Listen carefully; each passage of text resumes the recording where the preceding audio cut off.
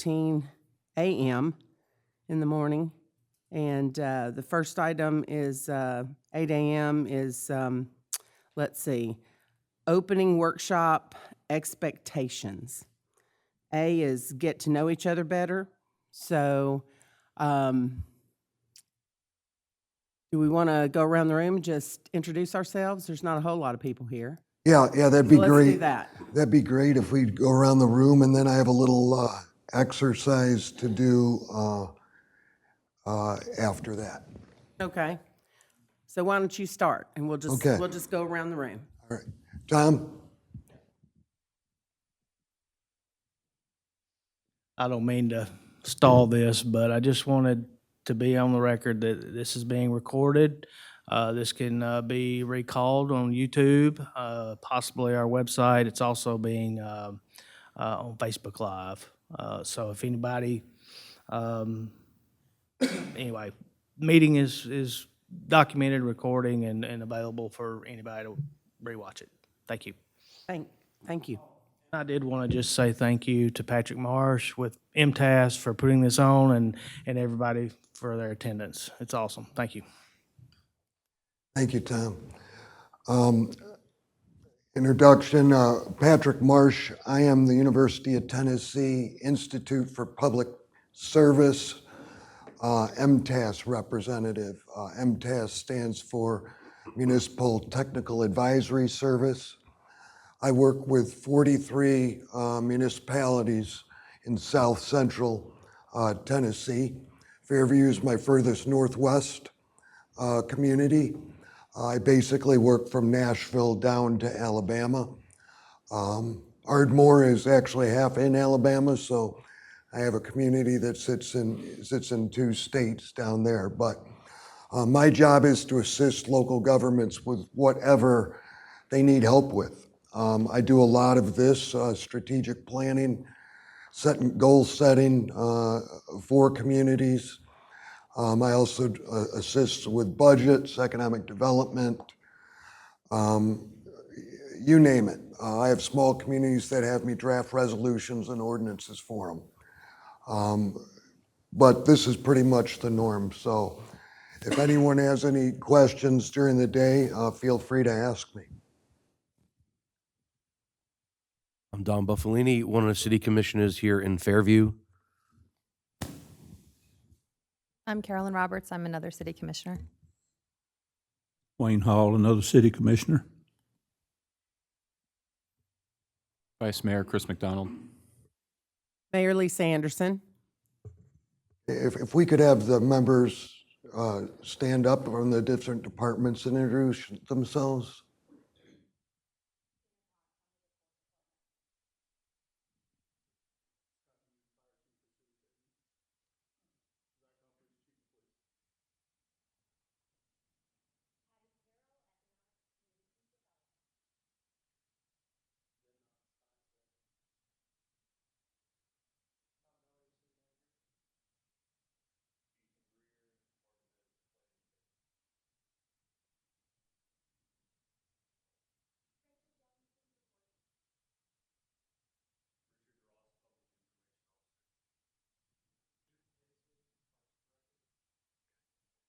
I take it the rest of the individuals are members of the public.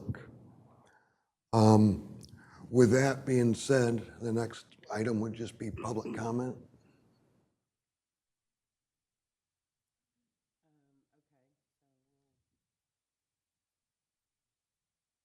So are we going to go through B, C, and D, or just skip to public comment? The B, C, and D are basically things that we'll be working on throughout the day, so it was Okay, just so a summary, yeah. All right, so the summary of what we will be working throughout the day is set current council vision and mission, establish goals and prioritization for staff, give staff direction moving forward. So item 2 is public comment. If anybody from the public would like to speak, just come to the mic and one at a time and state your name, address, and if you live in the city or county, please.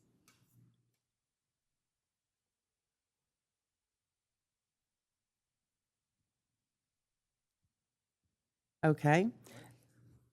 All right. Got to jump up there.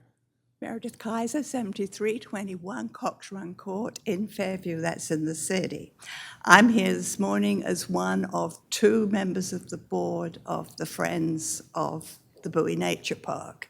We're pinch hitting this morning, we'll be tag teaming because I also have to be at the library where we are setting up for the library book sale.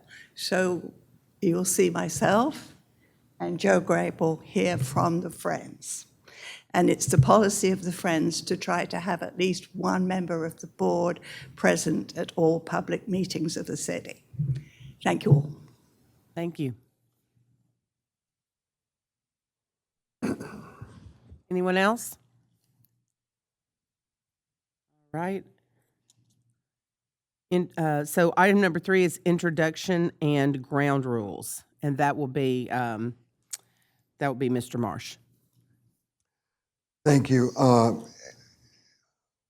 I've done the introduction. The ground rules for this meeting are very similar to a normal board meeting, where the board members are the ones that speak, the department heads, as your item comes up on the agenda, that's your opportunity to speak, and the public is here to view the meeting and not participate in the rest of the agenda.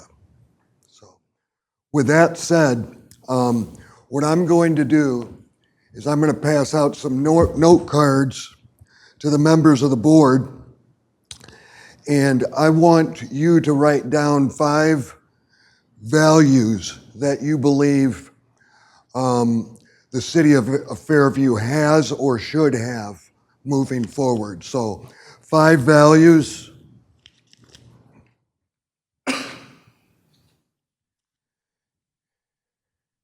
And I mentioned this earlier, the agenda's very conservative.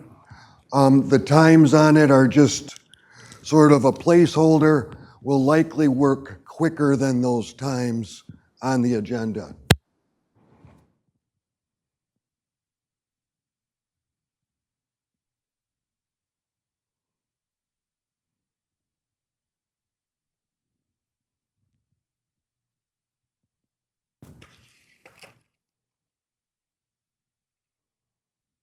We're going to use orange for UT today.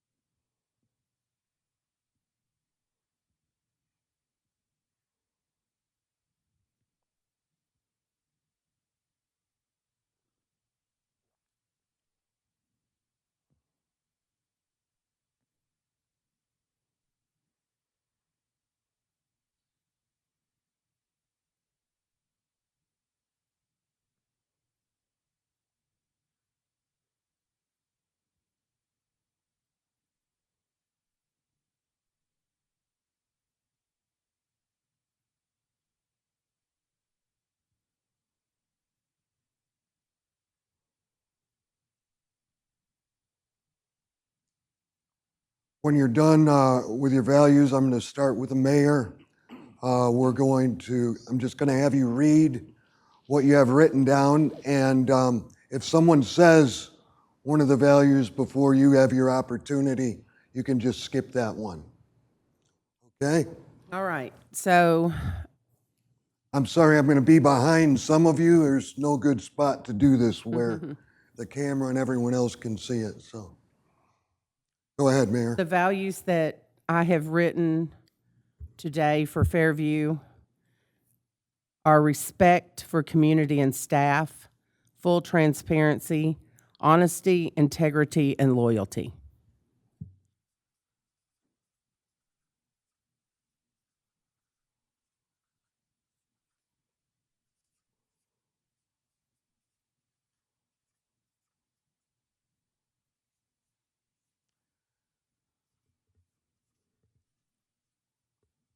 I missed one. I have respect, transparency, honesty, loyalty, respect for community and staff, full transparency, honesty, integrity, and loyalty.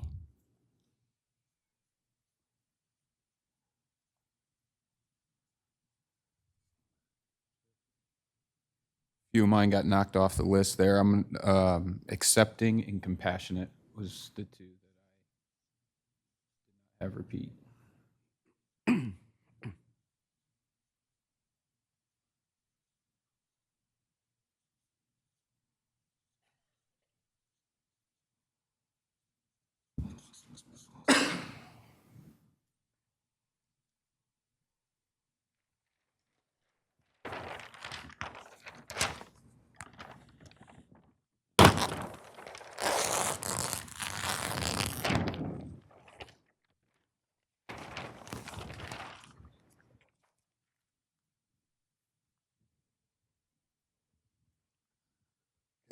all right.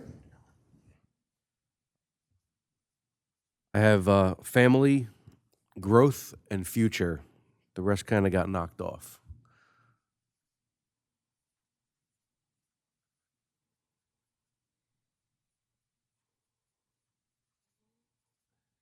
Any additional ones? Yes, sir. Supportive, strategic, and welcoming.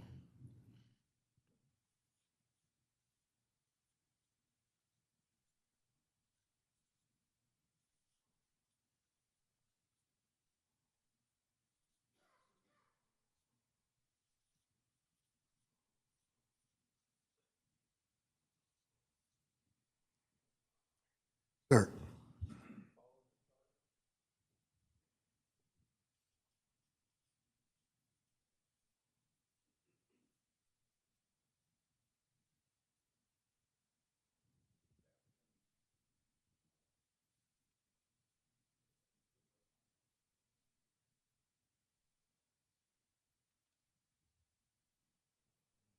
All right, great.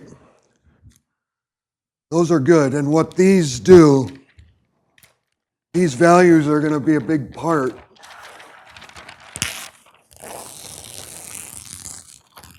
of what we look at when we're drafting the mission and the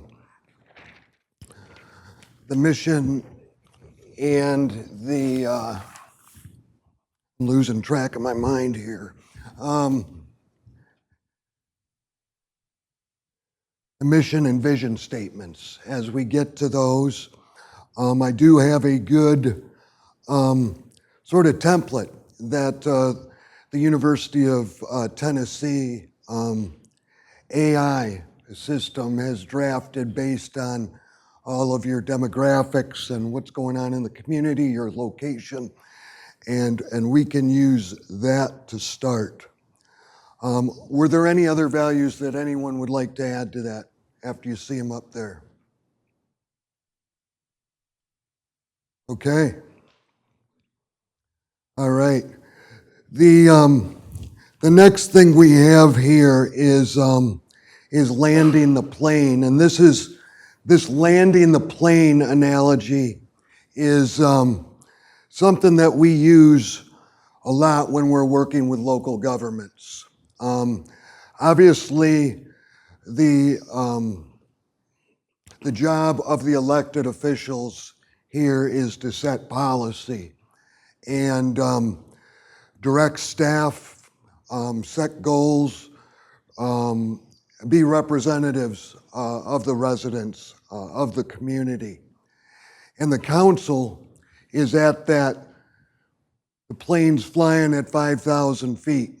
Okay, so that plane's flying, and this is where the council and the board, I should say, is doing all of your work. As the plane gets closer to the ground, staff starts getting more involved, and directives are given to the staff, to the city manager to work with the various department heads. As the plane lands, that's when staff takes over. Staff runs with projects from there. There should be clear distinction between policymakers and staff. that that interaction, once that plane is landed, the work should be in Tom's hands to move it forward. And I think that's important to note. A lot of people get confused, intermingle the relationship and the job of the policymakers with that of the staff. And it's important to understand that when looking at strategic planning, because you're going to be the ones setting the goals and the objectives for the staff to move forward. They're going to take the ball and run with it once the plane's landed. So any questions with that? All right. Good. Good. I told you this agenda was pretty conservative. We're a little bit ahead of schedule already. Okay. What we're going to do now is our mission and vision based on the values and this template that I'm going to read to you. I'm going to read it slow so you can write it down. We're going to start with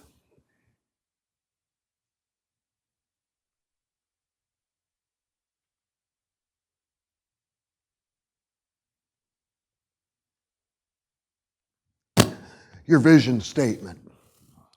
And your vision statement is what you believe the city should look like during this planning period and at the end of this planning period. Your vision for the community. This should be something that the public's well aware of. A lot of communities will put it up on a placard, either over the main entry or over the the reception desk as they come in. Here's what artificial intelligence says that the City of Fairview's vision statement should be, but this needs to be yours. So I want you to adapt it or change it or just start from scratch. AI says your vision statement is to be a thriving, inclusive community that honors its rural roots while embracing thoughtful growth, fostering a high quality of life through nature, connection, and opportunity. I already see a few of those words in your values up there in that vision statement. Like inclusive, quality of life. There was some stuff up there about growth. And you're at that stage in the community's life where you're seeing a lot of growth. So I'm going to say it again. To be a thriving, inclusive community that honors its rural roots while embracing thoughtful growth, fostering a high quality of life through nature, connection, and opportunity. What I'd like you to do, board members, is take about 10 minutes here and draft your own vision statement, and then we're going to read those out loud. We're going to have some discussion, and we're going to come to a consensus at some point, eventually, hopefully, on what your vision statement is. So just about 10 minutes. When you're done, just lay your pen down so I know you're done working.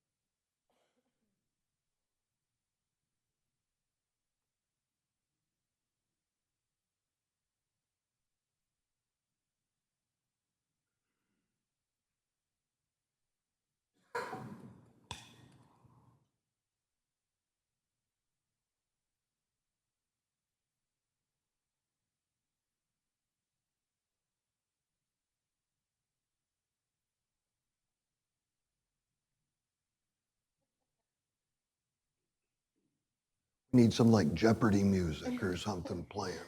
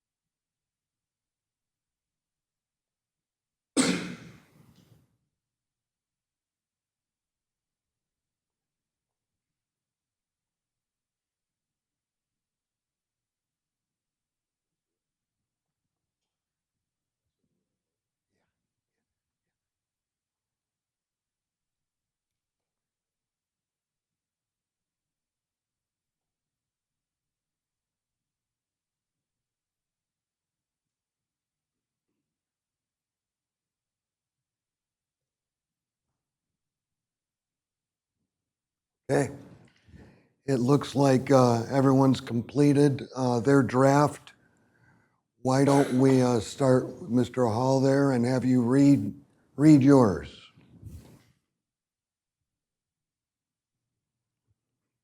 First of mine is Bowie Park. And I think it's a continuation of keeping the children involved with the classes of the nature, and that helps continue to keep the rural aspect of our community here, because we've got that right in the middle of our town. Starting with the young, with the classes, they get to be involved with that and with the nature. And we have the program directors that do a great job, as well as the naturalist. And the park director, he's always been there to promote this. The next thing of it is, throughout the years, I have seen a lot of changes in all the departments. One of those being the Planning and Codes Department. I've seen how it's escalated through the years to the point where it just seems that now we've got inspectors that do a better job than we did in the past. The next thing is all the departments have followed through the years with the changes that need to be from the police department, from the fire department. Which, by the way, I was one of the commissioners that originally voted for a paid fire department many, many years ago. So that's a value that I've always appreciated, to be part of that. From the administration department, it seems like there's more transparency there than has been in, for several years. I hope I started part of that. So anyway, that seems to be my values that I want to see to go forward. Okay. Thank you. Statement that I wrote. Fairview is a budding suburban community which is thoughtfully planning strategic growth while also prioritizing and respecting the rural roots of our community, preserving and protecting our parks and green spaces, and respecting our existing and future citizens in a welcoming community. Great. Mine was, welcome to Fairview. Our focus is you. We want all to be, live, work, play, and be part of and grow with us from now till forever. Mayor?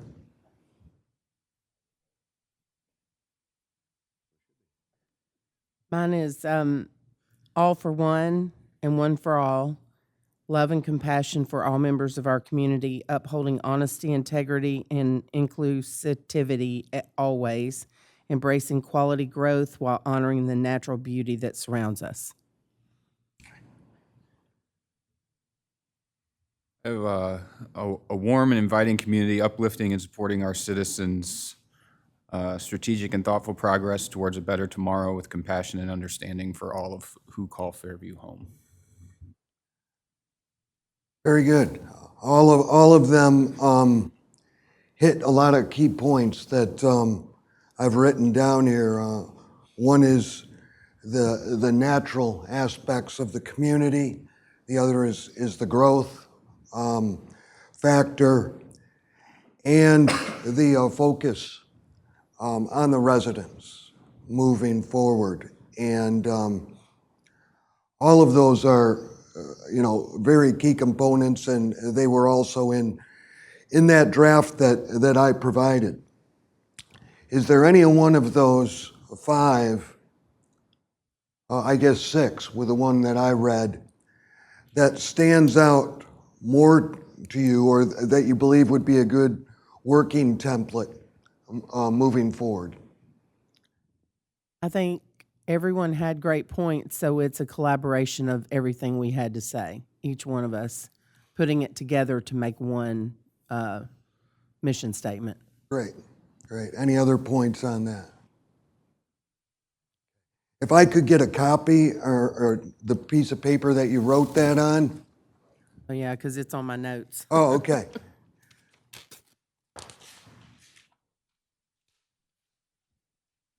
Yeah, go ahead and redraft it if it's on with your notes there.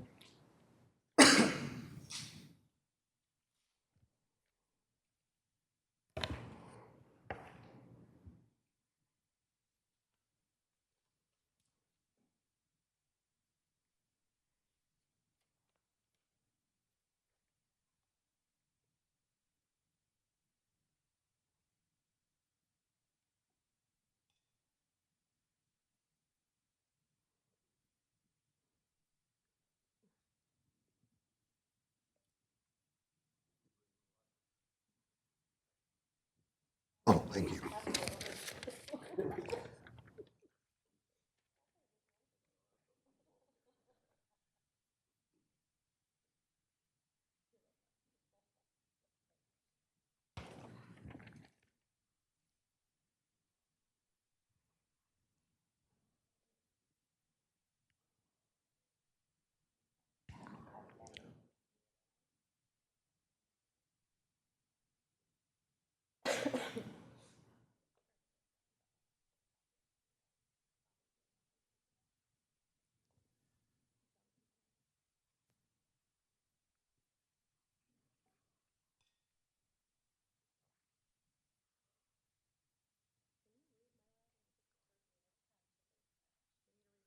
No, that's, believe me, I know what chicken scratch is. That's not chicken scratch. Yeah, yeah, yeah. Yeah.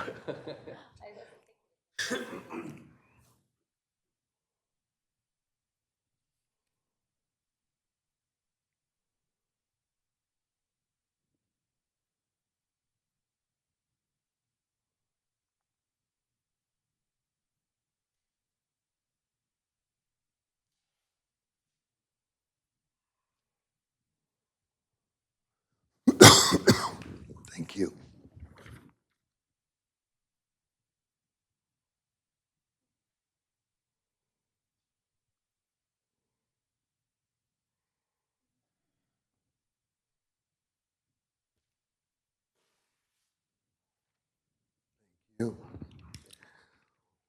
One thing we want to remember is that this statement is something that we believe all of you should be able to recite. When you run into the public, it should be something that the public understands and is able to recite.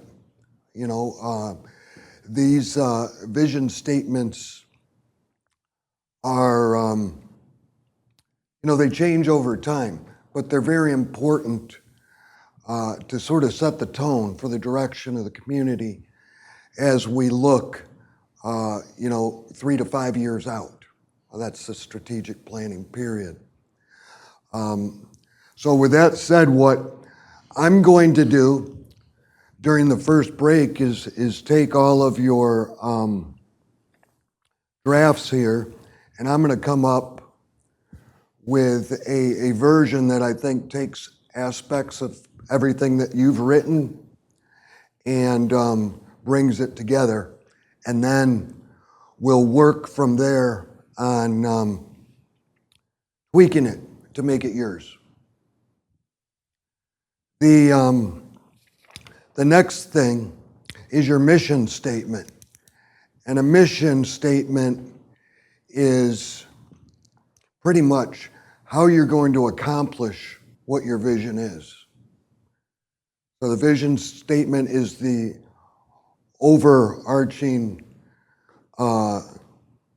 direction of the city, and the mission statement is how you're going to get there. And here's what AI says the mission statement for Fairview should be. I'm going to go slow. The city of Fairview is committed to preserving its natural beauty and small town charm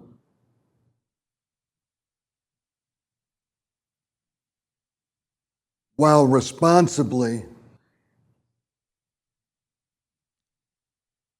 guiding growth and development.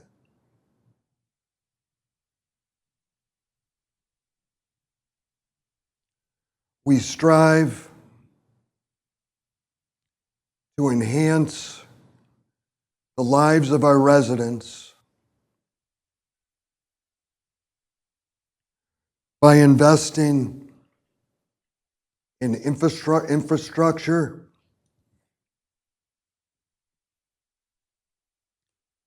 promoting local businesses,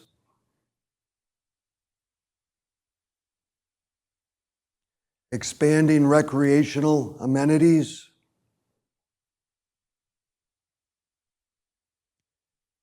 and cultivating a welcoming environment where families, entrepreneurs, and visitors can flourish. I'll read that again a little quicker in case you missed some of the words. The city of Fairview is committed to preserving its natural beauty and small town charm while responsibly guiding growth and development. We strive to enhance the lives of our residents by investing in infrastructure, promoting local businesses, expanding recreational amenities, and cultivating a welcoming environment where families, entrepreneurs, or businesses, we could put, and visitors can flourish.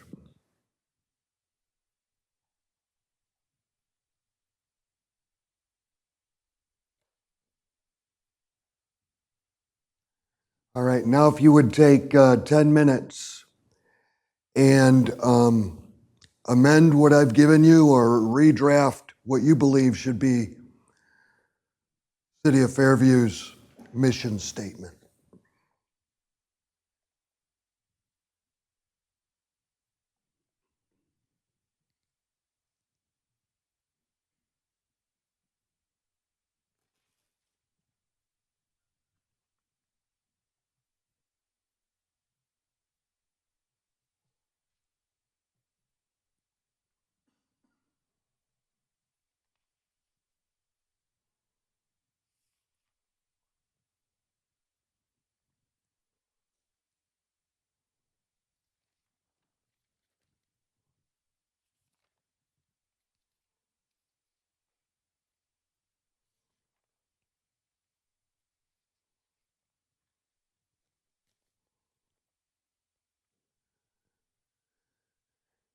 I've done these with 15, 20-member boards, and it takes hours to reach a consensus, if you ever reach one. So this is a nice group to work with.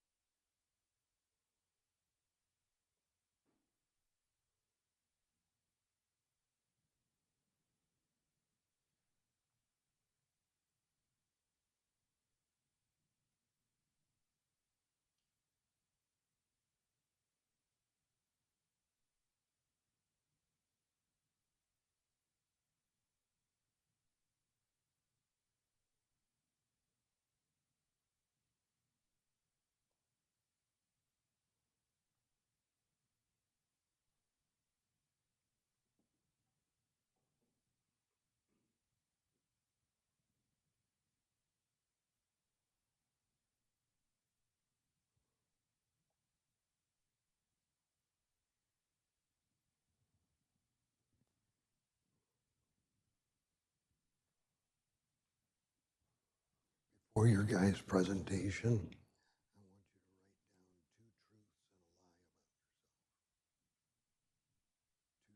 and a lie about yourself.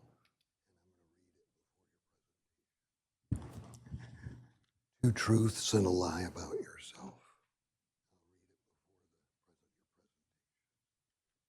You're not present. Okay.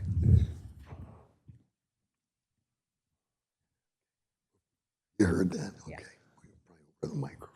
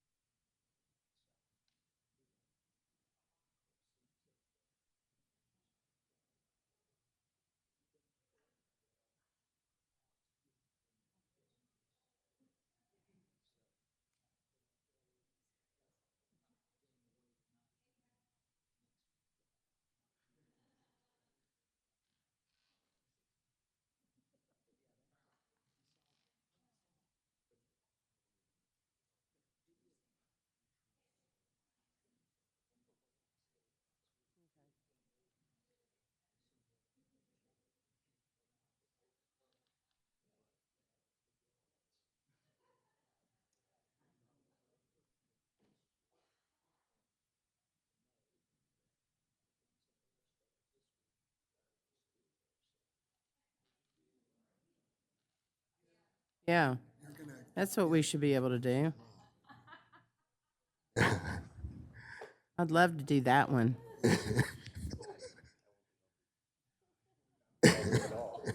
It'd be fun, though. It'd be really fun. When you're done drafting your mission statement, what we'll do is we'll take a 10-minute break, and then we'll come back. I'm going to have you read them. Again, I'll take them, and I'm going to try to rewrite them during the department heads' presentations, and then we'll go over them. So we'll reconvene at 9:15. 9:15. Yep. Yes, it's just finish writing your mission first. Oh, yeah. Sure. No, you can do that during the break or whenever. Yeah. That's the way I'm going to introduce the Are department. you going to read these? We are. We're Okay, going to good. do that. That's going to change what I'm going to write. Yeah. No. I don't want. I want everyone to guess, and then you're going to tell everyone. Okay. Sure. I like that. You guys must have some good stories.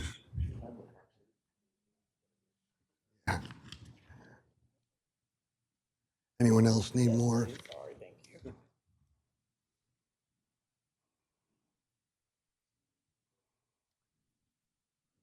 We need to lighten the tension in here and get some. Yeah. Anyone need more paper? You guys good? Good? Okay. Huh? Yeah. Yep. I'm gonna read it and then you're gonna guess which one's the lie.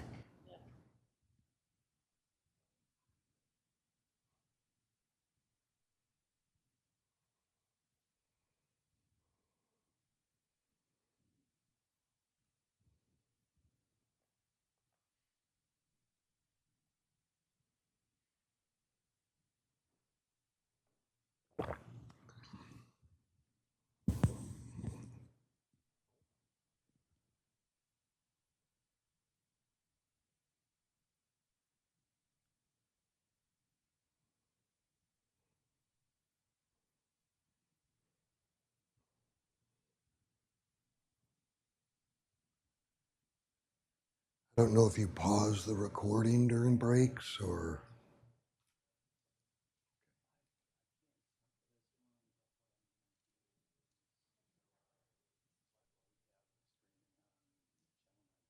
Okay.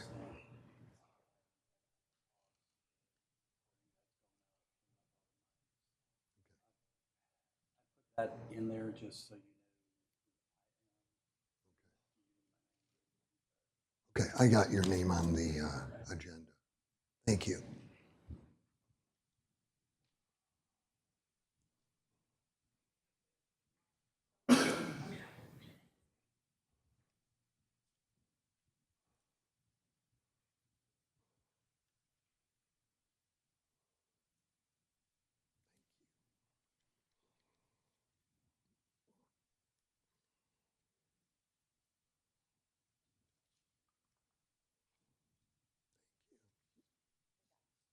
All right. Thank you.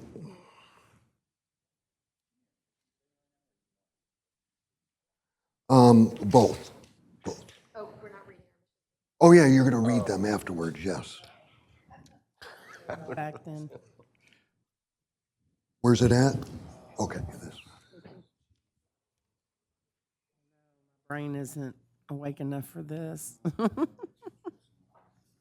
Need more coffee. I'm just trying to make things a little.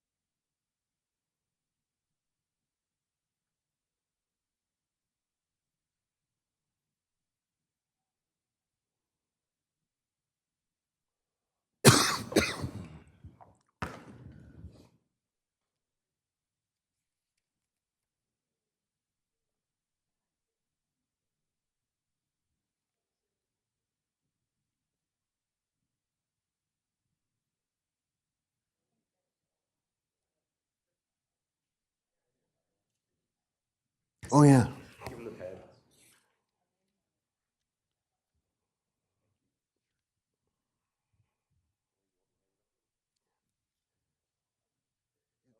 This is yours, right?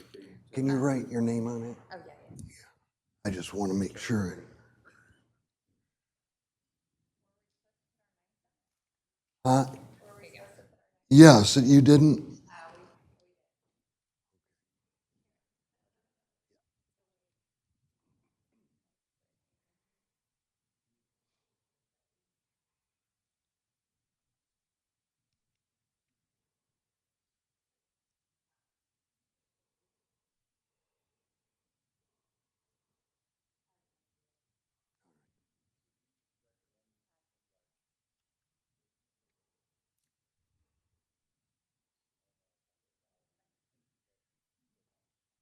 It can be anything. It can be your professional life, your personal life, things you've accomplished.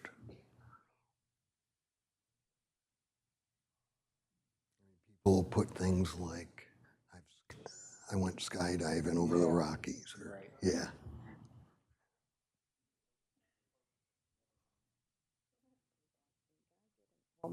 Oh, yeah.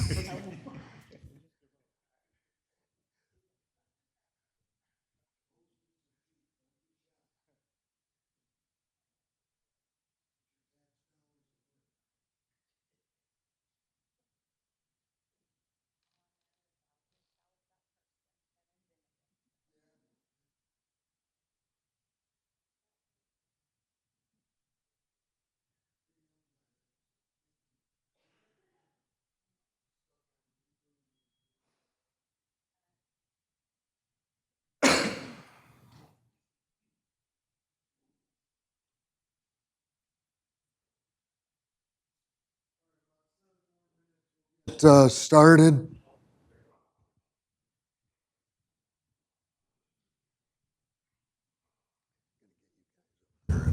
Before the break, we'll have each of the board members read their mission statements.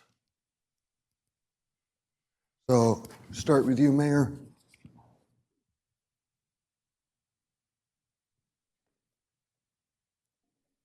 But providing everyone with an inclusive, welcoming community for all who live in Fairview and visit, always upholding honesty and integrity in all we do, promoting and supporting local business to help our community thrive, encouraging and expanding recreation for our families to explore the beauty and outdoor activities.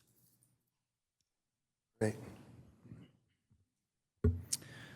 Fairview is dedicated to preserving its natural beauty and small-town charm while guiding growth responsibly with compassion and a welcoming spirit. We strive to uplift our citizens and create a community where all can flourish. Our city of Fairview is committed to the natural beauty and allure of that small town ambiance.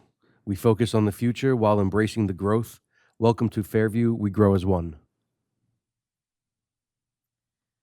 Fairview is committed to preserving its natural beauty and small-town charm while responsibly and strategically guiding balanced growth and development, striving to be a haven for its residents, investing in infrastructure, inviting and supporting local businesses, and expanding recreational amenities. Fairview government, entrepreneurs, and citizens together create a welcoming environment to live, to work, and to gather for us and for all those who pass through our city. Hey. Wayne? Of course, natural beauty is one of the things that attracts a lot of people to Fairview, and we want to continue to keep the natural beauty here. One of the ways that you possibly could do that is try to cut the clear cutting done by developments and try to keep as many trees as possible, only cutting it possibly where the subdivisions would only cut trees and keep the building envelope where they would have to, build the houses and the sidewalks and driveways, etc. That helps to keep our small town charm, and I think that's important for our future. One thing I want to go back to on the enhancement of the residences will be the recreation part. If we have, of course, we've got Bowie Park, but other facilities that would come along in the future would help enhance the residents for more entertainment for local. And that also would be one thing that would help the environment completely for the families that come here. Thank you. Great, thank you. All right, if you could just hand me your mission statements. And again, during the department heads' presentations, I'll try to combine these into one draft for your consideration, and we'll go from there.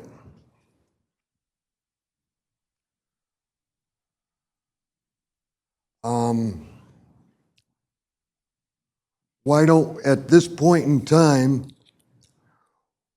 why don't we jump into the department head presentations? Tom, do you want to kick us off there?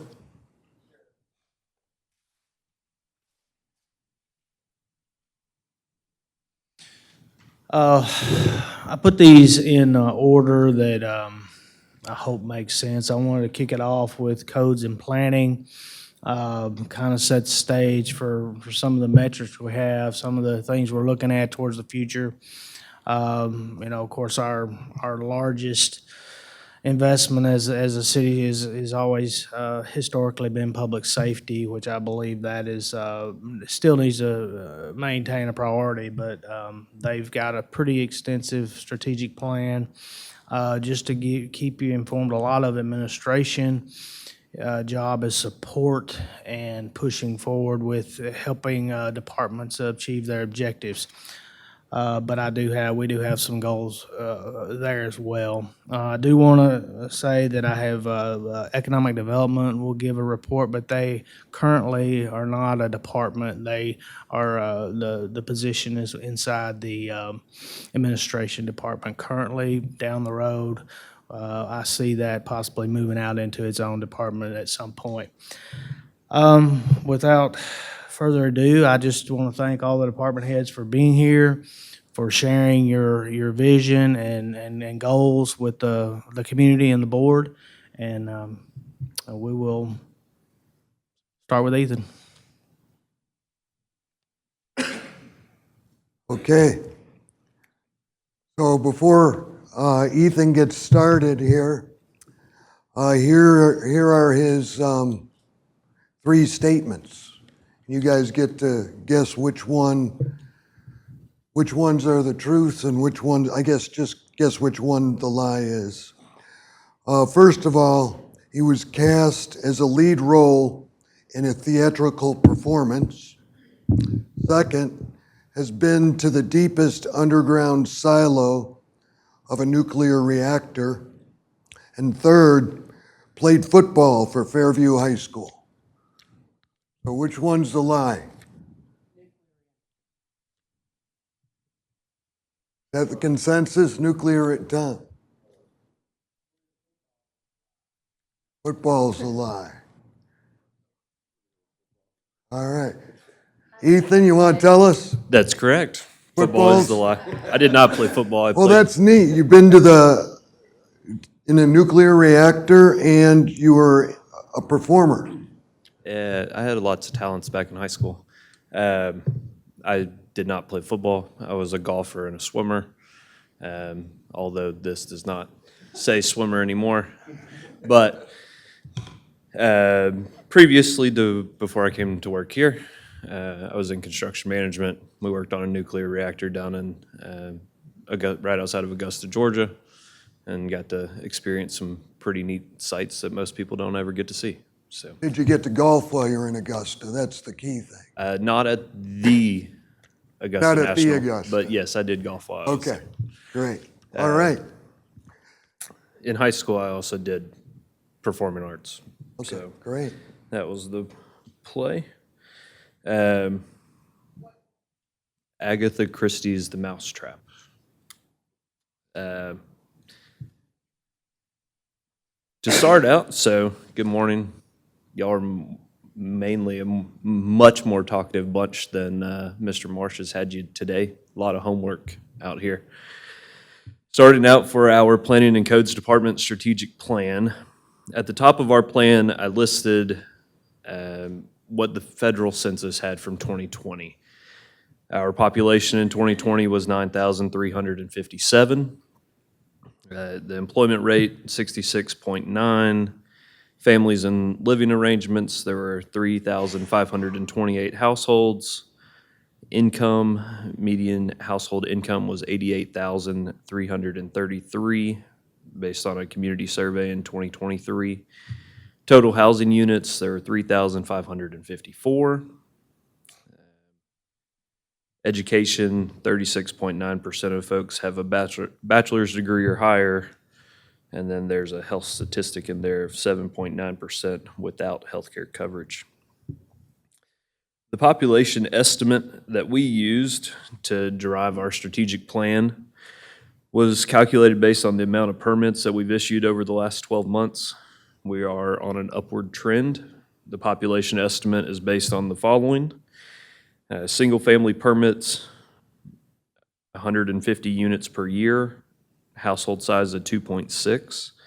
Townhomes, 150 units per year, household size of 2.4. Multifamily, 80 units per year, household size of 2.0. Our calculations utilized an occupancy rate of 95%. Our baseline population was derived from the estimate that is provided. The baseline for 2025 is 10,535. The calculation derives that we'll see a population increase of 370.5 people per year from new single-family units, 342 people per year from new townhome units, and 152 people per year from new multifamily units. Ultimately, we're expecting to see an increase in population of approximately 865 people per year. Our baseline population is based on the average of 113, so to get from the 9,357 people to 10,535 in 2025. The average of 113 new single-family permits being issued per year between the 2020 census and 2025. With 113 new single-family units based on the household size of 2.6, we've seen our population approximately increase from 9,357 to 10,535. The University of Tennessee Center for Business and Economic Research projects that the 2030 City of Fairview population will be approximately 16,388. If you look at our projected growth on our strategic plan, we have 14,858 for our 2030 population due to the amount of housing that we currently have approved. So I know I've put out our updated list of how many units we have approved and what's coming, and based on that is where we derive that 14,858 number, though the state would say that that's probably not meeting their projection of 16,388 people. With that, Williamson County has a current population of 271,904. The county is expecting to double population by 2040. 15 years. Adding another 270,000 people. Growth is not going away. With the growth challenges that some other municipalities in the county are experiencing with water and sewer particularly. The I-65 corridor about at its max for traffic, roadways, everything. We're seeing a lot of push towards the western side of Williamson County, which there's only one municipality on the western side, and that's us. Our one-year plan, move down our strategic plan down to year one, does include regulations for adopting our new development code. And as Mr. Marsh said earlier, one of our items that we should be addressing is how to responsibly guide growth for our city. That development code will assist in helping responsible growth and getting developments that we can be proud of, that can help grow our community in a positive light with a clear direction for how the city should look in the future. For our year one items, we have a couple staffing pieces on there with a plans examiner, a building inspector, an assistant planner, and cross-train those for flexibility. We have launched our GovWell e-permitting and digital plan review software. We have a couple additional items in there that we will be launching shortly for other departments to use as well. And then items that we are hoping to accomplish is a yearly builder-developer roundtable to make sure that we are educating the builders and developers of what our expectations are as the city, but also to update them on new regulations and new guidance that we can provide them. And then, as the city of Fairview is a rural town, we're becoming quite a bit more suburban than we once were. But I would like to maintain part of that small town charm, rural character in the city of Fairview. And so I added a rural focus in there for provide training for rural code enforcement, agricultural building standards, and establish outreach with local farmers and landowners to clarify regulations. And that's to help those landowners, if they were to sell their land to a developer, to know what they're actually speaking about, or if they would like to maintain their land, to know the resources that they have. Years 2 and 3, looking to do some policy updates, an updated major thoroughfare plan, updated subdivision regulations. Our updated major thoroughfare plan piece, our major thoroughfare plan was originally approved and adopted and recorded in the 80s. It's been about 40 years since we have updated that. It's recommended to do it on a much more consistent basis. And so that is a top priority. We obviously have approved the budget for this year, so hopefully we will get that in the budget for next year. Updating subdivision regulations to come into more compliance with our new development code after that is updated. Look for some funding tools, explore impact fees, adequate facilities tax, and grant opportunities. And then as we increase our population and see all these homes and units being built, I do believe that we will need some more inspectors, and frankly, we will need at least a couple inspectors for a succession plan. And so the average inspections that should be completed by an inspector are 10 to 15 per day. Currently, we run about 22 a day with one inspector. Facilities, if we're adding folks to our office, then y'all have all been in our office. Our facilities are going to get quite cramped.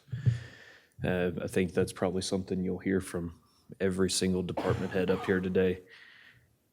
The ultimate plan that we've all discussed is to refurnish downstairs of City Hall to accommodate planning, engineering, and code staff. And then my rural focus for years 2 and 3 is to preserve agricultural land through conservation subdivision standards, address rural road capacity, drainage, and connectivity through that area.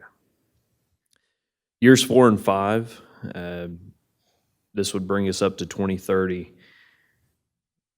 We have a full rewrite with an updated land use map for our comprehensive plan. This comprehensive plan would take us from 2030 to 2050. Infrastructure, align roads and utilities with our needs that we see at the time, partner with GNRC and TDOT for grant opportunities and projects on state-controlled highways. And then support mixed-use, infill, and diverse housing types, especially around the city core, to have smaller lots within the city core to provide for walkability and pedestrian access to city center and the other amenities that are around. And then the rural focus for that is to protect natural resources through zoning overlays, such as a conservation overlay, or adding additional parks and putting those in conservation easements. Some metrics for success that I think we can easily measure are permit turnaround less than or equal to 10 business days for residential permits. That's our goal today. We are not meeting that 100% of the time, and so we're trying to get a little bit better with that. Less than or equal to 30 business days for a permit turnaround for a commercial business. Those just take quite a bit longer with having the state review them, having us review them, everybody involved. Inspection compliance, greater than 90% for first pass rate. We'd like to do some annual surveys to find out if we're meeting the community's expectations outside of just Fairview then and now, and gaining some actual data points. We have several construction projects that are scheduled in the future. Our expectation is to keep those construction projects on schedule and as close to budget or under budget if possible. And then the open space, park space is one that I think is critical, as Commissioner Hall spoke about. Our parks and trees and open space in the city is what really helps maintain the city of Fairview. The city of Fairview is once known as barren lands. If you look, there's a map in my office that's from the 1870s that literally says barren lands because it had been deforested for years. And so seeing the amount of trees that we have in the city today, maintaining that, and then increasing those trees. Right now, that goal is to maintain or increase acres per 1,000 residents.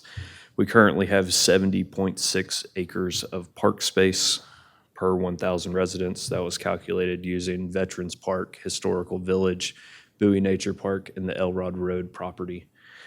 If we were to maintain that 70.6 per 1,000 residents to get up to the population estimate of 14,858, the city would need to add approximately 250 acres of park space in the next 5 years. And then for our rural piece on our metrics is to track acres of farmland that are preserved or acres that are sold. And that goes kind of in line with the state government, with Governor Lee and his preservation of agricultural lands. And so tried to mix a few things in there that would be beneficial for the community and also beneficial for our particular department.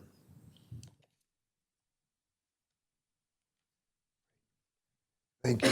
Now's the opportunity for the board to ask any questions of right after the of all the department heads, right after their presentations. Do we do this like a regular meeting where we ask you first if we speak?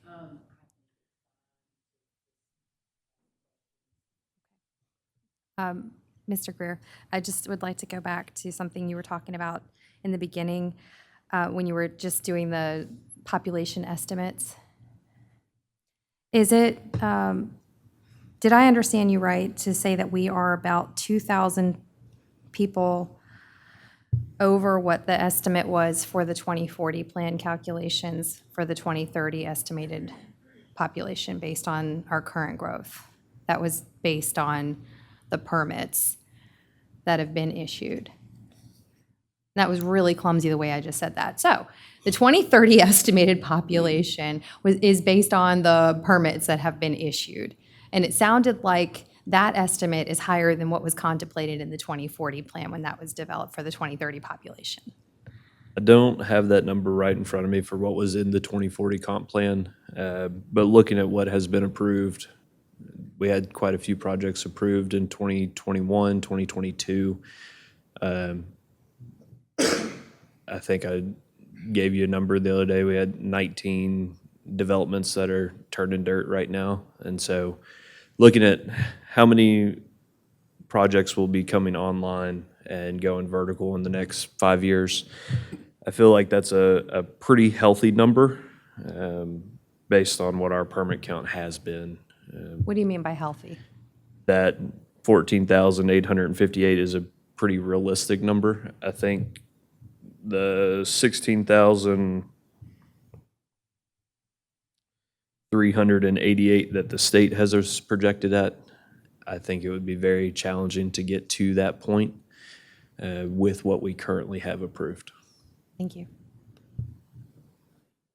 Ethan, you mentioned we're going to need an additional 250 acres of property. How would we acquire that, and where do you see that 250 additional acres or parcels of that being located throughout the city? I don't see that located inside the city today. I think one of the things that we can do as we annex properties in and that we approve developments, and specifically in our development code, is making sure that our open space calculations and our civic spaces that we require within those developments help us meet that extra 250 acres that we'll need to include as open space and park space for our community. So we're going to utilize some of the developers to add to that acreage? We would, our development code, the public draft just came out, so it's all accessible online. There's a specific section in there about civic space and park spaces that have to be built within subdivisions. Any subdivision that has a lot size that's less than an acre has to have some form of park space. There has to be multiple park spaces per development. And so seeing that piece in there, we can increase the requirement for that and the sizing requirement and different things for that. But I think that ultimately would help push us towards that 250 acre goal. Right now, land in Williamson County is very expensive. Y'all all have seen our budget. I don't know if the city has the financial ability to acquire 250 acres in Williamson County for the price that it is going, or if it probably is not financially responsible to do that. But to require development to implement park space within their developments would probably be the best way to do that. Okay. And then one other thing you touched on was in years 2 and 3, 26 to 28, relocation of your facility. Is that what you're kind of asking for, or do you see that happening within that time frame? That is a pure ask. Based on adding employees into our department, ultimately we're out of space. We have one new employee that is in our budget for this year that will likely, you'll see that job posting coming out in the next couple months. Once they come in, they'll be sharing an office with another person. I currently share an office with another person. Our space is getting tighter every day. And so facilities is a significant issue across, just about every facility in the city of Fairview was built about 25 years ago. We are a completely different city than we were 25 years ago. Our population back then was close to 5,000, less than 5,000. And so our staff has reflected our city's growth, but our facilities have not. That 70.6 acres per thousand, is that city-owned open space and park space, or is that just general? That number was calculated using city-owned open space and park space. Bowie Nature Park, Veterans Park, Historical Village, and the Elrod property at the corner of Elrod and Northwest Highway. I think you touched on kind of where I was going. I think it would be very challenging for the city to acquire 250 additional acres to have city-owned property for park space. But thinking of the percentage that's going to be required of future developments with the new code, and you probably don't have this number. I highly doubt it. If you do, it's going to be wild. But how many acres of the 19 active developments in Fairview, how many acres that accounts for? I don't have that number, no. Just be interesting to run the math on that with the percentage that would be required for future developments, if assuming those developments were all in or adhering to future code, what that percentage would equate to acreage-wise, and that could kind of give us an idea, I think, of over the coming years, how much open space / park space, not necessarily city-owned, but available to the public, kind of give us an idea of how we're tracking towards that number. I can get that for you. I have one more. Thank you. First, this is a really great report. Thank you. I really love the statistics and the way that it's laid out. So it's really clear where you're going. And some of the things that you need from the board are really clear. This might be a quick question. What does an update to the major thoroughfare plan include? Would this be something of the same magnitude as the current zoning overhaul that we're doing? Would it be something It different? would not be quite the same magnitude. A rough estimate on a cost-wise would be about $150,000. It would evaluate all the streets that are inside the city. It would designate them as collector, corridor, local access streets, which helps us apply for grant opportunities there's different grant levels for different streets and how they're designated. It also helps us identify what level of service we're currently supplying. You know, we look at traffic impact studies for all of the new developments.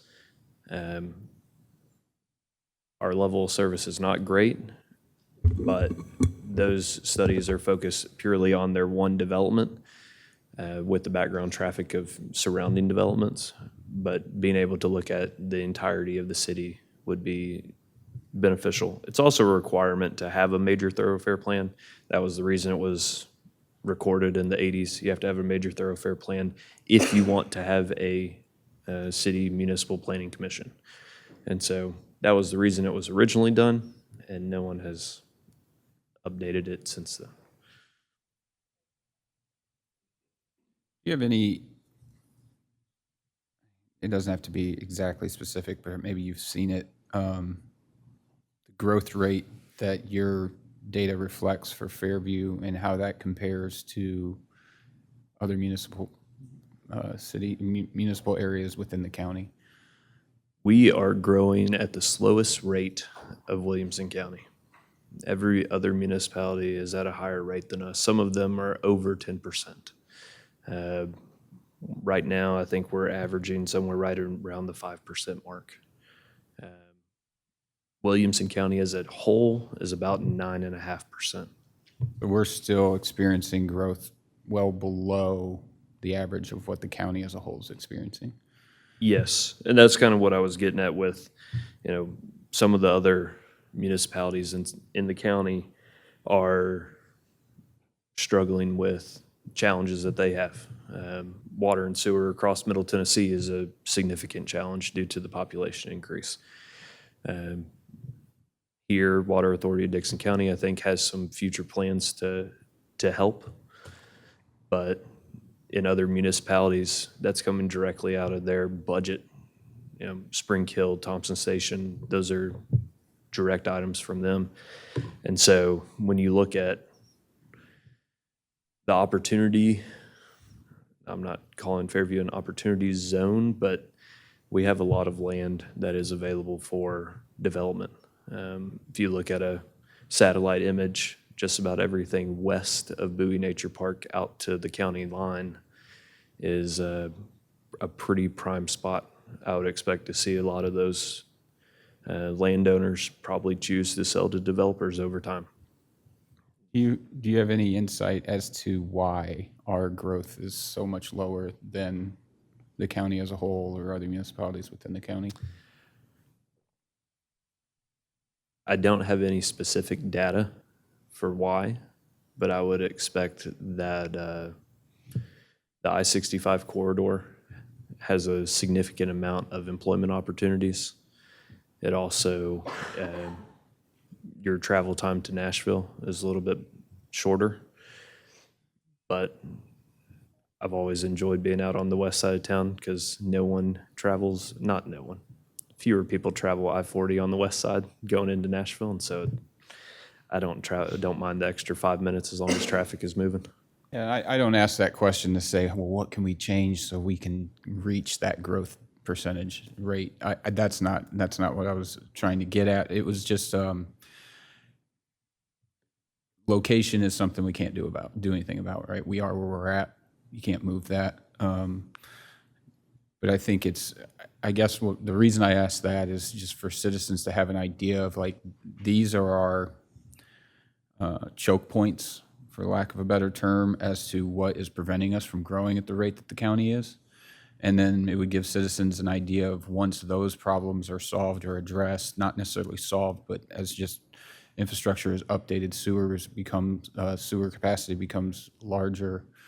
Those are kind of telltale signs that Fairview may experience growth faster than what it currently is. There's factors outside of our control. We all know this, that we inhibit growth to get to the rate that the rest of the county is seeing. So I was just curious, and again, not that we're trying to get there. I don't think that's a goal of anybody. But it's just, I guess, good for citizens to understand that there's certain things, and until those are addressed, we're never going to be able to really, truly hit that rate, which is a good thing in most people's eyes. There's just these natural factors that are outside of our control that are going to govern the growth rate of Fairview. I mean, if you look at Williamson County's projection, for example, with adding 270,000 people to this beautiful county in the next 15 years, with the urban growth boundaries and how they're set up, it was a very intentional process done by the county. The Williamson County Growth Plan shows the urban growth boundaries for each municipality. Our urban growth boundary is fairly large because we're one of the smaller municipalities. And so the goal of urban growth boundaries is to push density into the cities and to preserve the rest of the county. So whenever I sit at this table down here and tell you it's in our urban growth boundary, from a planning perspective, that's where we should encourage the growth to help preserve the rest of the county. Most of Williamson County has a 1 home per 5 acre requirement. If you want to do more dense than 1 home per 5 acres, you have to go inside of a municipality, whether that's Nolensville, Brentwood, Franklin, Thompson Station, Spring Hill, or Fairview. Fairview is going to be getting quite a bit of annexation requests and stuff over the time. Otherwise, there's going to be nowhere for 270,000 people to be moving to. That's a shocking number. That's a ton of people. But that is the projection. They are on pace to hit that in the late 2030s, at best 2040. What do you think a percentage of that 270,000 would be here in Fairview? You think? Or more? Based on, I mean, we're going to have to annex more land if that's the goal of having that in Fairview. But, you look at the urban growth boundaries of Thompson Station, for example, is relatively small. Spring Hill, they have a very small portion of Williamson County in their urban growth boundary. They have a significant portion of Murray County in their growth boundary. Franklin has a little bit of room to expand. I expect, as the growth committee put in there, that we're going to review this every 5 years, and you're supposed to put in land that you can serve as a municipality, from fire, police, water, sewer, a reasonable expectation of what you can serve within your urban growth boundary. Today, I think we have a very reasonable expectation, especially with the plans that we have moving forward with some of our facilities. And so I expect there to be quite a bit to come out here, just based on, you drive down I-65 and all of the neighborhoods that are out through Nolensville, Brentwood, Franklin, Thompson Station, Spring Hill. It's pretty packed out there. Mr. Earl? In order to preserve our agricultural and nature area, do you see a push for a land trust for farmers and families to put their farms and stuff under a land trust? I think that's been kind of the directive from Governor Lee. It is. To encourage agricultural lands to be preserved. Yeah. And so I think getting that information out, I know there's several agricultural organizations that push that information, but I think from a city opportunity to educate the surrounding area and the people inside the municipality that have farmlands, to provide that education to them so that they're aware of what they can and can't do and what might be best for them. Just to be able to give them the education may be beneficial for us. I personally know of 2 in the city limits, but I also know of one outside the city limits. It's pretty close, but I didn't know whether there was any more or not. It's been No, I know turned of, into farm trust. yeah, I know of a couple that have been put into conservation easements, but both of the 2 that I can think of quickly are not within the city, but right on the Right on edge of the city. it. Okay. Just wondered if it might be a thing of the future to preserve our natural beauty here. I agree. I think that helps the small town charm. My kids love driving down and seeing cows. Mr. Greer, so you mentioned there's a lot of green space to the west in Fairview, but I hear often that our topography is a limitation. Is that land to the west, even though it's green, actually a good place for developments to be built? Yes, it's the best case scenario. The land to the east, so to the west would be Dice, Lampley, Crow Cut, Cox Pike, out that direction, out to the Hickman County, Dixon County lines. That's relatively flat for Fairview terms. That's relatively flat. To the east, you get Fernville and kind of the significant topos where it's dropping off down into the valley of Fernville. And so if you look at our zoning map, Bowie Nature Park is currently our western boundary, or northwestern boundary, Dice Lampley Road. I expect, maybe not in my lifetime, but at some point, Bowie Nature Park will be the center of town.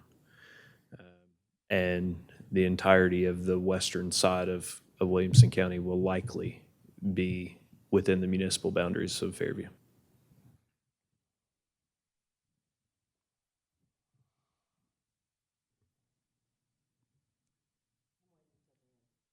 I'm not 100% familiar with the initiative to preserve farmland.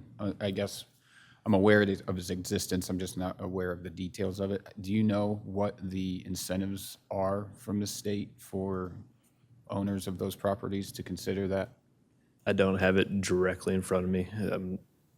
I can get it for you, but there are some incentives from the state from tax items that benefit paying agricultural taxes versus paying regular sales tax or regular property tax.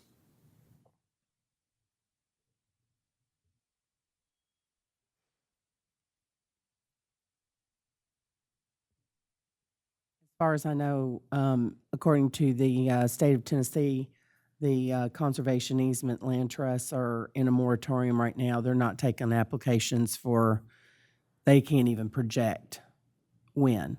They've stopped taking applications because they've had so many. So that's going to be a while.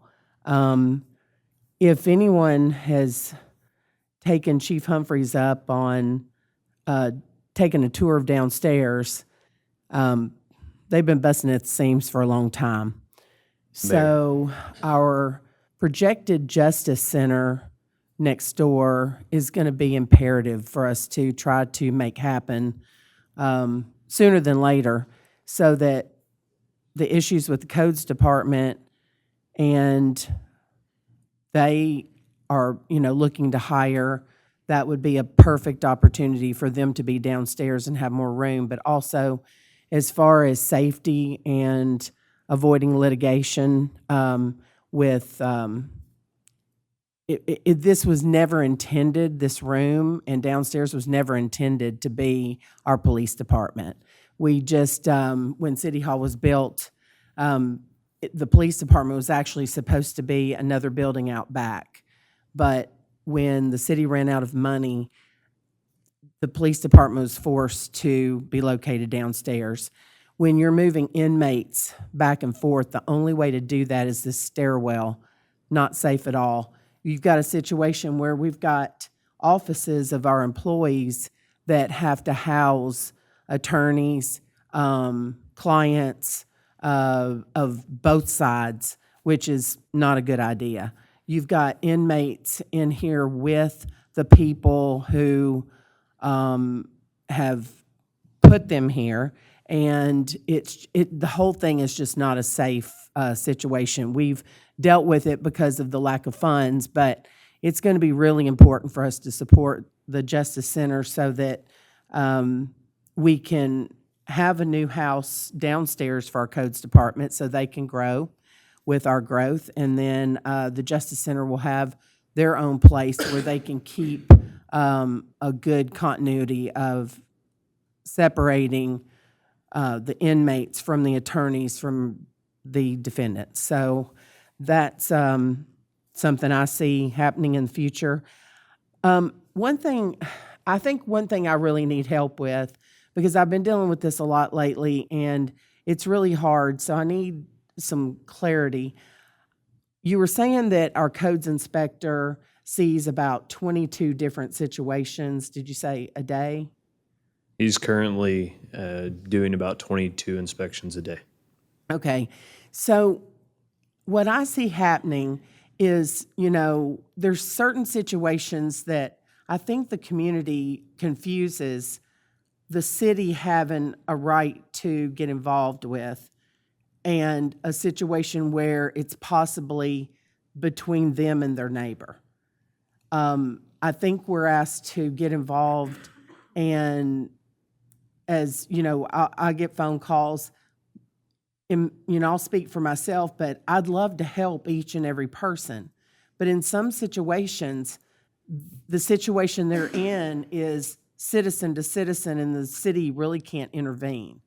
So when citizens turn in their issues to the codes department, whether it be email or phone call, or they call me and I call you, how do we, what's the best way to address each situation, and how do we go about letting them know if it's something the city can handle and something that they're just going to have to maybe hire an attorney and handle with their neighbor?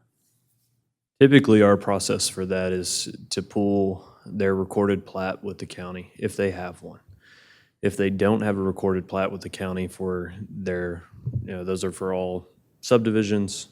Most properties in the city of Fairview are not exactly as they were in the 1800s, and they have been subdivided since then.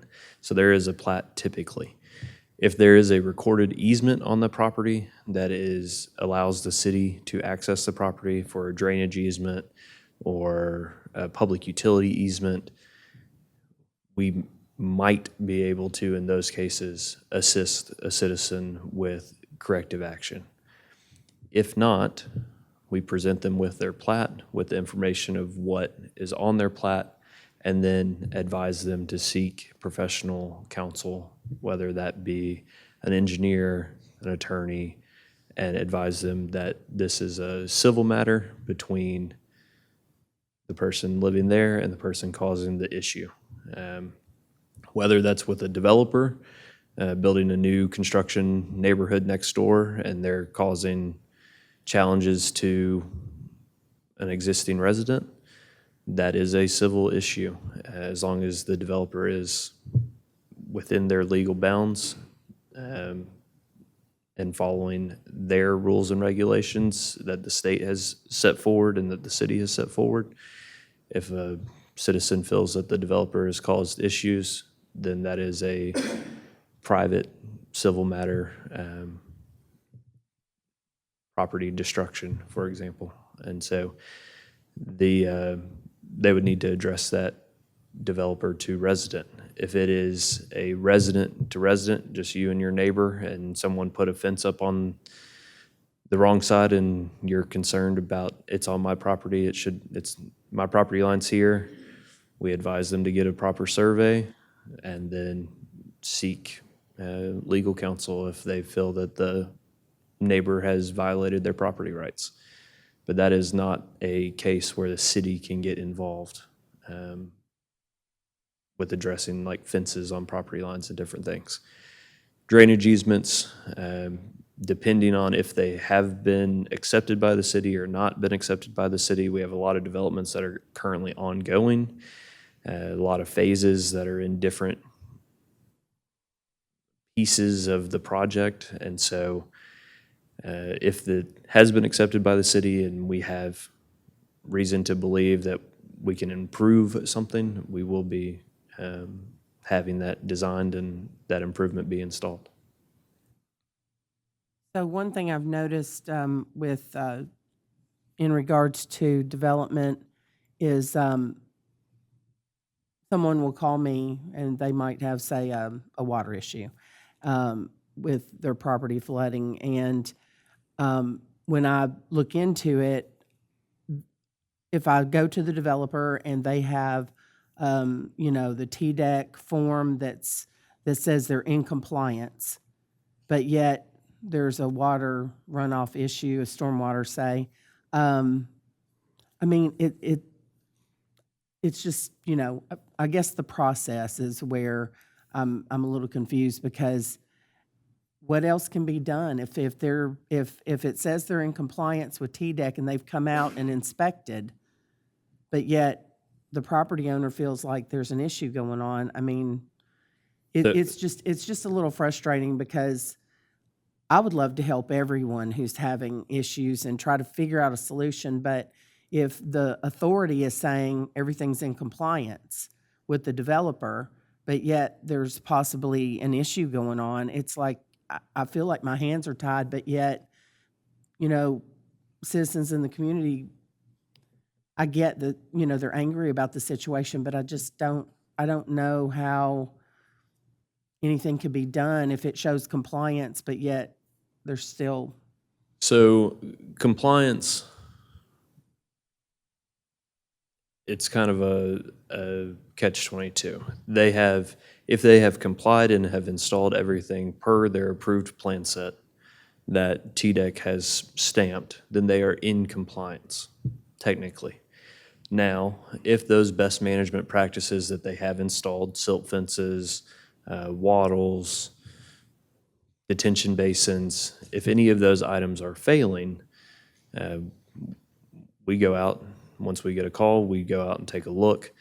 If we believe that an item is failing, then we reach out to the engineer and say, hey, your best management practices for this item, and this item are failing.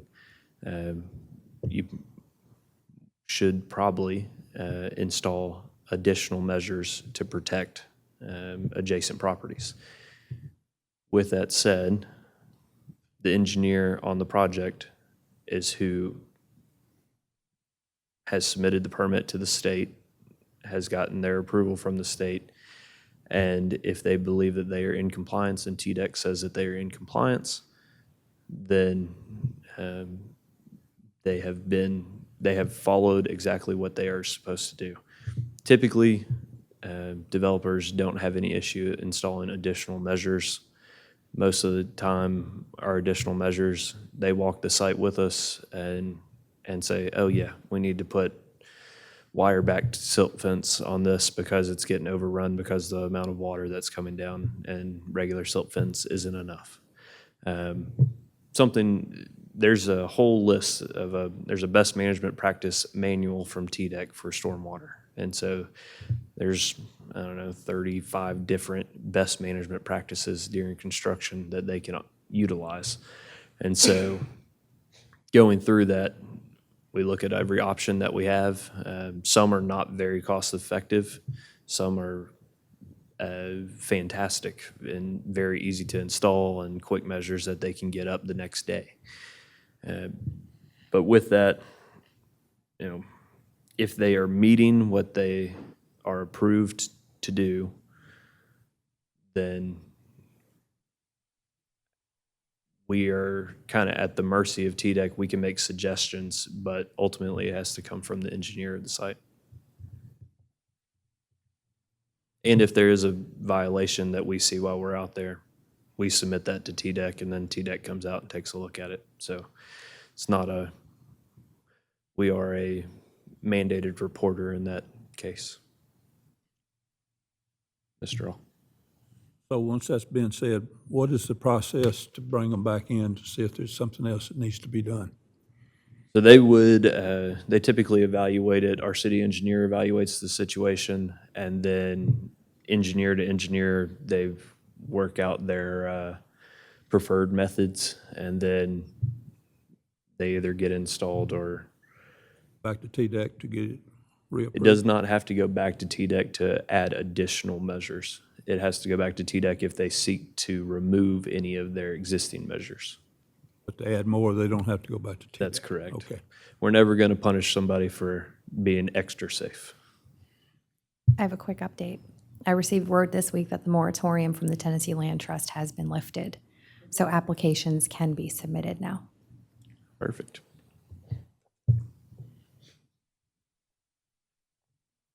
Any other questions? Thank you. Y'all enjoy your wonderful, fun-filled day. Mr. Marsh, thank you for being here. Thank you. Police Chief Humphreys. Chief, we got two truths and a lie about you. Sure.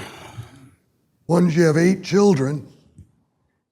Secondly, Fairview's the first police job you ever applied for and you were hired. Third, you were born in Kentucky. Which one's a lie?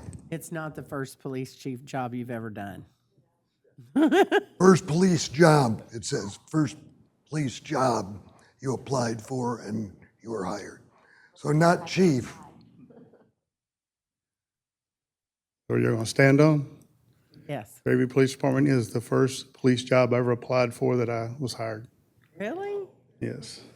Oh, At Dixon County Sheriff's Office, I was a dive instructor, and they commissioned me to dive for bodies that they were looking for. And they called me in and said, "We would really like for you to be an officer. Would you like to do this?" Which was my dream anyway, but I'd never applied. They offered the job to me, and the rest is history. So What about you've never done anything in Dixon? Am I confused? Dixon County, where I spent 21 That's years where before you I did come the here. diving I and never stuff? applied for that Okay. job. I never applied for a police job Okay. that I Okay. got, except this one. So, yeah, this was the first.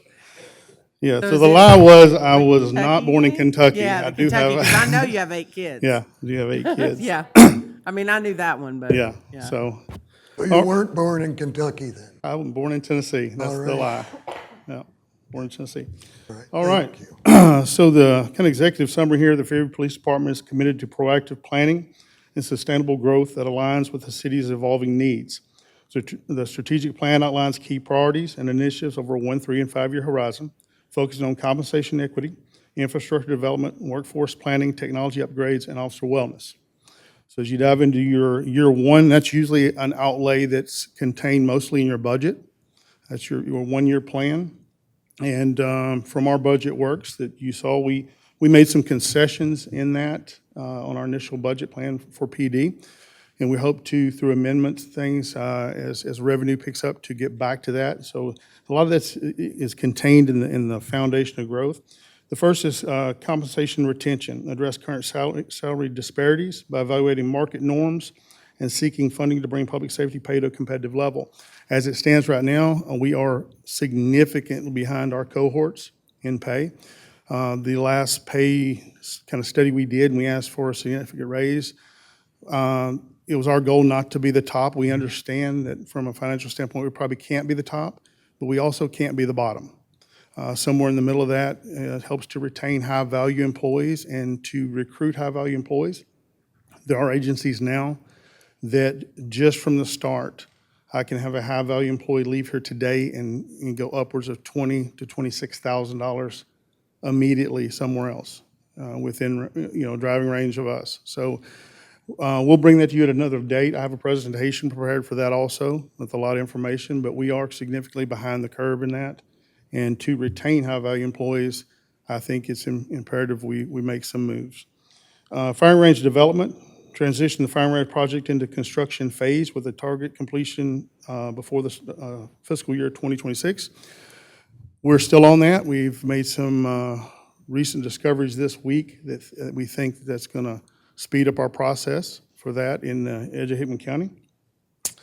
Personnel restoration, reintroduce one critical position previously removed from the last two budget cycles to support operational effectiveness.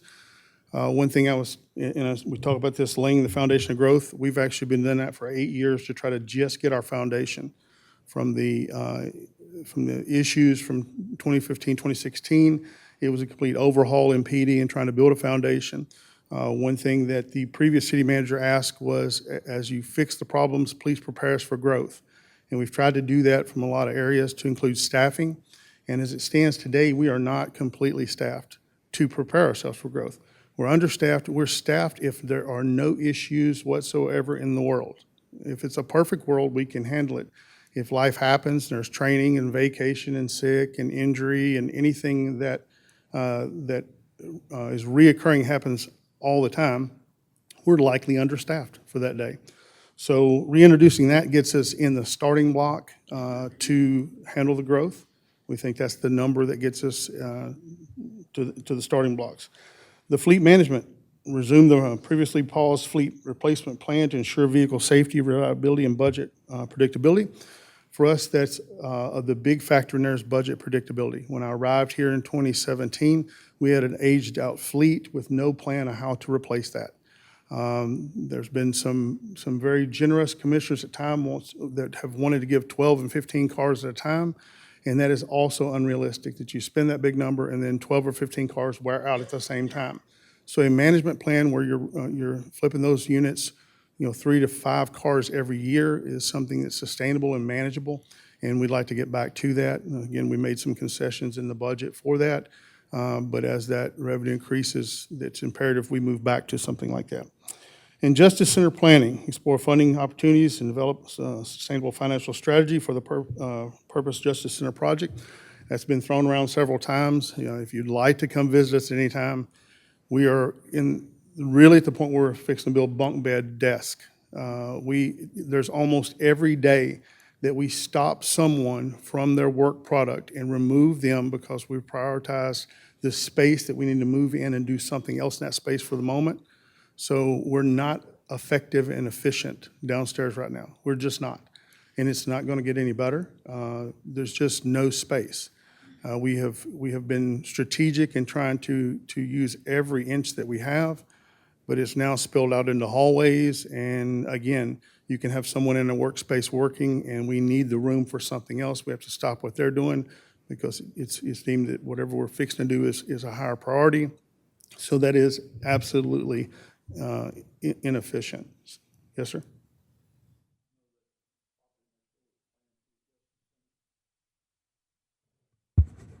I know the property next door is planned for the Justice Center. Is it actually large enough for the Justice Yes, Center? we have the plan that we've submitted to the board with our architects, that they have a plan that will fit.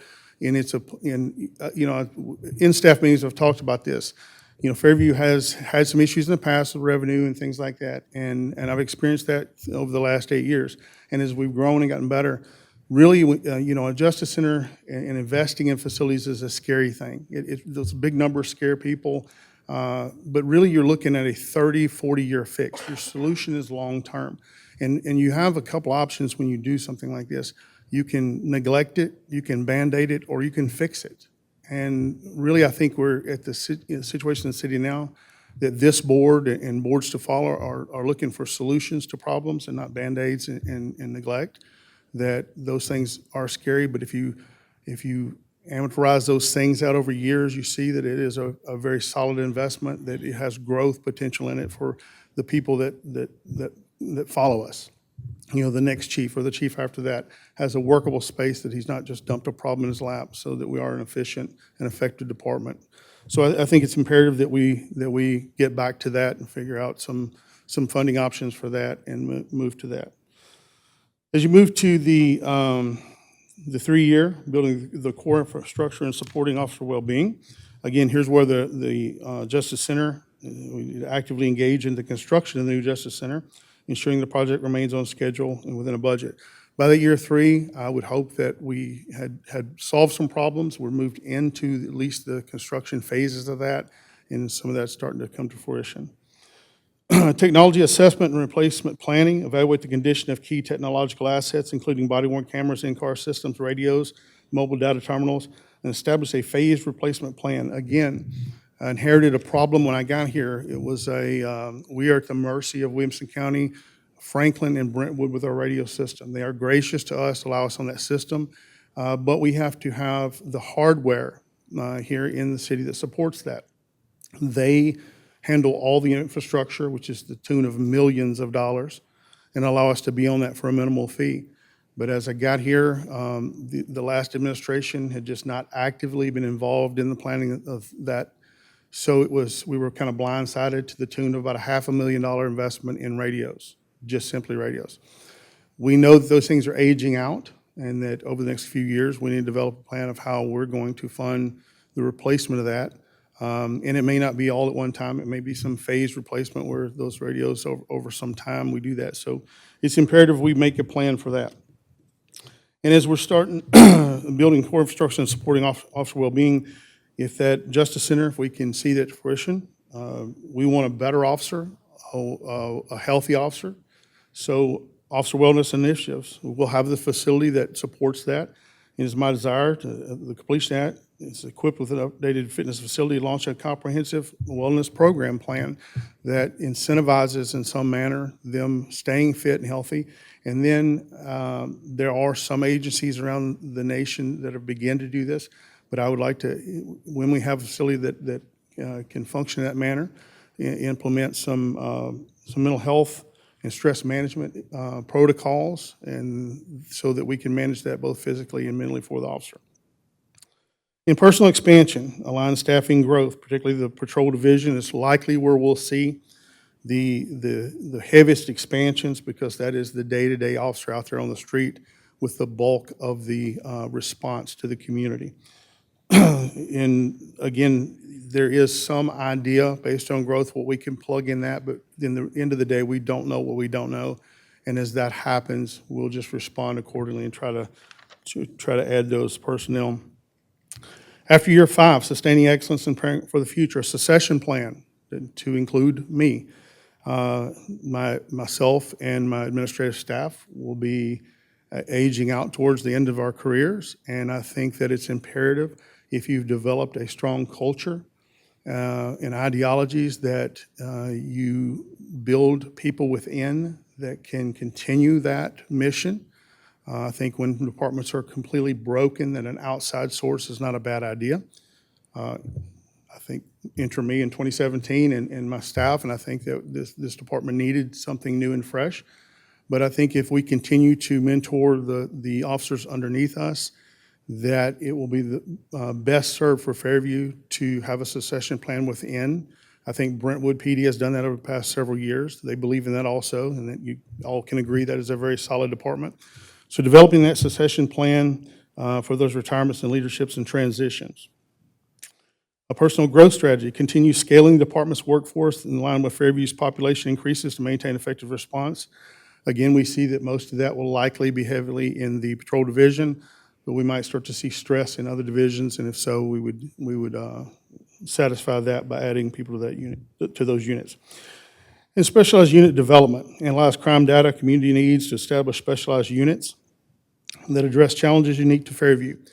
In the 8-year building of the foundation, we finally recently got to where outside of administration, we have 4 divisions, 4 operational divisions, that now we believe any specialized unit could be plugged in under any one of those. We have a structure now that would support any of those, and that we understand that Fairview is unique, as with all cities, and Fairview will give us the problems we need to address. If Fairview had a run of gang violence, we would form a gang unit. If traffic seems to be on the cusp of something in the future, and we might look at a traffic unit. If for some reason, I don't think the sheriff ever would, or any sheriff would, but if they ever said, hey, the strain of school resource officers is too much, we're pulling out, and then we decide to move in and provide school resource officers, we again have a division. We could plug that under special services. We've designed ourselves so that whatever problems arise, we can build those specialized units and plug them underneath those standing operational units. So in conclusion, the strategic plan reflects our Fairview Police Department's commitment to proactive development, fiscal responsibility, and operational excellence. By aligning departmental goals with the city's growth, we aim to ensure public safety, officer readiness, and the community trust over the next 5 years and beyond. Any questions? I have a couple questions. During the succession planning and all that, how do you promote within? Is there a testing, or is it just based on merit? Everything below lieutenants is a process. We have an evaluation process that goes to every division that's scored out with data points that every interaction each one of those divisions had with the individual. Then we have an interview board, and the interview board is conducted. And again, they have a matrix of questions and ratings. And then we do something quite different from a lot of places. When we get the interviews complete, we purge the bottom and the top score to try to remove the skew in that, which is you might have a person sitting on the board that's their best friend, and they're padding their scores up high. You might have someone that just had a disagreement with one person, and they're trying to lowball them. And we find that the middle actually tells the best story. So we purge those as to not have some favoritism or some punitive damage to someone. And those are tallied, and then that person moves on completely after the data says so. We don't believe in a good old boy system. We don't believe in favoritism. We believe that through that, the cream rises to the top, and we'll find that through a data set. After that, when it gets up to upper management, that is by selection. And I believe that most administrators can agree that the team they're going to surround themselves with is the team that they should pick to complement their goals. Thank you. For the specialized unit development, how do we address those things as of now without those units in a process? We don't have any reoccurring issue that has been brought to light that needs attention of a specialized unit, per se, a SWAT unit. I've been here 8 years and never needed a SWAT team. So I can't justify putting funds towards a SWAT team when right now I could call Williamson County and they'll bring armored vehicles and helicopters and everything. If we had the point where we were experiencing that often, then we might, again, we're standing on our own 2 feet, we're solving our own problems, we might address that and enter that. There's been some kind of interest in some of the officers for K-9. So if they could justify that the use of a K-9 versus the investment in that and the management of that was beneficial, then we would address that. But so we understand that our core operational units are handling the business each and every day. And that if one thing happens that's an anomaly, those units can also handle that. But if it becomes consistent, then we'll evaluate that as the consistency of that need, and then we'll develop a specialized unit around that. Great. And last question, the police training facility, I know that's going to be in Hickman County. Correct. Is this going to be a joint venture with their police department or sheriff's department there? It is not going to be a joint venture with them. It is ours and solely ours. We did reach out, and I think it's always important to be a good neighbor. It's always important in this business to build relationships. Fortunately, Homeland Security just left our office and gave us the space back where we needed it. But we allowed a Homeland Security officer for the past 3 years to have a satellite office, just a desk that he could come in. And we always feel like it's important to build those relationships. So if we're going to be in Hickman County and we're going to be doing operational stuff, our training stuff over there, we felt important to build a relationship with them, and we offered them the opportunity to enter into an MOU with us so they could utilize that facility. Now, there will be some ask in return, is that they help us with range maintenance and things like that, that they help out in that. But they, like most places, it's hard pressed to find places to utilize, and being in our backyard, we felt like and bordering them. We've done operational stuff with them. I know they had a death in their agency a while back and asked us to carry over all the way to 100 and answer those calls for them. And I think they would do same thing in return if we needed them. So yes, it's not they're going to be their facility, but we will allow them usage of it. Thank you very much. I appreciate that. As far as personal restoration, you wanted to introduce critical positions. How many more officers do you feel we need within, say, your 3 to 5 years? Well, the one officer gets me back to the base plan that we had initially set up to where my patrol division is staffed at 7 per shift. We're not giving that back. It's a 7, 7, and 6, and we've never seen that number. You have new people that go to academy, again, with turnover, and then with that being understaffed, with these new recruits going to the academy, none of the shifts have been at 7, 7, and 6. So we've always been understaffed. The 7 and 7, 7 of patrol division is the desire to get to a point where we think we have adequate personnel for the growth. We're at this, in essence, our feet are in the starting blocks. We're ready for the race. And again, Ethan even said that there is some idea of what the growth will be, but we don't control that. And that's a lot of business and developments and the rate at which they do that, and the house is sold.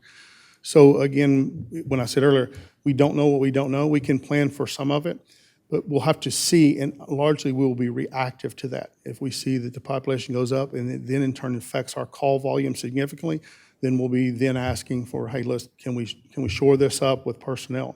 We believe that the patrol division is likely where we'll see the strain over those first few years.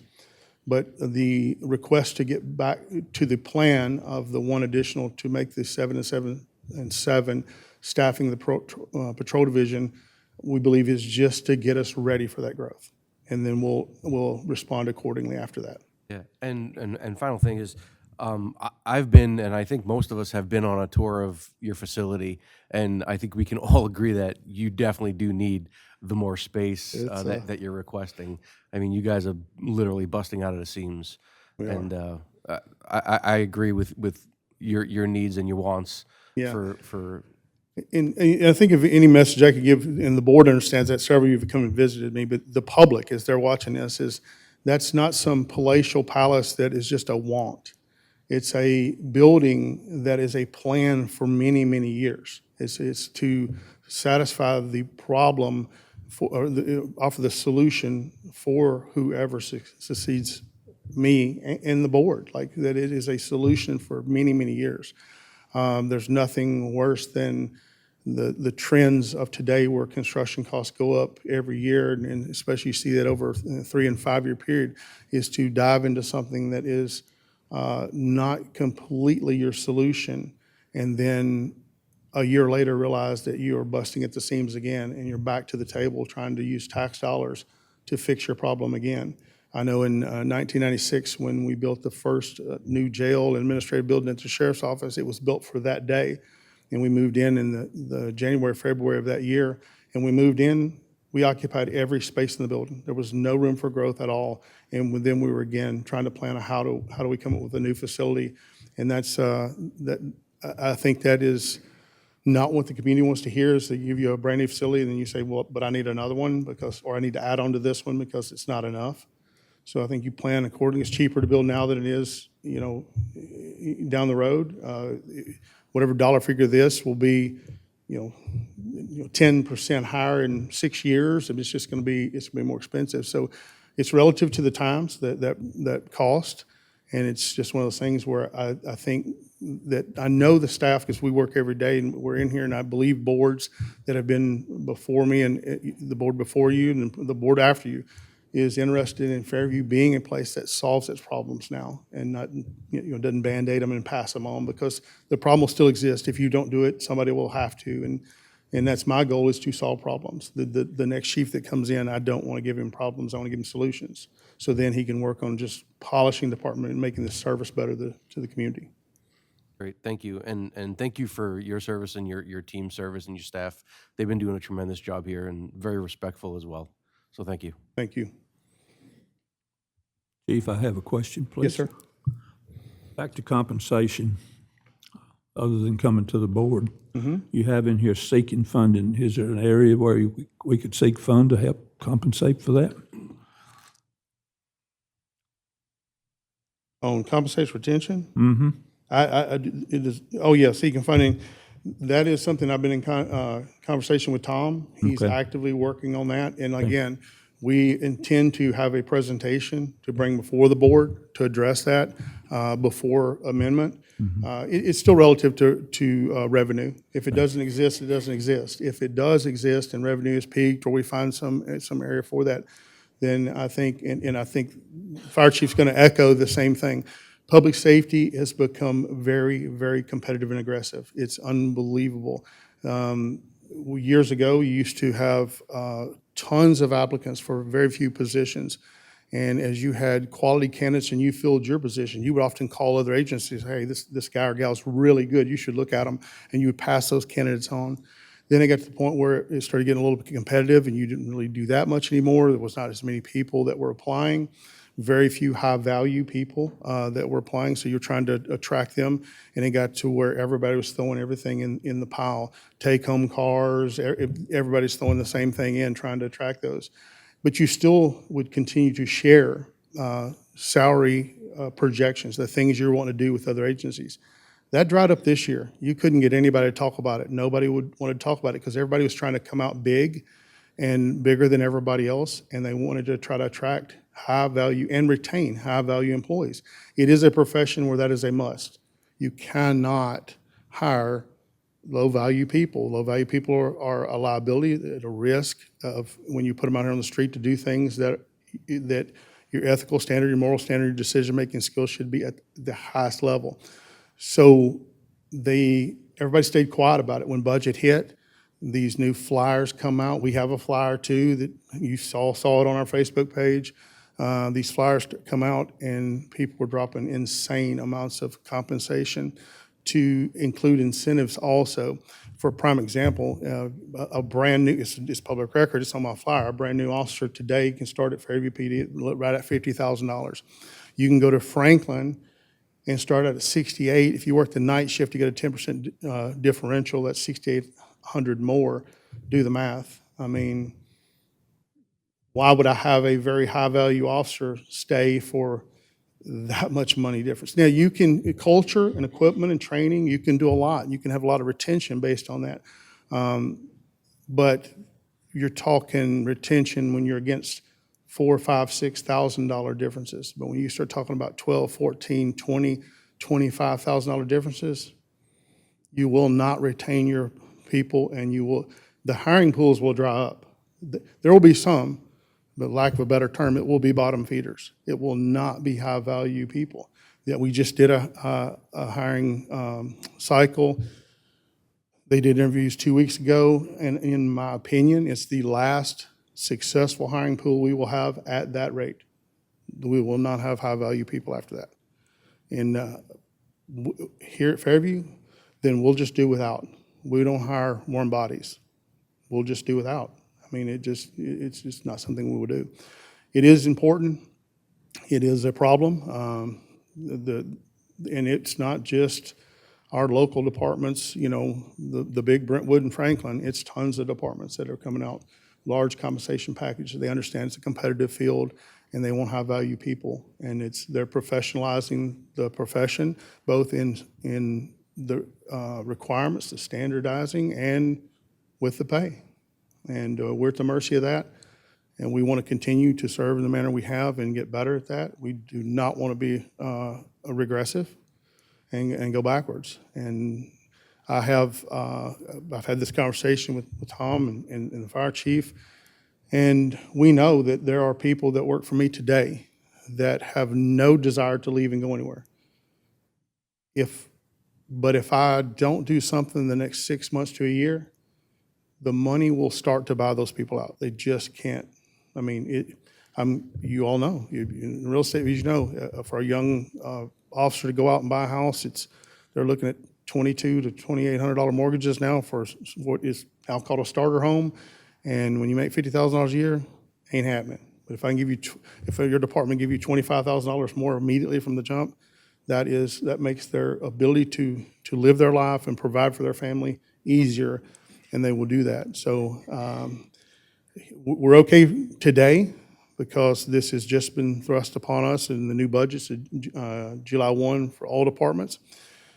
And I made it known really quickly to my staff that I was on it and I would try to work on it, because I didn't want them at roll call, the discussion being, well, guess what this other department's paying?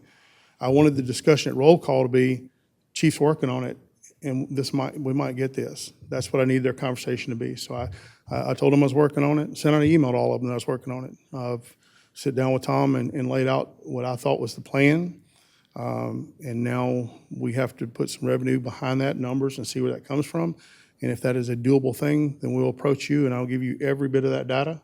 It will be extensive, it'll be thorough, and I think you'll see too that it is the desire of Fairview to retain high-value people and to recruit high-value people, and with anything that comes at a cost. Thank you, Chief.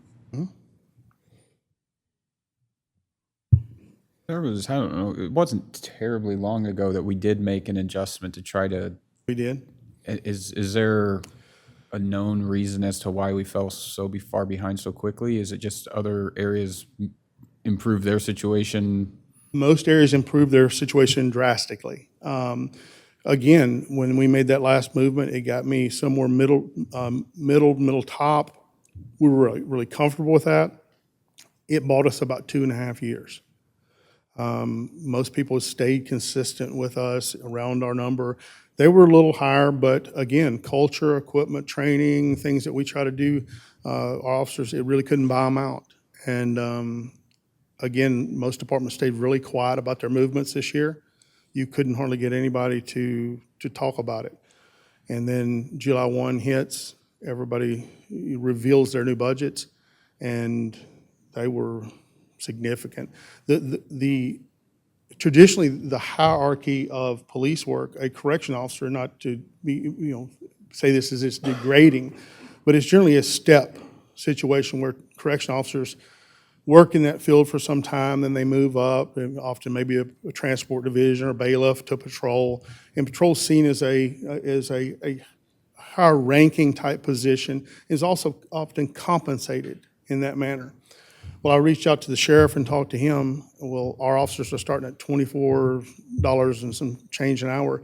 His correction officers are starting at $29.50. His road officers are starting at $32 an hour, 32.5 an hour. And his last statement to me in his email back was, "Good luck, Chief. If you don't have public safety, you don't have anything."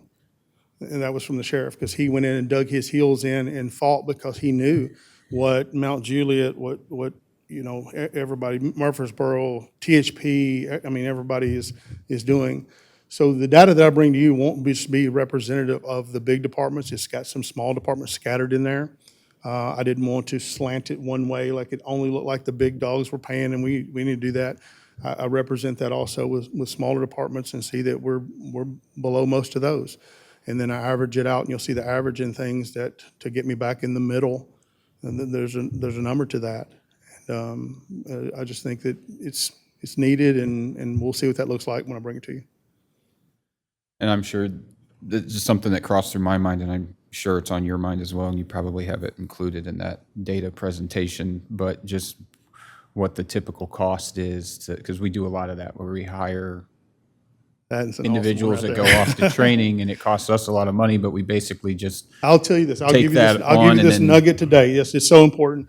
And I've made this presentation to Tom, and it's no way, again, I'm not taking away from any other department, but it's just reality. If you today hire someone at the street department, you can buy them some reflective shirts and some steel-toe boots. You put them on the road a few days, they're working on a chipping truck, and you're getting a work product from them for minimal investment. Well, I will have the data for you. I've got a spreadsheet shows that. If I hire a new officer and it's a replacement officer, I don't have to buy them, I don't have to add a new gun or all this stuff. It's just replacement officer. that they can utilize some of the stuff from a previous officer, but I still have to buy their uniforms and things like that. I don't get a work product out of them for 1 year. Nowadays, the way the academy runs, it's 1 year, and it cost me $70,000.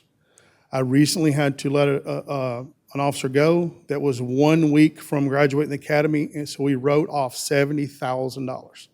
Now, when I say when you compensate and people know that, you attract high-value people, you don't have turnover with high-value people. You retain high-value people if you treat them well and pay them well. You don't have, you're interviewing and hiring high-value people, so you don't have those problems. So you're looking at a $70,000 investment for one person. If I have to buy new stuff like guns, it's $91,000. Cost me for 1 year. That's a significant investment. And if I have to do that 3 or 4 times, if I have 3 or 4 high-value people, that's just money we're writing off. That's money I would prefer to turn back into the officer themselves and pay than to do that over and over and over again. And we did that for a while. We did that for a long while. We had 2 times we turned over 5 people at a time. I don't wish to do that. And then after you get year one, I'm getting some work product out of them, so I'll take the pay for the work product as a push. But what about the intangibles? What about now they know the court system here? They've bought into our philosophies and they conduct themselves in a manner in Fairview like we want them to do. So what dollar figure do you put to that at the 2 and 3 and 4 year officer? Yeah, I can't even begin to put that number. It's intangible, but I can't quantify it. It's a lot. That's a great point. It's not always about the dollars, right? You have, to your credit, you've built a great culture that probably has allowed us to sustain the staff that you currently have because, yes, pay means a lot, but being happy and looking Correct. forward to going to work means a lot too. But when you have constant turnover, it starts to affect that culture. It starts to impact just the day-to-day outlook of an individual in that department and creates more turmoil to where they may not have been thinking about leaving, but now they are because of all the changes going on. So we want to avoid that, obviously, as well. And you probably have this number too, but I think it would be really beneficial to know over just your tenure or a select period of time in the past, how many officers we have hired and trained, and within 1 year of coming out of training or prior to that, we've lost. They've gone somewhere else. I think when you add that dollar amount up for the citizens, right? I mean, we've had these conversations. Right. You've had these conversations with past boards.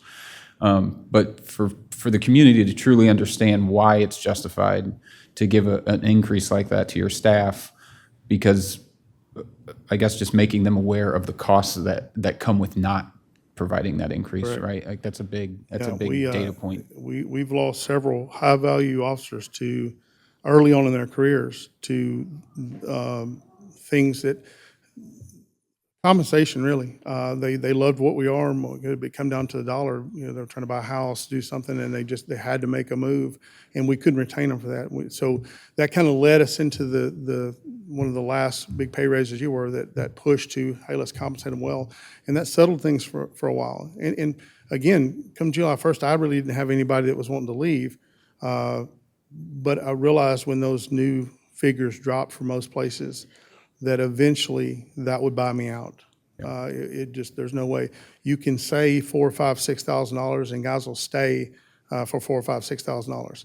When you start putting significant numbers to it, you're not going to win that battle. You're going to lose. Completely agree, and that's not unique to the police department, right? That anybody who has a profession that goes to work every day, you may absolutely love where you're at, but there is a dollar amount that if someone can buy you out. that can buy you out, can get you to move somewhere. Nobody is set just based on culture. No matter how much you love it, you might be sad that the fact that you're leaving, but you're going to get compensated in a way that it just makes sense to make that move for you and your family. I'll give you a few points to that. I have 2 officers that left for reasons, not that we're ever mad at Fairview. They loved it. One was financial. One was a kind of a shift thing. He wanted different. They have since left those departments and got out of law enforcement completely full-time, and they wanted to come back and work as a reserve officer for free for Fairview because they like our culture. They are currently reserve officers for me now that come back and work for free. because they love what we're doing. Another, and you and I talked about this one day, and you said, why wasn't the board and the community hearing this? I'll tell you today. We had an officer we hired a while back that was in dispatch. And that officer had, in dispatch, you have the ability to have contact with Spring Hill, Brentwood, Franklin, Williamson County, Nolensville, all this stuff. This dispatcher ran their own kind of survey. Every officer that she ran into said, if you had to do it over again, would you start where you're at now at this department? 100% of all the other departments said no, and 100% of Fairview officers said yes. That made the decision to apply for Fairview. That was one person's study they did on their own silently, but I think it speaks volume of what we're trying to do for our employees and create them a workspace that they're happy, the workspace is healthy, and we can compensate them for them and retain them. And I would imagine in that profession, a happy officer is a good officer. That's the only one I prefer. Switching gears a little bit, I appreciate your feedback on those questions. I got a couple others. I'll try to get through them quickly for the sake of time. Don asked about how far behind staffing requirements we are. I think you kind of touched on that, so I'll skip over that one. But you had discussed fleet vehicle replacement and that sort of thing. So just if you can, what is the average life expectancy of a fleet vehicle if it's purchased new? How long can you expect to keep that in service?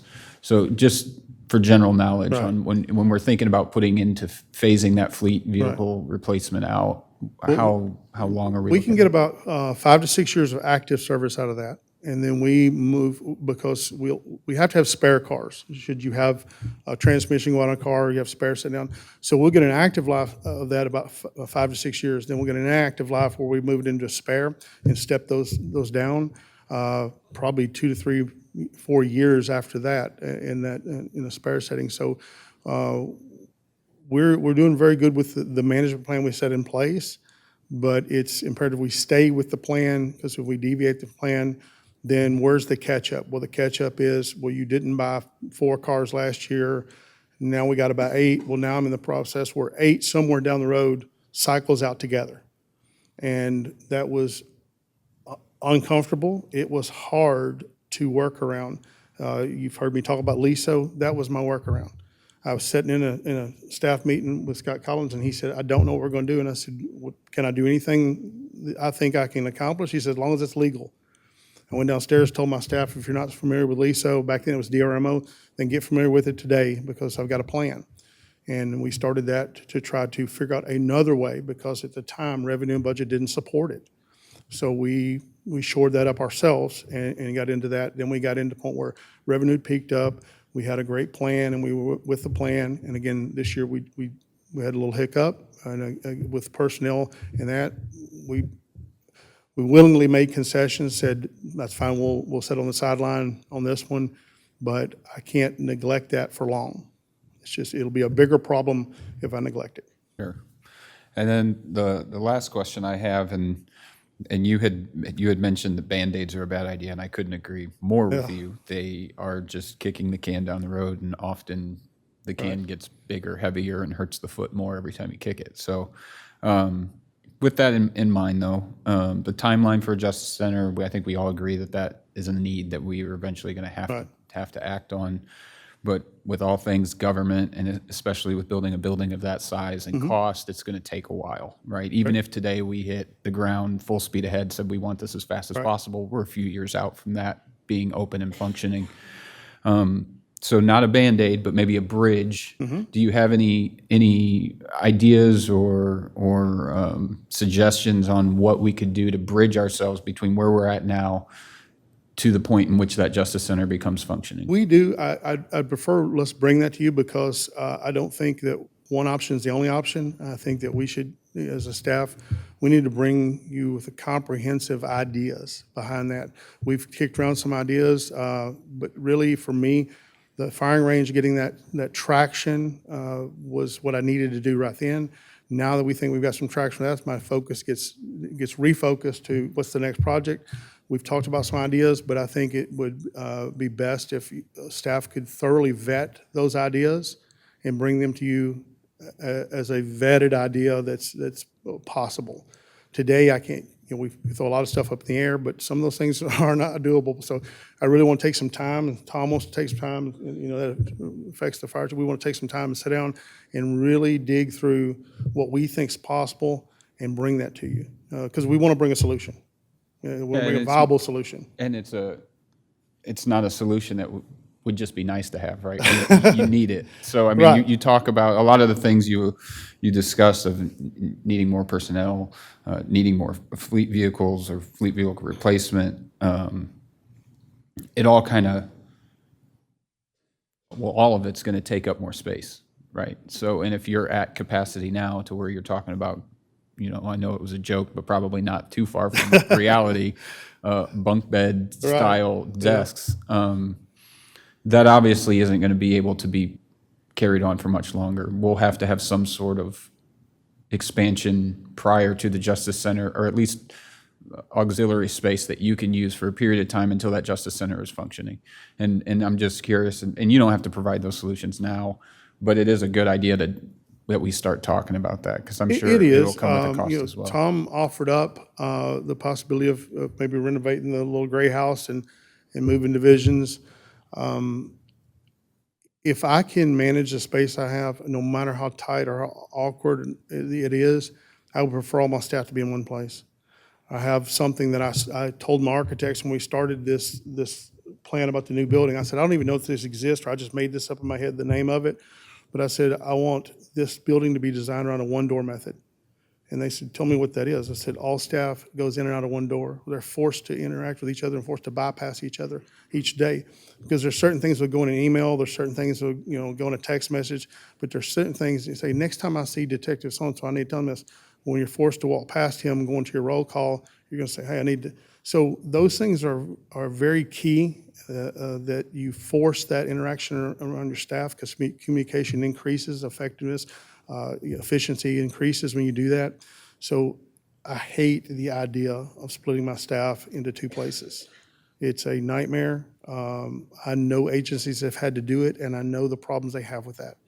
So as long as I can cram them in like sardines and force them around each other, that is my preferred method until I just can't do that anymore. I mean, I don't know if that means us just putting desks in the hallways at this point, but I do not like splitting staff. It's not a recipe for success. Thank you. I know most of the questions have covered pretty much every topic, but back to what Vice Mayor McDonald said a few minutes ago about a happy officer being the kind of officer that we want. I see on your year 3, bullet point 3 is the officer wellness initiatives, and it states following the completion of the Justice Center. And we've talked about this in a prior meeting. We're a small town, but we still have some very hard realities that face our first responders at times, and we can't always ensure that it would be a veteran. It might be somebody that's very new. That would be the first person to appear. So I'm wondering if we have to wait for the Justice Center to We ensure don't- that we've got some From the very mental health side, strategic- we do not. We have the person that conducts our interest psychological exams. She's available. We have a network system of first responders that have a critical incident team. We have methods in place, and we let our people know that if that arises, we have a reactionary plan to that stuff. We can help you and move through that. We've done that with officers that have been involved in officer-involved shootings. We have that in place, reactionary to that. Now, it's hard from the physical aspect of it to control something or force something that I don't have a facility to do it in. If I have a facility that has a weight room and it's cameraed, and I can offer some incentive to staying fit, like X amount of hours in the gym a week, get you 4 hours avail time, or, it's not today that I don't know what that is, but just spitballing ideas that incentivize that, then I can control it, I can incentivize it, and I have a method. But two, also, when I get a facility, I want to offer some proactive measures for mental health also. Whether Chris comes in quarterly or something and has an office, she makes herself available. But I really want to move to a point where we're proactive in that and not just reactive. Absolutely, and I just wanted to encourage you to Right. look Yeah, at that and a lot of more. that is when we talked about this facility with architects, was we laid out all the things that were problems, we laid out all the things we thought were long-term solutions, and then we laid out the things that were our plans and things we wanted to accomplish. And we think that facility that will help us do that down the road will facilitate that better. Do you currently, or have you ever considered speaking with either somebody who owns a fitness facility nearby or the rec center about perhaps a partnership on some kind of memberships even? Because They we know offer the some benefits of discounts health. at times. The recs offer discounts to employees, but again, it's hard for me to incentivize it when I don't really have a lot of control whether they're going and doing it or not. I know the city of Dixon tried that years ago, and they offered kind of an honor system, and that's good. I trust my officers, but I still would like some element of accountability in that if I'm going to try to incentivize it. Right. Okay, thank you so much. Everybody done? We good? Okay. All right. I'll make it quick. So when we were entering the 3rd of July celebration, was the fella on the right in the tent, was he THP or was he county? Do you remember? Down, The tall fellow with the greenish? that was Williamson County. Okay. So, just, like you said, the $70,000 investment, I mean, I don't think there's any other, unless maybe possibly fire. If like you said, if we hire for Public Works, and I just really want the community to hear this. If we hire for Public Works and we invest $500 in them and they decide next week they can't handle the heat or whatever and they leave, it's, it is what it is. But, when you hire someone who's handling fire or police and interacting with the community, you being able to evaluate them mentally, physically, and all of the above to get the best possible candidate, our community, they're the ones who benefit from that. Right. Because Yeah. the worst thing, I've been around when, before you were around, when there was just hiring whatever, and it wasn't the best opportunity for our community. So we have such a great police force now, young, energetic, love the community. They're so just involved. I don't want to ever see that go away. And I just want our community to know the reason I brought that fella up is because on one side of the entrance to our 3rd of July celebration was the fellow from county, and on the other side was our tent with our officers. He actively the entire time was trying to poach him, and I use harsh words sometimes, but that's the word. He was actively trying to poach and recruit our police officers. 100% the entire officers. time. 100% of officers he came in contact with, he tried to recruit. Yes. Now, I did put a stop to that. When I found out about it, I called the sheriff, and he said, no, we don't do that in your house. So he called him and stopped that, but they were actively, I asked him to stop as well Yeah, and stay they're on his side active- of the road. they're actively trying to Because recruit officers. you wouldn't believe, I was standing there talking to the officers. He was actively trying to recruit every single one of our officers. So if we don't think that that's real, it's absolutely real, and they do it all the time. I don't have an officer that goes to a specialized school that someone's not trying to recruit them. That's right. And I 100% of the time. wanted to bring that up because that, if we do not make sure we're staying on top of being competitive with our benefits package, with our pay, after we spend this $70,000, there are people who are trying to incentivize their police department and let our officers know what they could have if they moved. So this is not just we found out about this. This is an active act by other municipalities, other programs because we have such wonderful officers. They're actively always trying to recruit. So I'll offer you one last thing, because if you wind up, we present this and you're in support of this, one thing you'll always get, so it never fails, is someone will say, well, can't you enter a contract with them if they have to stay so long, or they pay part of that back? No, you can't. One, you can't hold somebody hostage at their job for years. They can free to go when they want to. And second of all, I can't contractually bind someone to pay for something that the state requires me to provide. So it's just not going, that just doesn't work. I'd like to say one thing on attracting other officers. They would be day one. They wouldn't have to go through the training anymore to be working for the other people.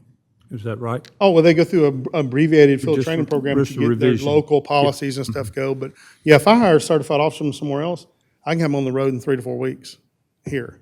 But also, if we put the $70,000 into an officer, and then, okay, and think about it this way. You've got another city or county, they know that we've already invested the 70,000. So the opportunity for them to poach our officer who we've already invested in is even higher. There are agencies currently that have moved their money up really high, and they're only taking certified officer applications because they know they bought other people out. Franklin had 200 applicants in their most recent hiring pool, 200.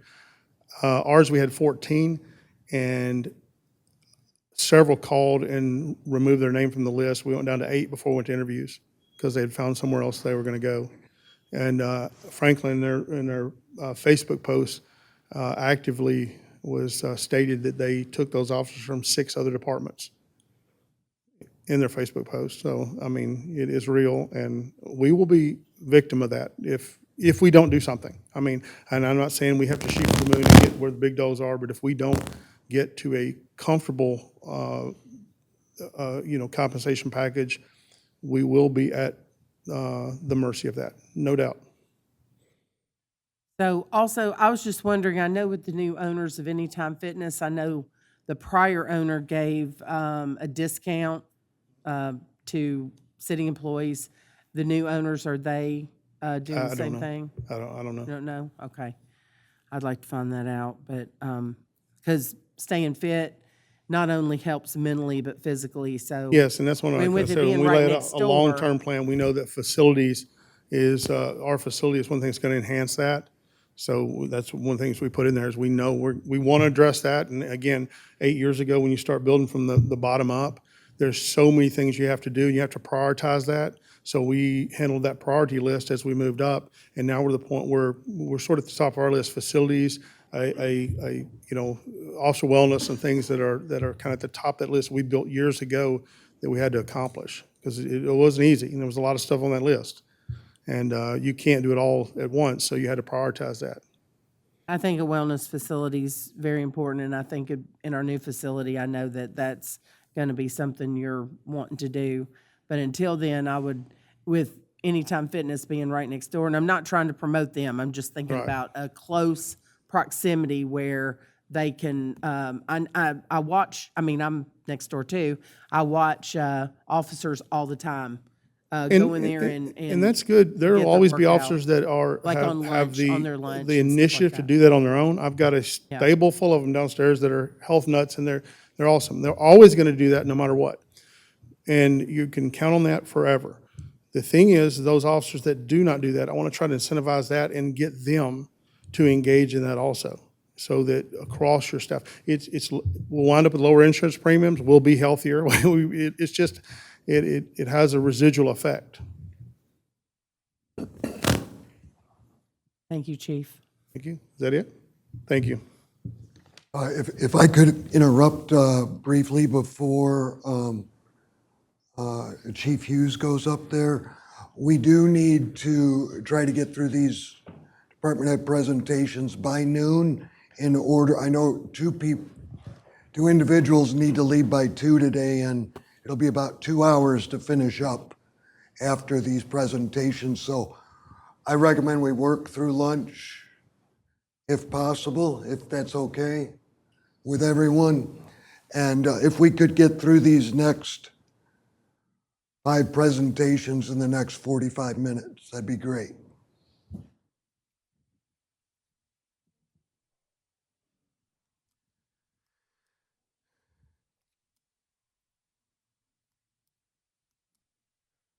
All right, so Chief Hughes, professional barbecue, pit master, always wanted to be a firefighter, and you're a master scuba diver.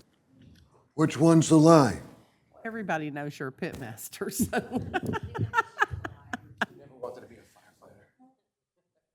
Probably scuba diver.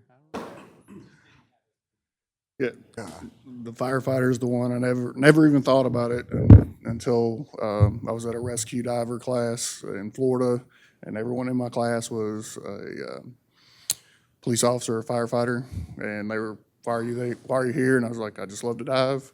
And so I came back to Nashville and got on with OEM and did kind of like Zach, search for bodies in lakes and did swiftwater rescue and things like that. And then came to Fairview. Great. Thank you.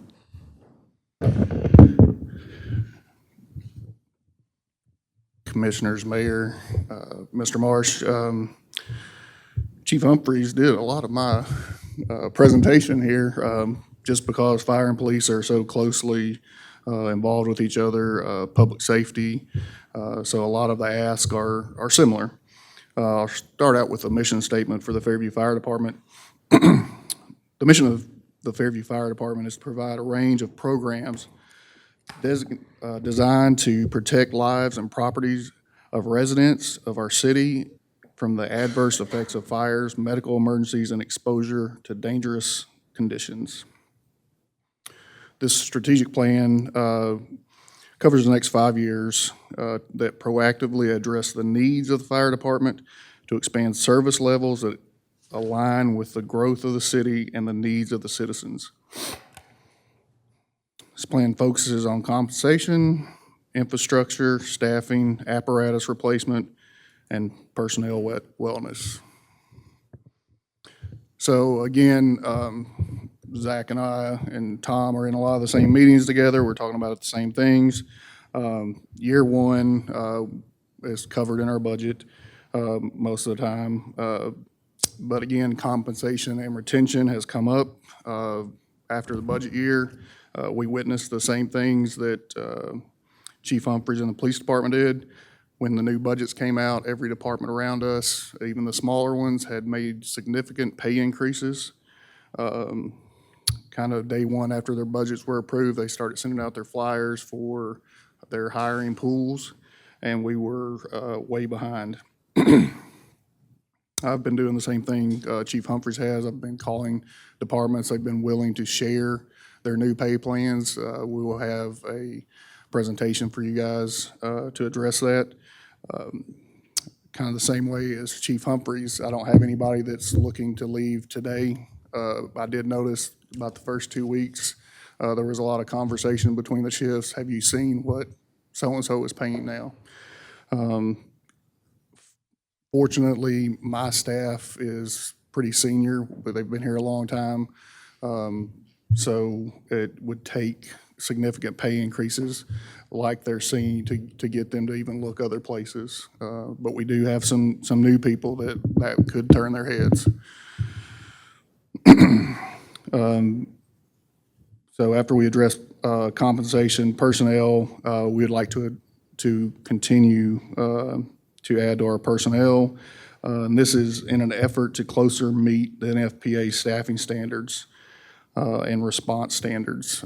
Currently, we operate out of one fire station. It's built in the middle of the city, and it was built in 2010. It was built with 5 bedrooms, 1 office, 4 bays, and day room space and a kitchen. The day they moved into 4 of the 5 bedrooms. The office was the fire chief's office. Since then, I have 2 admin personnel. I have a training officer and a full-time fire marshal. They share a cubicle that we put inside the day room area, so it cut down the day room and kitchen area. We have reconfigured. We first started with the bedrooms. On the bedroom space, we bunked the EMS personnel. They were not happy about that. It was for a temporary fix. We ended up moving them to remodel the building out back and put a bay in it and 2 bedrooms, kitchen space, day room space for them. We were able to squeeze 7 bedrooms out of the reconfiguration of our station. We are now housing 8 people in 7 bedrooms. So we have started to bunk a bedroom, and the 2 lowest end personnel, or the less senior personnel, are bunked in the rooms right now. It's challenging because we do have female personnel, so we have to shift around personnel sometimes to make that, to have that gender separation. We do have plans drawn and approved for the station out on Northwest Highway. We have the land, the kind of where we're at right now. We're still seeking funding, viable funding options for that. Again, that's going to be based on budget. Apparatus replacement. Ours is a little different than the police department. Our apparatus lifespan is usually about 15 years. We got away from our apparatus replacement plan as, you know, our budgets got really tight. We got off. So now we're in a process where we've got to get back on it. The challenge is now it takes 3 years to get an apparatus built. So anything that we need to replace in year 3 from now, we should be building it right now. Again, we don't have to pay for any of it till 3 years. I know it's hard for a board because you're voting to pay for something that you may not be on the board for when it arrives.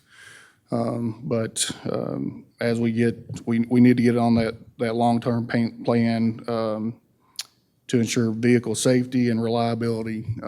Right now, we've had our heavy rescue has been in the shop for 2 weeks straight now.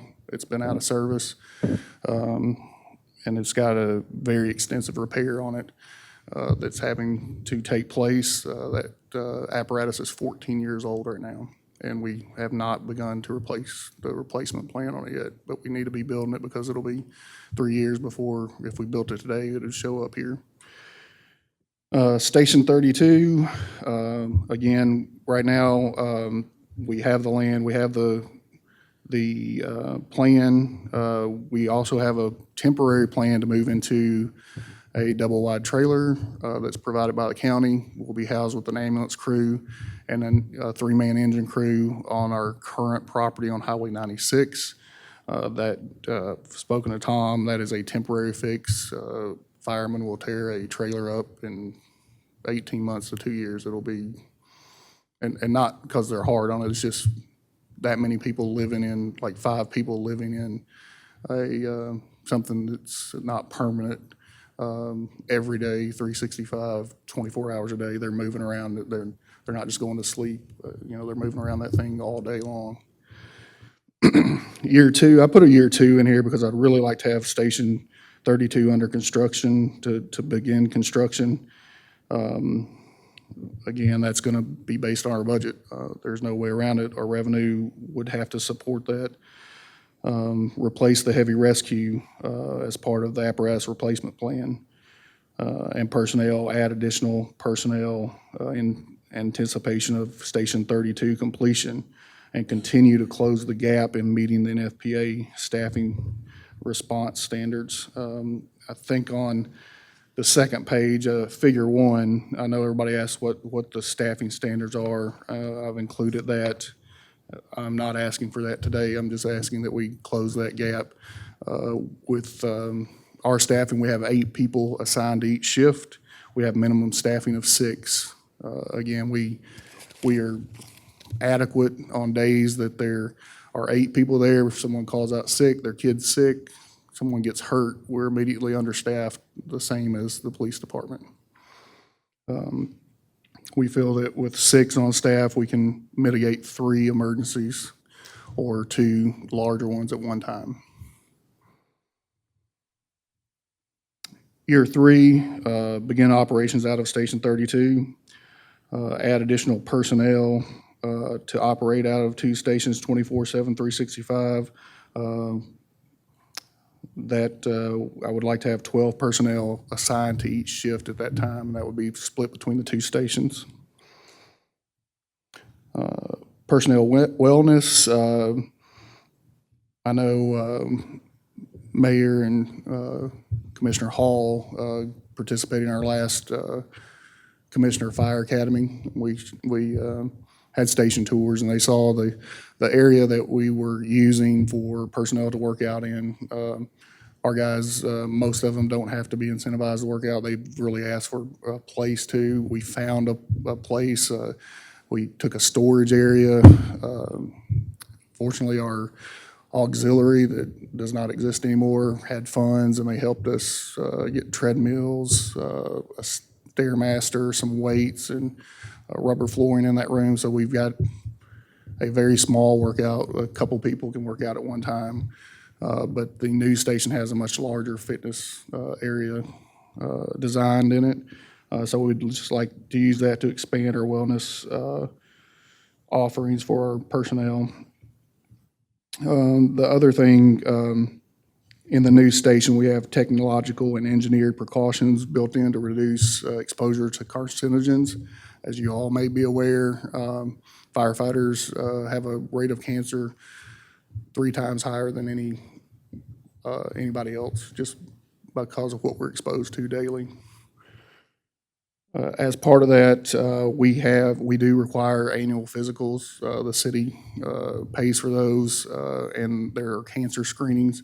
The cancer screenings are something that's mandated by the state.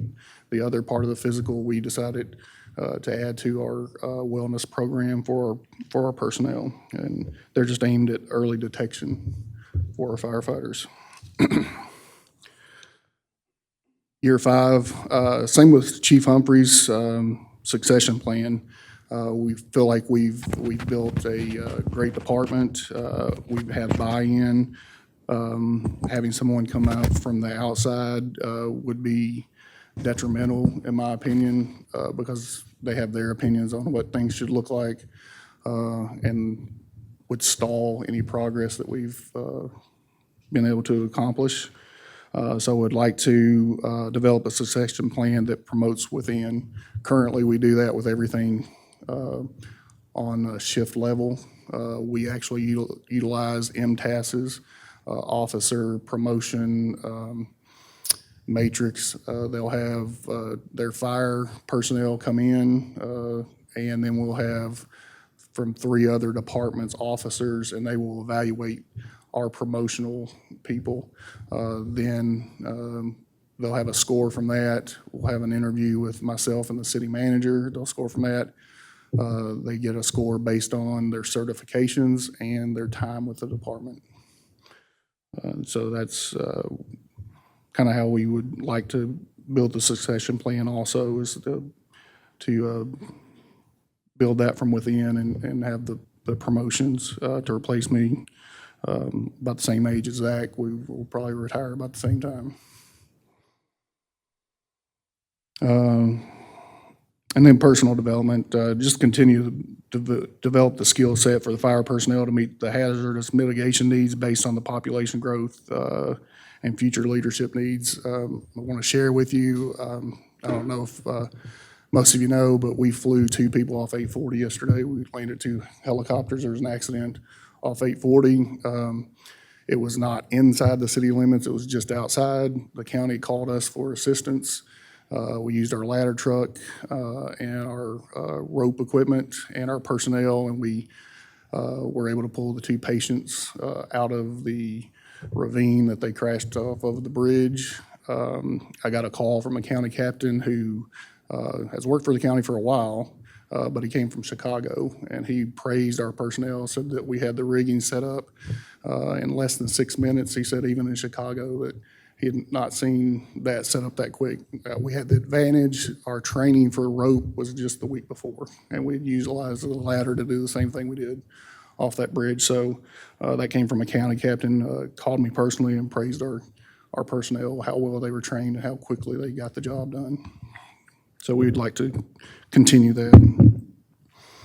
And then the last one, in 5 years, we need to identify additional facilities, begin planning for Station 33, Station 34, using the data from the population growth and the population density and emergency call map heating. The last page, I have a map. It's got our urban growth boundary in it.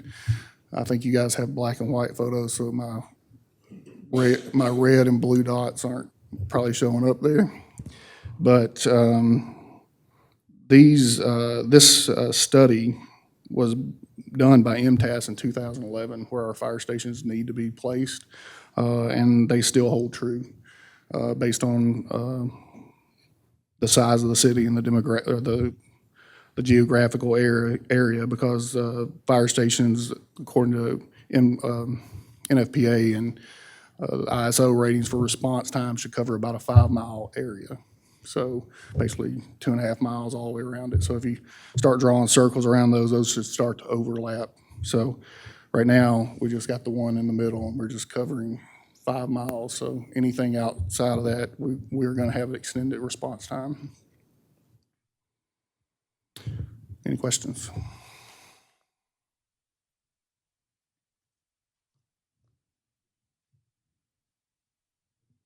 One quick one for you. The heavy rescue you said is replacement consideration. Is the cost of that apparatus the same, equivalent to what an engine costs, or? It will be close. It should be less because it doesn't have a pump on it, but the specialized equipment that is on it kind of washes out. And are you referring to what we contracted to pay for our last engine? So that was 2 years ago, so 2 years of price increases. We know that the engine that runs all the fire apparatus went up about $90,000, so we know that increase it will be in there. Timeline for building those is just the same as? Still 2 to 3 years. Ladder trucks are the quickest thing to be built right now, and they're taking a little over 2 years. And the remaining life on the other apparatus that you have, what is the timeline for when those are going to need to be considered? So engine 32, which we have an engine coming to replace that, it is a 2008. That will go into a reserve status. It'll be the first time that we will have a reserve apparatus that Fairview's ever had. So normally if a truck breaks down, it goes to the shop. We're just out of that. And basically all the equipment from the heavy rescue is sitting in the bay right now. And we had to throw a bunch of ladder rope stuff onto the ladder to go help them out yesterday. But so again, that will be in. 32 will go to reserve. The ladder truck is a 2014. Ladder trucks can usually go about 20 years, so we're a little ways off from that, but that's a significant, that's probably $1.5 million price tag nowadays. But then our newest engine currently that we have was built in 2018. So it'll start to be on the clock. Our plan is not to replace the tanker at this point. With the city, the infrastructure that we're requiring to be put in by the subdivisions and stuff, us having an available 2,000 gallons of water is not as big a need as it used to be. We have fire hydrants everywhere, so our water supply is much better. So that is a 2014 also, but it probably will not be replaced in our fleet. It'll just go out of service. Yep.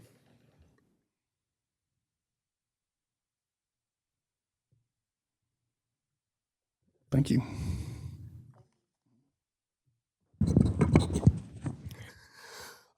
Just real quick, these presentations are great, and I know there's a lot of good questions for the department heads. So I just spoke with Tom, and what we're going to plan on doing is get as much as we can by 2 o'clock. We'll adjourn at 2, and then we'll schedule a work session prior to one of your future council meetings, if that is okay with the mayor and the board. So we'll just keep proceeding till 2 o'clock and get as much as we can in. Okay. All right, thank you. Next we have Gina Cox, the court clerk. Gina, here's your 3. You've lived in Fairview for over 30 years. You speak some Spanish. That's kind of, I mean, I speak some Spanish, And then you used to work at Fairview High School. Which one would you guys guess is a lie?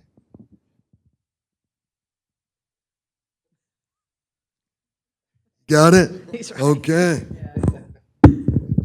Yes, that's correct. I cannot speak Spanish, unfortunately. You can count to 2 though in Spanish, can't you? Yes, I can. Okay, all right. So I can speak some. Maybe that's not a lie. Okay, so I'm going to start by going with our mission statement, basically, for court. Our continued goal is to improve court's efficiency by streamlining processes, fostering partnerships, expanding access to justice, and enhancing community engagement. We are committed to transparency, accountability, and data-driven decision-making. The following things are goals that I would like to see come to fruition in year 1. Bring court into compliance by meeting the Tennessee minimum courtroom security standards.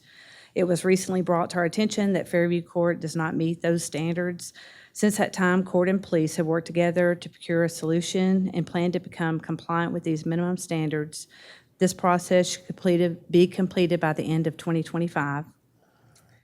Second is compare Fairview's court costs with surrounding courts and make necessary adjustments. After requesting call sheets from surrounding courts, we believe that Fairview's court costs need to be evaluated and changes made with the approval of the board to have Fairview's court costs become compatible with the surrounding areas. This needs to be done to maintain the cost of court operations and ensure future operating costs will be met. 3, find new avenues and resources for training. I believe with the frequency of the changes to the law that further training would be beneficial for our court staff. I feel that court's budget could use additional funds in this category. This additional training is also helpful in fostering new relationships with other court staffs and help engage ideas for new software, ways to operate court more effectively, and as well as things that maybe didn't work well for other courts. Number 4, begin research and planning for upgrades to software and payments. While Fairview Court has made progress in recent years as we began accepting debit and credit card payments, we believe looking into a system that would allow court to offer the ability to make online payments would be highly advantageous. This would not only benefit the public, but would also free up staff from taking payments throughout the day. Year 3, I would like to see us begin the construction also for the new Justice Center. Given the ongoing growth of Fairview, we will need to consider how this will affect court and the court's need for additional space. Due to this need for increased capacity, we would like to see the city moving forward with plans to build a space that would allow staff the ability to operate effectively and efficiently. A movable space with additional storage and more secure facility to ensure the safety of everyone. Number 2, improve and upgrade technology and equipment. Court has been able to purchase equipment as new staff has been added and technology changes and advances, we will need to start looking at upgrades to computers and other equipment. Number 3, research the need for pay increases for court staff. It is imperative to retain valued employees and to ensure that their salaries are comparable with those other professionals in their field. Year 5, reevaluate the progress of the court and the need for additional staffing. As court operations expand through increasing caseload, there may be a need to access and adjust staffing. This ensures court will remain efficient. In conclusion, I would like to end by saying I'm very proud of the progress and advances we have made in the court department. I feel that we have made positive strides and continue to implement new ways to streamline the process. These changes wouldn't be possible without the support of everyone involved, and I look forward to working with everyone going forward. Thank you for your time.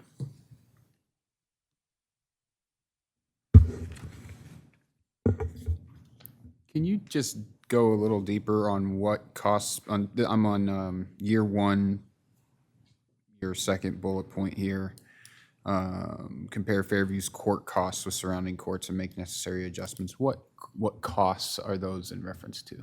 So when you have court and traffic citations, different things like that, they're all obviously going to be costs that the defendants or people will incur. And since I've been here, I've not known of the costs have changed. When I look at other places, I've checked with Williamson County, Dixon County, even within the cities, to see what their costs are for their citations, as well as some of their court costs. And we seem to be a little bit behind in that. So I'd like to see us doing a study, and which will be something I will have to bring before you all to get changed, but just to keep us more compatible so that we don't begin falling behind in being able to maintain court without the need of any tax dollars. So it's more of a adjustment to like a fee schedule that Yes, sir. we receive from individuals that are receiving citations or penalties of some kind. Yes, sir. Okay. And then, I don't know if you know this or not, but as just in general, the cost the court takes to function for salaries and everything that goes into the cost of, that the city, I guess, pays out to everything involved with the court versus what the court brings in. Do you know what that? So when I started, we were operating in the red. Within the past 3 years, we have been operating in the black.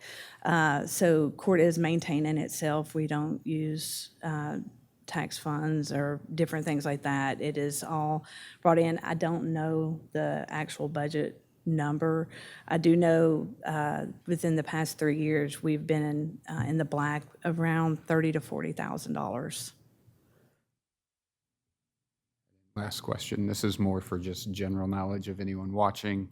I believe Fairview is the only municipal city or municipality in the county that has their own court system. In the county, we are the only ones with, are you talking about general sessions jurisdiction? I believe now there, and I could be wrong, is approximately 10 in the state, but we are the only one in Williamson County. So to that point, can you speak to the benefits that Fairview has of providing that service? What, just in general, I guess, the reasoning behind why we have that?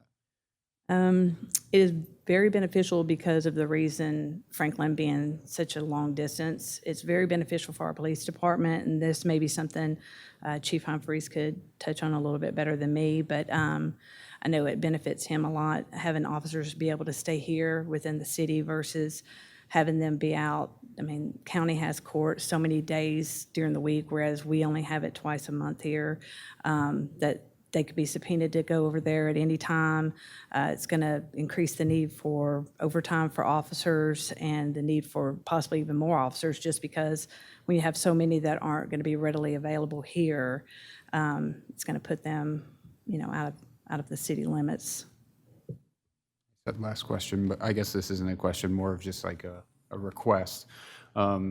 Chief Hughes said he's putting together data to justify the need for increased salaries for his department. I think too, with the conversation that's been heavily touched on today about the Justice Center, the need for one, the court department or the courts being part of that building and what it would get out of it, or what the city would get out of it, I think it would be beneficial to have some data around those costs, that the cost benefit analysis of offering court in Fairview, the impact it would have on overtime for the police. This would probably be something you would need to just kind of get with Chief Hughes on, or sorry, Chief Humphreys on, and just kind of put that together to paint a bigger picture of the benefits of a Justice Center, because it is a big building. It's going to come with a large amount of cost, but I think the more data that we can have around the reality of its functionality, what it's saving the city, the costs that would come to the city that if we didn't have that or we didn't offer court, that sort of thing will help the board make a more informed decision on timeline and just the overall future of that situation. I agree. My question, it's still in year one also, and it's the fourth point about the online payment system. And this might be a question for Mr. Daugherty also to weigh in. And I think, and the board can correct me, I think we had a conversation about online payment system for the city trying to be developed and come online. could the court system also go into the city's general system? Those can be kind of expensive and challenging to implement. So could it all just be one, like rolled in Yes. together? Okay. We currently share the same system that they're using for the debit and credit card payments, so yes, ma'am, I think it could be. Okay, great. Thanks.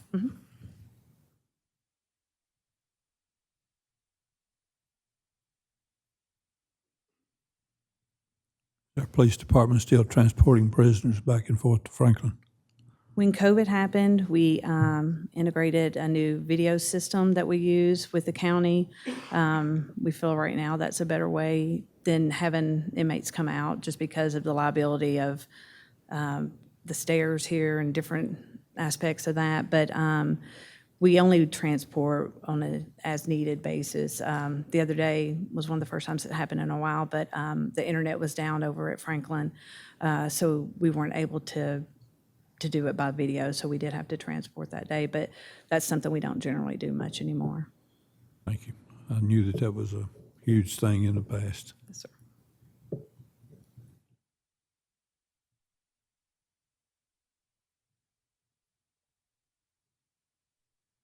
So, I think general sessions being here because we're in the far western part of, our county is a good idea, just because our officers have to come in a lot of times on their day off, and if they've done an overnight, I've been here before where they have to come off that, not get much sleep, let's just put it that way, and come in on their day off, and if it's closer, they can, when they're finished, they can get right back to, having their time off. Also, when someone comes in and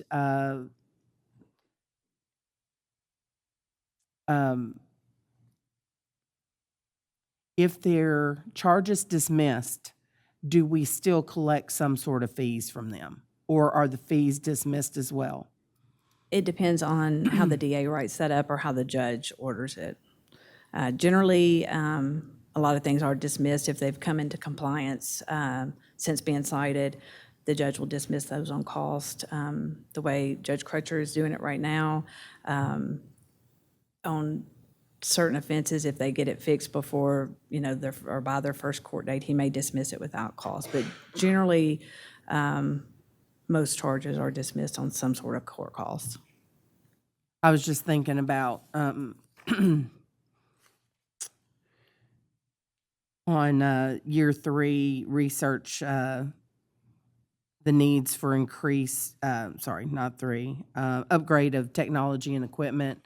So if we do, come in line with other municipalities and their court costs, also if, I know that I've been in courts before observing, and it might be dismissed, but they still have to pay the court fees. So I don't know how all that works, but it would be good if, because I think we could have more training and stuff like that, but it would also be covered. Does that make sense? If the fees are not dismissed with, if it's dismissed, but the court fees still have to be paid. So however that works. And the online payment system, I think that's a great idea, because I've been in here before, and when people come in, they want to plead their case to your girls, and that's not really a good idea. I think if they can just do it online, then that would not happen. Yes, agreed. Yeah, so that's my input.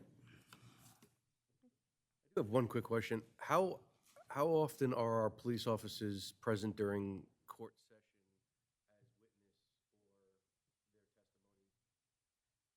as witness? So the way we do court here is the officers are split into 2 groups, and you have the ones that are supposed to be here for the first court date of the month and the others for the second court date of the month.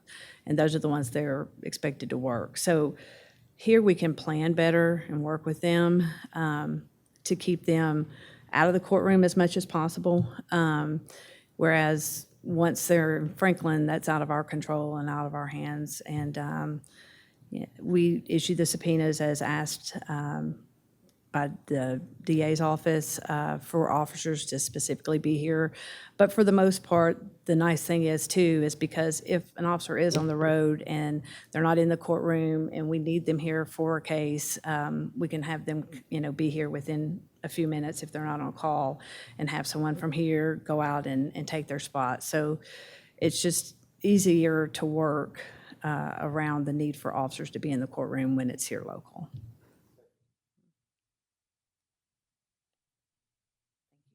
Thank you. I've been notified that lunches are back here. If we could just take like a 5 or 10 minute recess, grab the lunch, and then we'll continue with the department head presentations during a working lunch.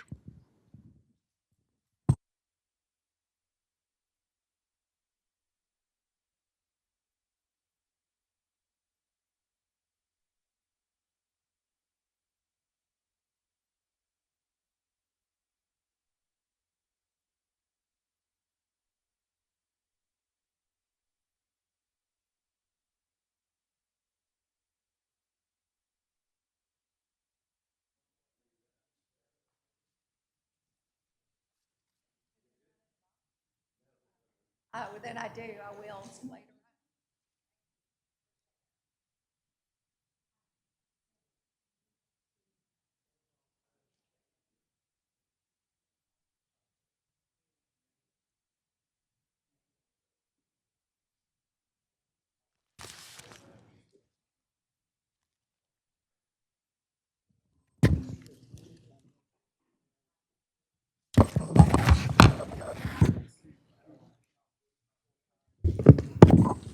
Okay, Keith is 2 truths and a lie. He's worked for the city for 26 years. He served in the armed forces for 8 years, and he enjoys every moment of his service with the city of Fairview. You're supposed to put a lie on that. Well, technically, I got paid for 8 years. And aren't you only in your 25th year, working into your 26th year? 26, okay.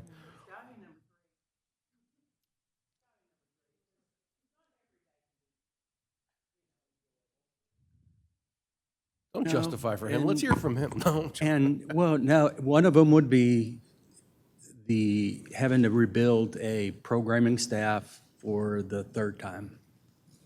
So that, having to tell teachers and homeschool parents and little kids that we have no programs because we don't have the staff to do it. So there was tough moments, and that's where that comes from.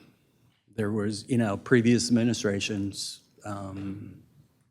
you would take vacation, come back, and you didn't have the same job you had when you left. So there was a lot of movement that way. Offices got moved without you knowing. You come back, and your office would be up at City Hall.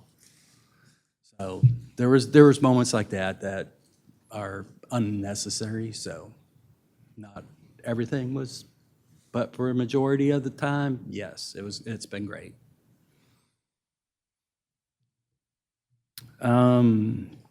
So for the Fairview Parks Department strategic plan, the summary of it, the City of Fairview's Park Master Plan offers a clear and adaptable framework to progressively enhance the park system, balance community needs with the preservation of rural characters.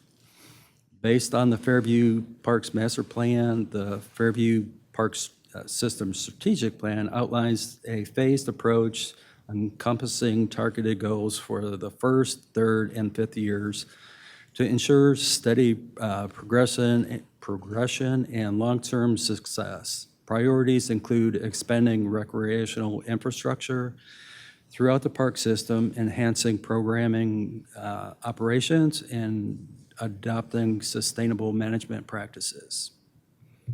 So going into the first year, laying a groundwork, immediate improvements, and critical planning. Under general, launching online reservations, as we've kind of heard from other directors. Research, design, and costs for bridge, ADA upgrades, and restrooms at Veterans Park.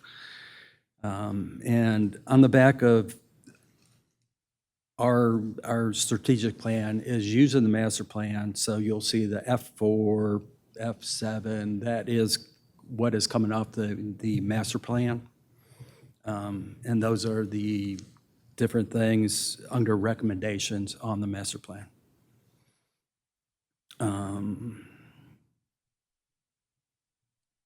The next one, evaluate costs and contracted mowing services versus hiring additional maintenance staff. That is also in the master plan there. Create a development plan for the Elrod Road parcel, which would be a new park to us. Facilities, replacing Bowie playground zip line, installing shade sails, upgrade Bowie Nature Park entrance road sign with an LED display or a redesign as well as signage for Veterans Memorial Park. Update Bowie Nature Park trail signage for improved navigation. Complete the installation of Basketball Go at Veterans Memorial Park along with landscaping improvements. Begin development plan for Bowie Nature Park perimeter trail bridge, research costs and development plan for Bowie Playground, shelter, fishing piers at Veterans Memorial Park, Bowie Nature Park, and expanding parking area at Bowie Playground. Programming, maintain current recreation programs while preparing for expansion in the future years. Organize community efforts to help maintain the park system. Operations, implement updated facility maintenance protocols and informed by equipment and signage upgrades. Year 3, building momentum, major facility upgrades and programming expansion, general. Install a bridge, ADA accessible features, the restrooms at Veterans Memorial Park, complete the ecological report and adapt the burn management, trail management, pond management, forest management plans. Facilities, complete the historical village project, update branding from historical village to historic village. That was in the master plan. Install Bowie Nature Park perimeter trail bridge. Following historic village completion, begin the development of the Elrod Road parcel as a recreational community space, expanding the playground parking area at Bowie Nature Park, install a new shelter behind Bowie Playground, install new fishing piers at Veterans Memorial Park and Bowie Park at Lake Van there. Hiring additional programming staff to provide recreational facilities at all parks. Hire additional maintenance staff to allow for the trail and facility maintenance within the expanding park system. Fully integrate new management plan, burn, trail, pond, forestry into seasonal operations. Year 5, reaching a full potential, a connect, accessible, and active park system. General, integrate the Greenway Master Plan into the park system, complete full Elrod parcel development in alignment with the community needs, facilities, upgrade Bowie Lake Road and Highway 100 intersection to include sidewalks and pedestrian crosswalks for safe park access. Explore safe pedestrian walks From the Fairview Recreation Center to Historic Village, programming hosts recreational programs at all 4 parks, ensuring program diversity, accessibility, and year-round engagement. Operations, establish a sustainable maintenance funding method to support expanding facilities and programs.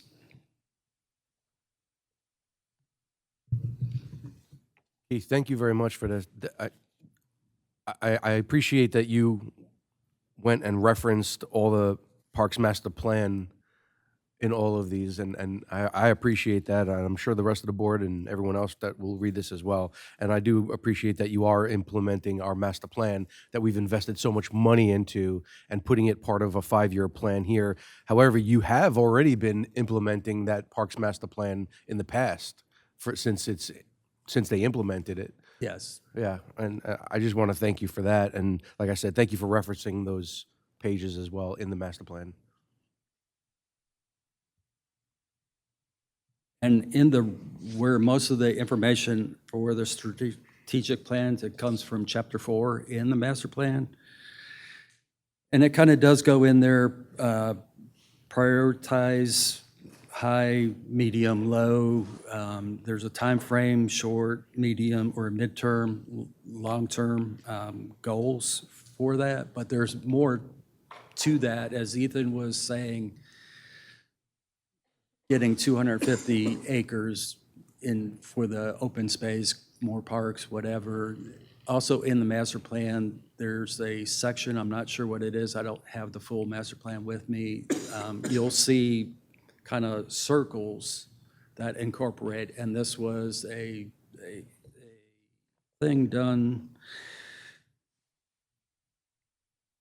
The city should focus on those parcels that serve neighborhoods and fit within the definitions of neighborhood and community parks as described in the needs assessment classification chapter. The level of service and the gap analysis map determines areas in Fairview that are lacking in facilities.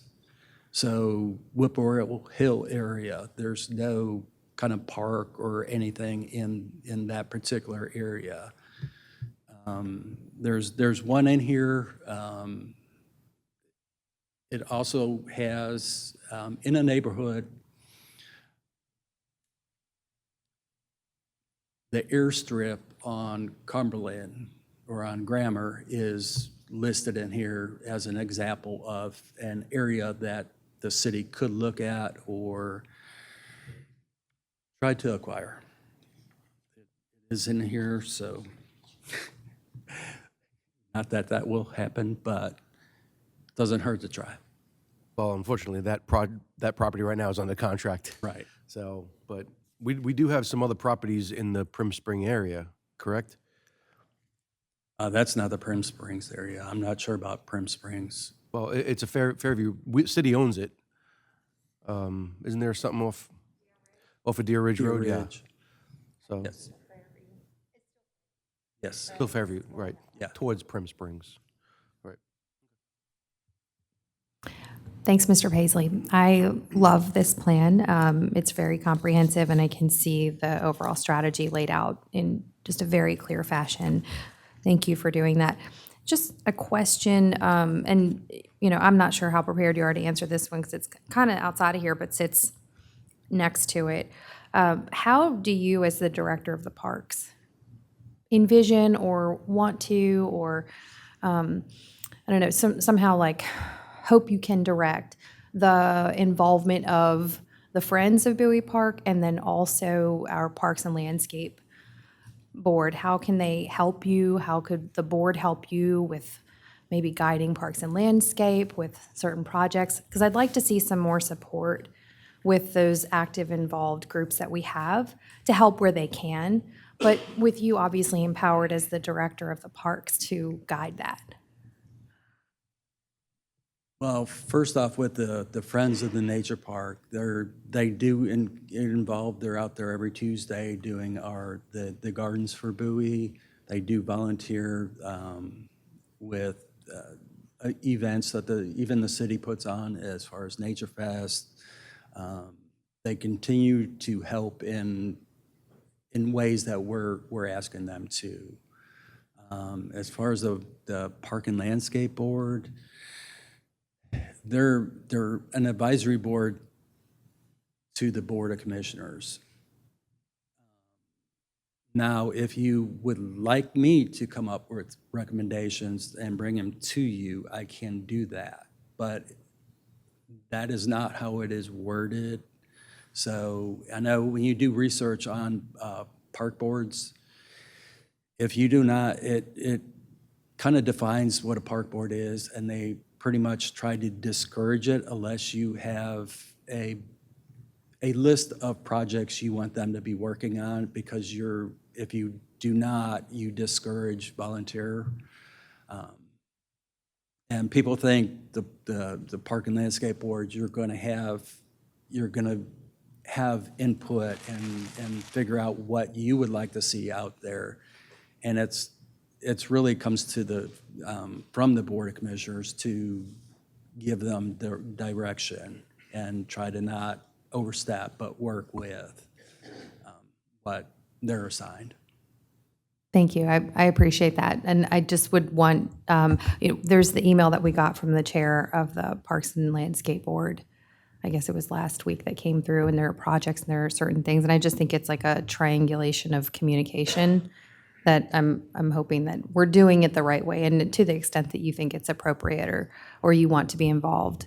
I think your input is very valuable and helpful.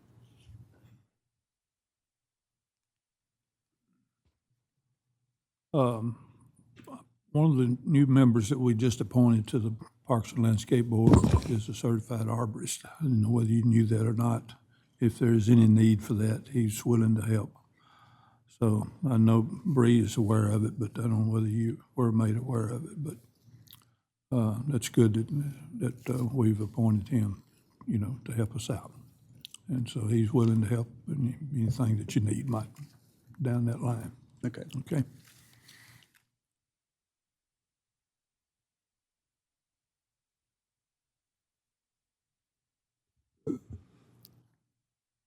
I just love Bree's presentations and everything that's going on at Bowie Nature Park right now with all the programs for the children. There was quite a while when that was not the case. You didn't have the staff. You didn't have not you, but other people, a willingness to have all of those activities. And I love that they're back.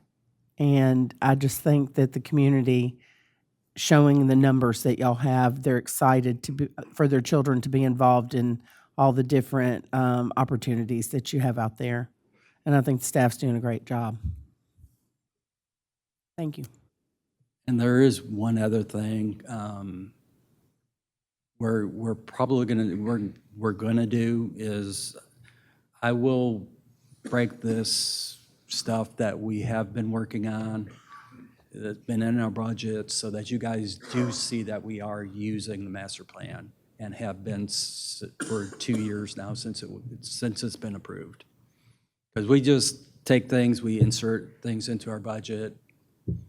You guys really do not. You see numbers, and try to do a better job as far as that, so you guys do realize, and the citizens understand that we are working on the master plan. We have been for a long time, but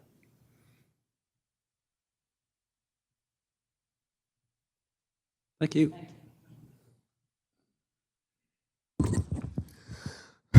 Okay, we have Ben Knox, your finance director, and Ben's got 3 points here. He's states that he's 31 years old, 6'3" tall, and completed his CMFO exam. Ben, I can sympathize. I'm 6'3" also. Yes, sir. I missed the part where you were going to read those out loud to everybody. Should have been listening better. So, thank you. I'll start by reading our mission statement. As fiduciary for the city, conduct all financial business with integrity and in an honest and ethical manner, provide timely, relevant, and accurate financial statements to the elected officials, staff, and to the public, ensure compliance with local, state, and federal laws. I think just due to the size of the department, mine is structured more around kind of personal goals for myself, but also for the department. Starting with year one, I like to maintain and improve processes with accounts payable, receivable, and payroll procedures, just day-to-day operations. Just for information, AP is done weekly, so we try to send those, get payments out weekly for that to ensure that they're done timely, accounts receivable daily. Managing the 2025 audit. Last year was my first year being heavily involved with that, and I believe this year I'll have a better understanding of where they're coming from, what they would like to see. Last year was a learning experience for just seeing where they were trying to come from, just knowing what they want and where to get it from. Next is complete reconciliation training. Last month was my first month doing that. That was big and scary to me. Everything from every time somebody swipes a credit card for their city card or whatever, you have to go and check each thing. Next is assist in the succession planning for our finance clerk position. Our finance clerk has plans. They change day to day, but we believe she'll probably leave within the next year. Some things that I would like to have that position, I guess, added to that position, or some HR duties, such as onboarding, offboarding, general HR assistance, just allow for more time for planning and researching opportunities. Next is initiate the fixed asset module project. That is in NextGen, our accounting software. And I think that this will allow us to have a better and an accurate, up to the date value of assets in our city. And then next is develop and implement a policy training plan. Right now we're using Lexipool. They have opportunities for us to train with them weekly, monthly, kind of run through little scenarios, just to train on our actual policy. And they also keep us federally and state compliant, so that automatically pushes out whenever there's a change in a federal or state statute for us to be in compliance with that, so that we're not giving out information that's dated or incorrect. I think something I thought of today here, or hearing a couple of people, Gina said it for court, but I would like to look for some sort of like unifying credit card processor for the city. Right now, we have a couple of different departments that gather from different companies, and I think it would be very helpful to have them all in one spot. Year two would be complete the fixed asset module project, continue budget training. That was a fun process this year of seeing that from the beginning to the end, knowing what your goals are, and then where to focus your, I guess your funds on what's important. Give me a list of what is important to you and how do we get there. Create a system to store the historical payroll data. That is also from NextGen. We do not use that anymore with Dominion payroll now. And so basically you'd just be exporting the data from NextGen just to where we can store it. And then we could eliminate that module in NextGen, saving us a little bit of money every year. Next one is for payroll. I guess only specific to me, but it would allow us develop and implement a payroll and a GL import process. So this would allow us to, straight from payroll and payroll's put in, it will allow us to transfer that right to NextGen instead of manually entering it. It'll save time. My fat fingers don't always hit the right buttons the first time. Cost me a little time going back to check it. Year 3, I've just got explore increasing staff as the city grows and facilities become available. Like, any questions? Do you feel that prior to year 3, you need assistance in what you're doing now and you're holding back just because there's no room right now or no budget? Is there something that you can utilize just now? I don't feel like now that that staffing is a problem for my department, no, sir. Okay. That's refreshing. That's, there's one. One. That's great. I don't know what all these other guys are talking about. Right.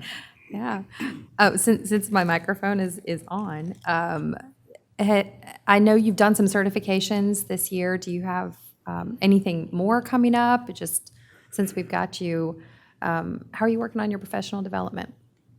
I would like to, since HR is a part of my duties, I would like to take a certification course on that. I think that would be helpful. I think that's can be an uncomfortable thing for many people, and I think that it would be helpful to have some training on that. Yeah, it would definitely make you more comfortable, and then that's also will help with any sort of issues that could arise. It's pretty important to have that training, so glad to hear you'd be doing that. Thank you.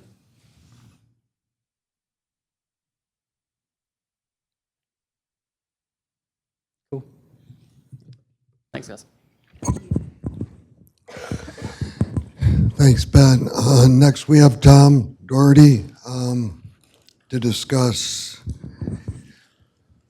Public Works and Administration.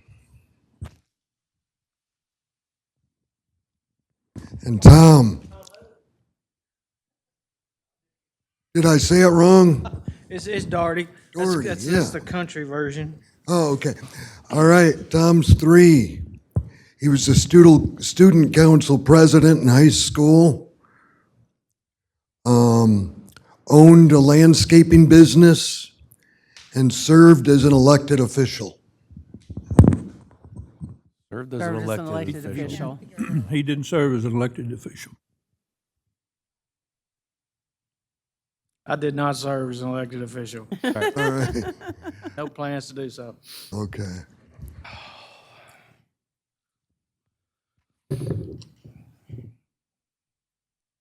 As y'all can tell, we've got a lot of work coming up.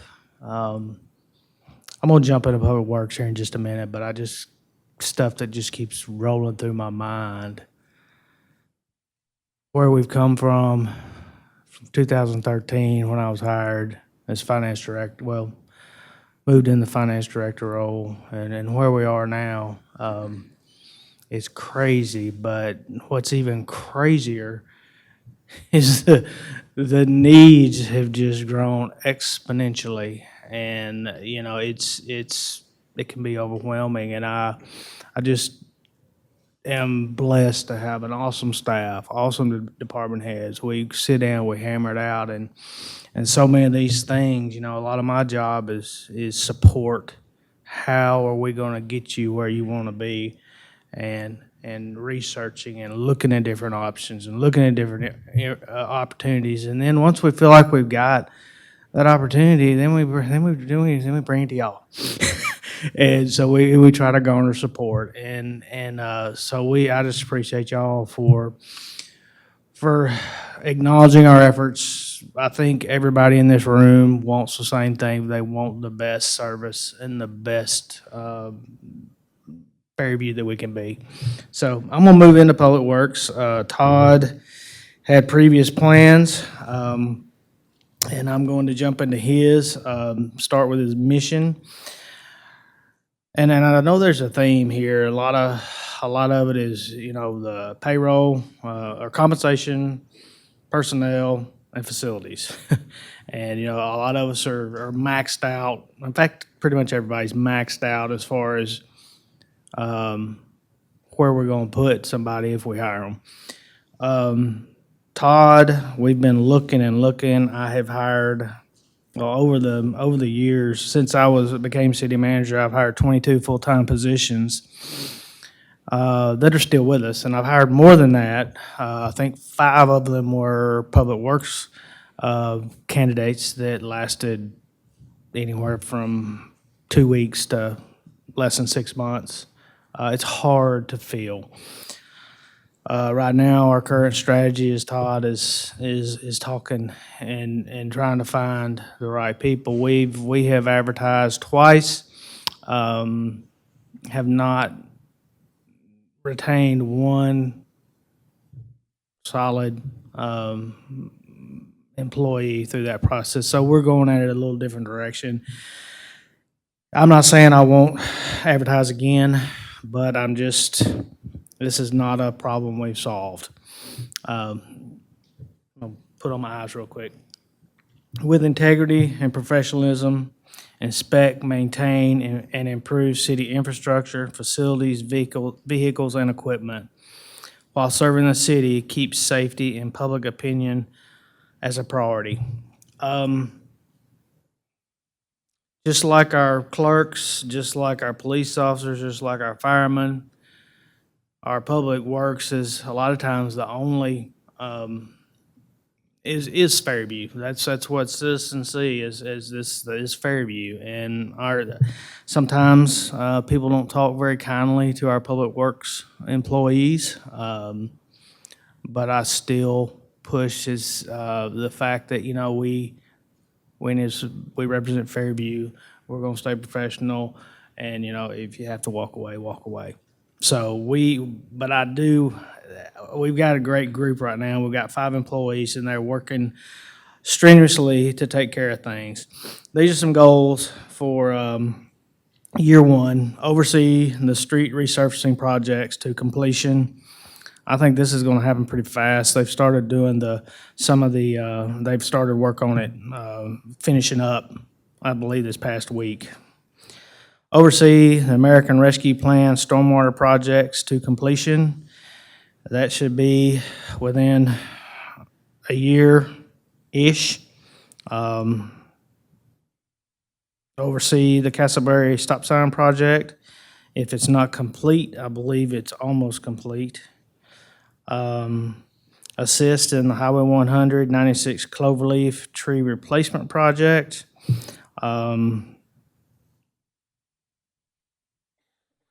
As far as equipment, we plan on adding. We plan on adding a chipper to the equipment. Right now, we have a pretty old one, but we want to get it fixed and keep it in reserve. Or if they decide to take 2 crews out, they can. Right now, we're paying, I think, somewhere between $5,000 and $6,000 a month to rent a chipper right now to complete what we've obligated ourselves to the citizens. So, that's going to be something that'll be coming. We want to add a dump truck and a plow to the equipment. This will help aid in several different areas. The plow during if we have a snow event, and then the dump truck has multiple uses. We've had a goal ever since I've been here to try to increase staff by 1 to 2 employees a year. That is still a goal, but it's not just getting a warm body. We want to hire the right person. And this is a big thing that Ethan talked about earlier. The GovWell is the new planning software. We can set that up and implement it, and Public Works can use it where it's a lot better system than a Post-it note or, hey, this person needs help or blah, blah, blah. It's going to be a electronic citizen request portal where citizens can put in their requests, and then it's right there, easily accessible to Public Works, and they can hopefully work much more efficiently. Year 2, same thing about increasing staff. We want to reconfigure the salt bin and other stockpile material bin area.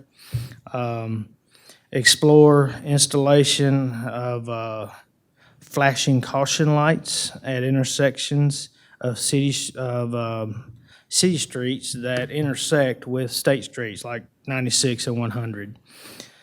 Something that I think it really helps everybody, you know, and of course, we're working on Cumberland and 100. I don't know if y'all seen the real big stop sign ahead signs on Cumberland now, but we even think a flashing light would be a good thing. So a lot of things where we're going into state highways where there's more speed involved, we think that could be a really good thing. It's not super inexpensive, but maybe we can hit it in phases. And then in year 2, we're looking at adding a bucket truck to the equipment. There's a lot of areas where we could use that. Year 3, continue to increase staff and equipment to serve the growth of the city. And one big thing we got coming up is we need to replace the roadside tractor that we do the roadside mowing, and they also raise that boom up to top trees and such. Yeah, and you know, we probably need to look at salary increases in this department as well. I don't think we're anywhere close to behind is public safety. But it's kind of like one of the things we're looking for. We want to be somewhere in the middle. We're not trying to compete with the big cities, but we need to be able to retain our employees once we get the right ones. And that's, I guess, my report for Public Works. Darty, Yes. you had mentioned overseeing the resurfacing projects to completion. You said they'd be done in the past week or in the next week? I think the only one that's maybe finished is the Castleberry stop sign. The other 2 will be 12 to 18 months. No, I meant the resurfacing. Yeah, I believe they've started. I don't think it'll be finished in a week. Oh, okay. I That's think what it'll you had be, I think maybe a month. Also, how many months are we renting the chipper just now? I believe we've rented it for a month. For 1 month? I don't remember paying a bill yet, but I'm sure it'll be coming shortly. Right. Do we have a schedule for the Cloverleaf tree project? It'll be this fall. Nothing, no set date. We've got to get the exact vegetation and trees we're going to put in. But just as soon as we do that, I'm thinking we can. It's not as much as everybody thinks it is. I think staff can probably plant those. And last item was, I know I brought this up in a past board meeting. As far as looking at options to hire rather than contract things out. So if we're paying $30,000, $40,000, $50,000 for mowing or whatever the number is, I don't know. I'm not going to quote that. Would it be beneficial to hire someone full-time to do that? We've looked at it. It's a little different with Public Works. The key is for them to realize they don't just, all they want to do is mow. Because they're going to have to be cross-trained in a lot of different areas. They can't, you know, we're not going to pay you just to do nothing in January. You know, you're going to have to be able to do other things. So the way we did it in the past was, and of course, we had a lot more staff, very qualified staff. Early part of my career, the Public Works Department did the streets, and then Parks Department did City Hall, Triangle School, and the parks. We're looking at that right now. It's manpower, and you know, once you factor in buying the equipment, you know, a good mower these days is pushing like a car. I mean, $15,000 to $20,000. So then you add that in, then you added in benefits and this and that, and it probably economically better for us to contract out, but we also want our properties to look good, and I have not been satisfied this year. Thank you. This reminded me about something I wanted to mention. We've had previous conversations in the board about how to maybe calm traffic and slow it down. And driving through Bellevue on 100, they've got those new signs with flashing lights that tell you when you're speeding. And not that I'm ever speeding, but I think other people see that and it slows them down a little bit maybe. So it's just something I've wanted to put out there, and maybe, I don't know if this would be Mr. Bratcher or if it would be you, to just kind of put a cost out there and see what it would take to put a few of those signs around the city in some of those places where we could use that reminder to folks. Yeah, I think we've looked at several things, and we'll address this. We'll push on this initiative. They've got the signs, this is where you're driving, and it shows you how fast you're going, and that is good. And, a lot of it is, you spend a lot of money on that. It seems like the vandalism and people tearing up your stuff, it's so we want to be strategic on where we put it and make sure we can kind of halfway take care of it. I think the flashing lights are good, and anything that has a radar with it, we're going to really have to be strategic and make sure those assets are protected. You care if I give an update on the highway cloverleaf? This is some discussion that we had at the Parks and Landscape Board meeting the other night.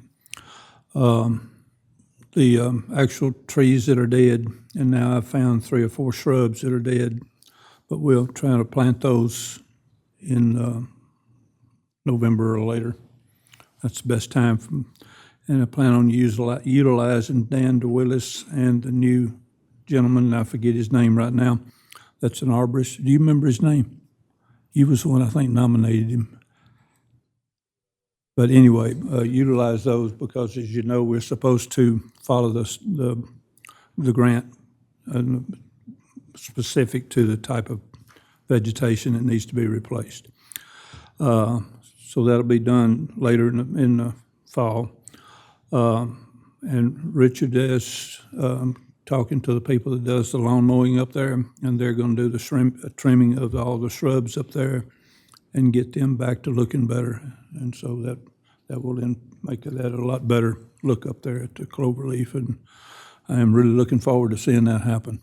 Anyway, that's the update that I have from the Parks and Landscape Board the other night. Thank you.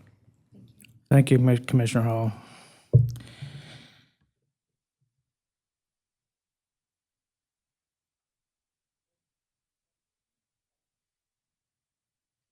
As far as implementation of the GovWell by the citizens, how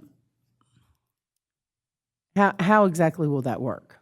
When they're, doing, I guess, requests for, I don't know, if they, let us know that there's a pothole or something like that. I believe it's going to be set up as an online portal, but they can also call in, and then we can enter it in as well. Okay. So when you say online portal, would it be accessed through our city website? Or It would be through Facebook? GovWell, just like the. So they'll yeah. they'll actually go into GovWell. Yes, there'll be a link, That's- and they can go in there, type it up, or if they want to call our office, then we can type it up. It's a way to track tasks and activities where it's, not somebody comes in and says, hey, I need this, and then you jot it down, and maybe you accidentally forget to give it to them, or somehow the message gets lost. So if they're reporting something, who would they speak with in the city? If it's in, Marissa is the administrative assistant for Public Works and Planning and Codes, so she fields all those calls. So, she would, So it'd be she would direct it where it needs to go.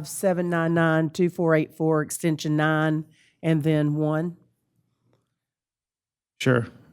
Okay. I don't call it. I just know Yeah, she is the point of contact. Okay. So that's just good to know because I get people ask me and I give them extension 9, but if I know it's Marissa, then I'll tell them to hit 9, then 1. Okay. Thank you. 9 and 1. I learned something today. Well, 9 goes to public work. 9 goes to our codes and then 1 goes to Marissa. So. Perfect. Thank you Thank you. for that part. Anything else? No?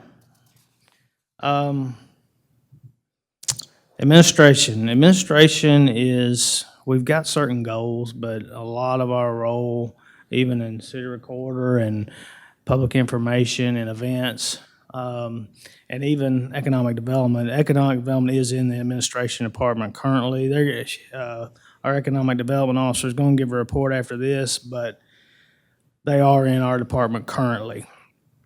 But a lot of it is support for our department heads, other departments, things that they want to get done, getting communication out, getting resolutions, ordinances ready for you guys, getting information out for you guys to review.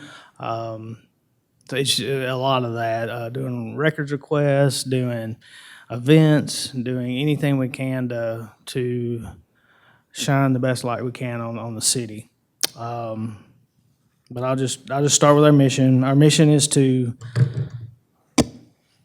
operate with integrity and efficiency as we facilitate services that enhance the quality of life for our community. City records are safeguarded, departments and elected officials are supported, and information is transparent and accessible. That's our goal. I'm sure we fall short, but that's what we're striving to do. On years, I put year 1+ because I don't have anything in 2, 3, and 4 except what the other departments have. I don't have anything. We've got a list of things we want to get done in administration as quickly as possible. Here we go. We would like to develop and implement a citywide intranet where we could increase efficiency and productivity between departments.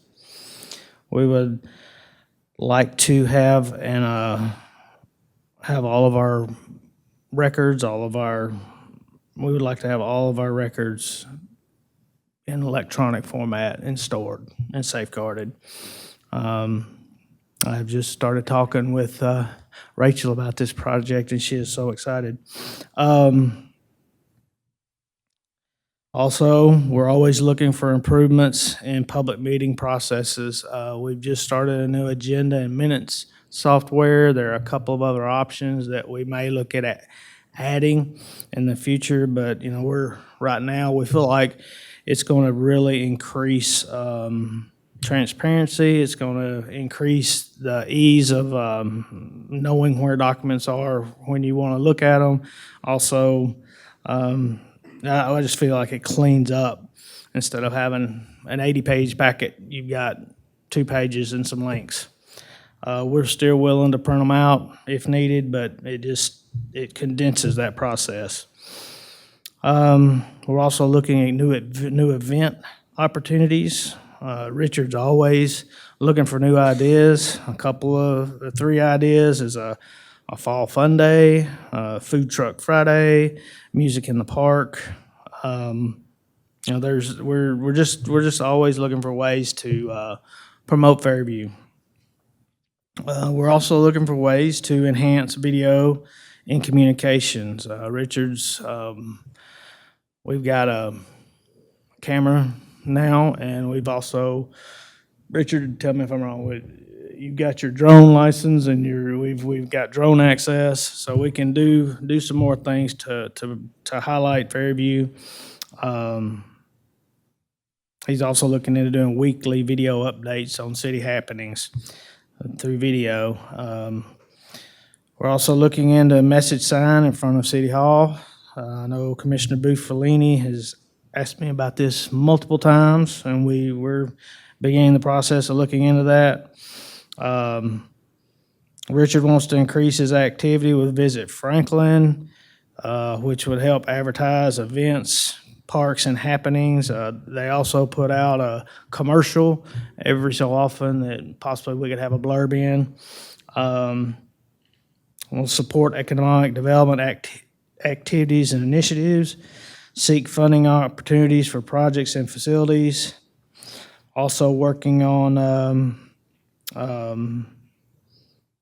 employee evaluation system for employees outside of public safety. And I guess on my end as city manager, part of the administration,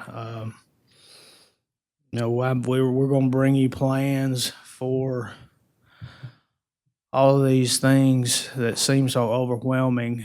And believe me, they do to me too. But there are ways that we're looking at opportunities and ways to leverage our resources. Did I already talk about when I first got here? And I don't think I gave the numbers, but just to give you, we've when I first got here, we had an operating budget of $4.5 million. Now, granted, we were not in a very good financial place, and this year we've got an operating budget of 12.3.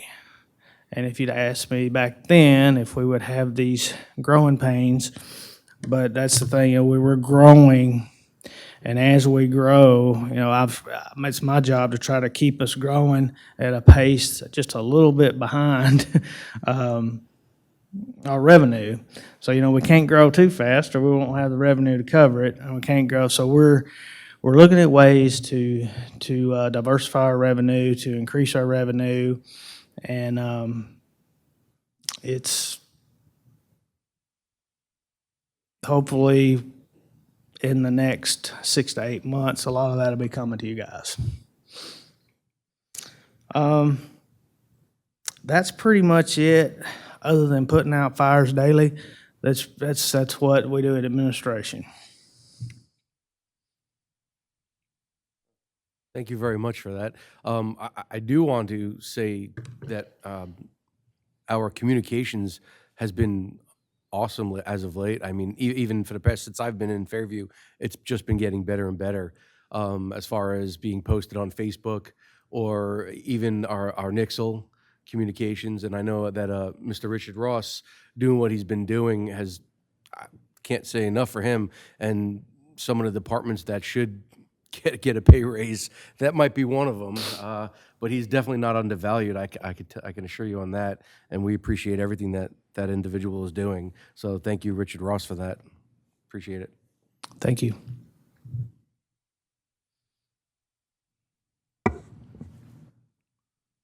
One question on the amount we still owe on City Hall. Do we still owe quite a bit of money on that?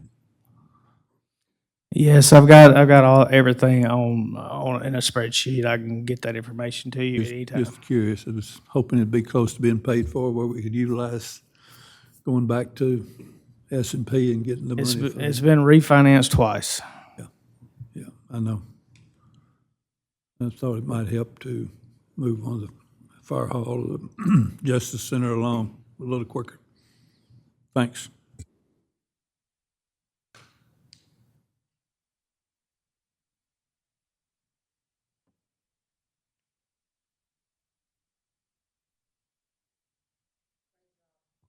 Thank you. Okay, next we have Patty Carroll, Economic Development. And Patty's 3 statements here. She likes to eat cold leftovers. She met Ronald Reagan, and she's writing a book.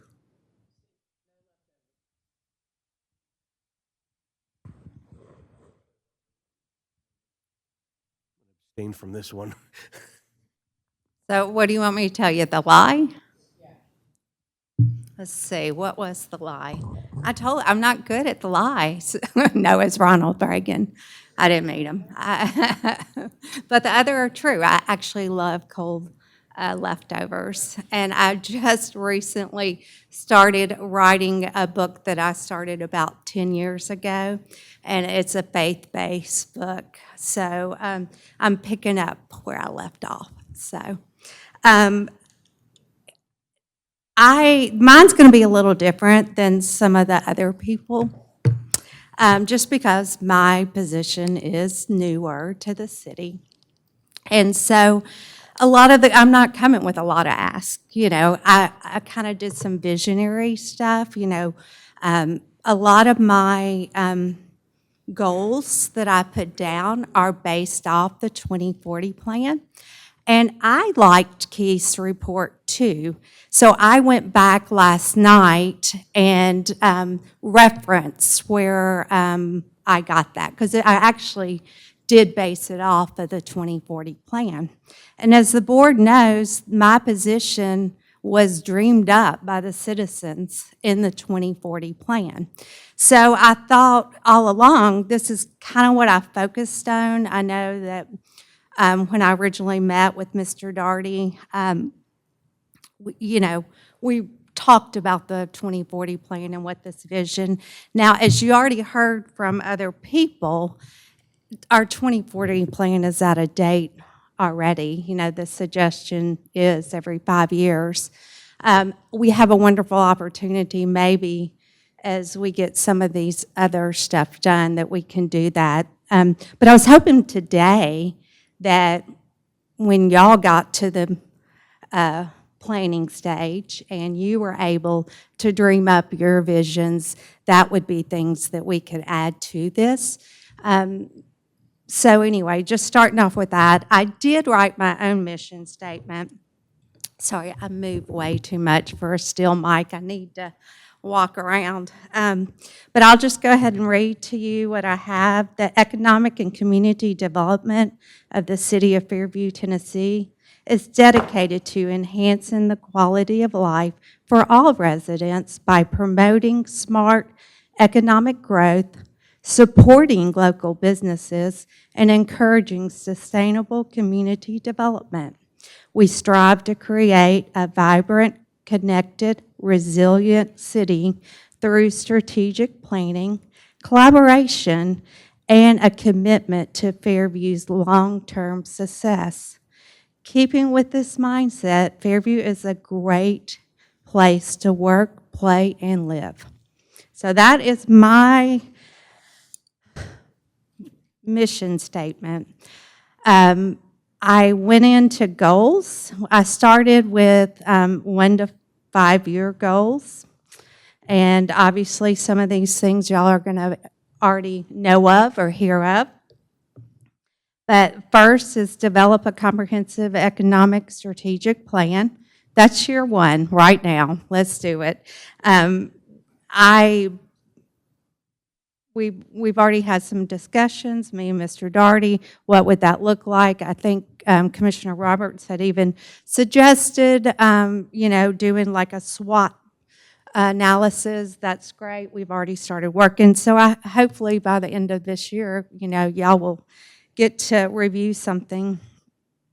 But moving forward, finalize and adopt a community-wide economic development strategic plan, including market trends, a SWOT analysis, growth zones, and implementation of a roadmap.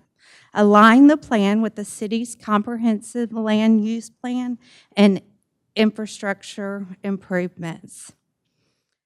2, attach target businesses and industry sectors. Identify 2 or 3 key industry sectors like light manufacturing, green tech, tourism, and healthcare. And actively market Fairview as a destination. Secure new commercial development and major business investment alignment with strategic goal. Number 3, programs. Coordinate with the state agencies, collaborate with state officials to identify and secure available incentives for new businesses and companies considering to relocate to the area.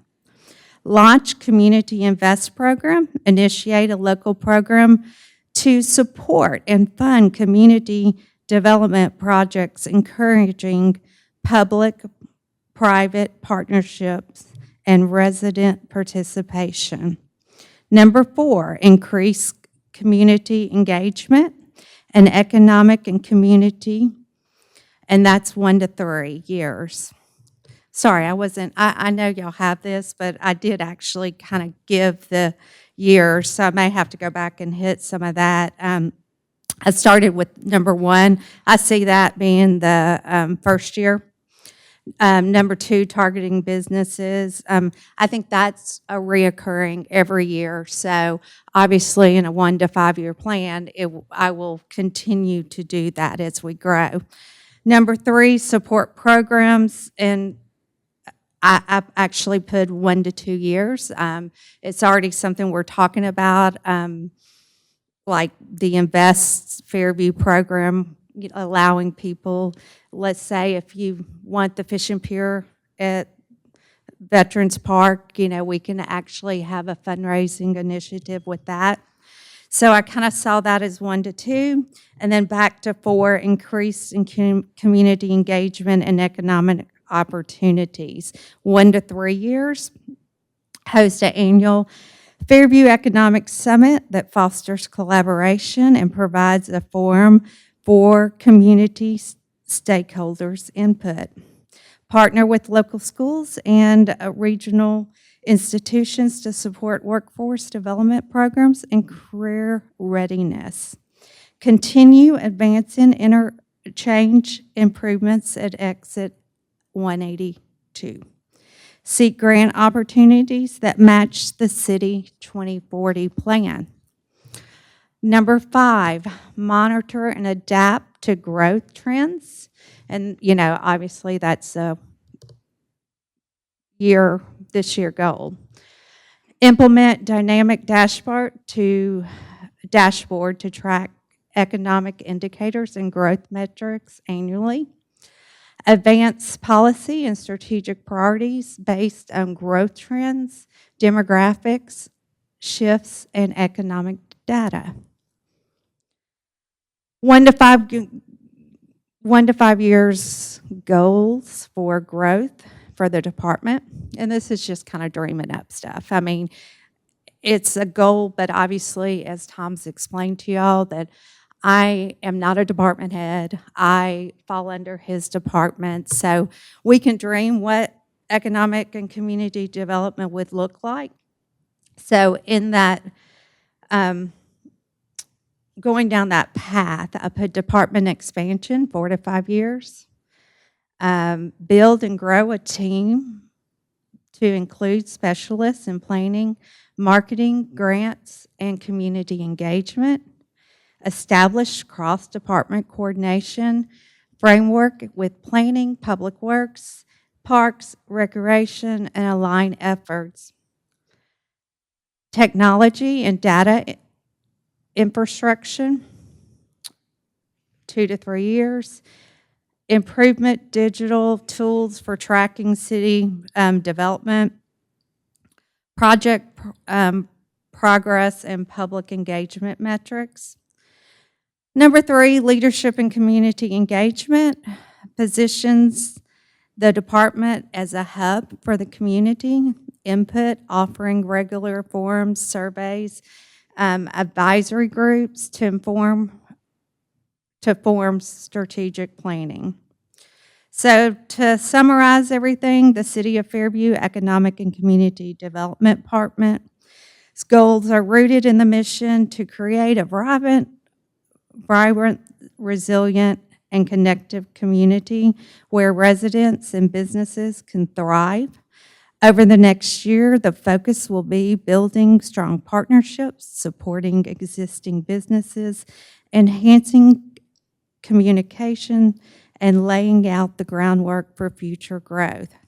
Looking ahead to the next 5 years, the city is committed to strategic planning, target business attractions, data-driven decision-making, and community-focused development. By aligning efforts across government, business, and partnerships, Fairview will be well-positioned to embrace smart economic growth, enhance quality of life, and ensure long-term prosperity while keeping Fairview a great place to work, play, and live.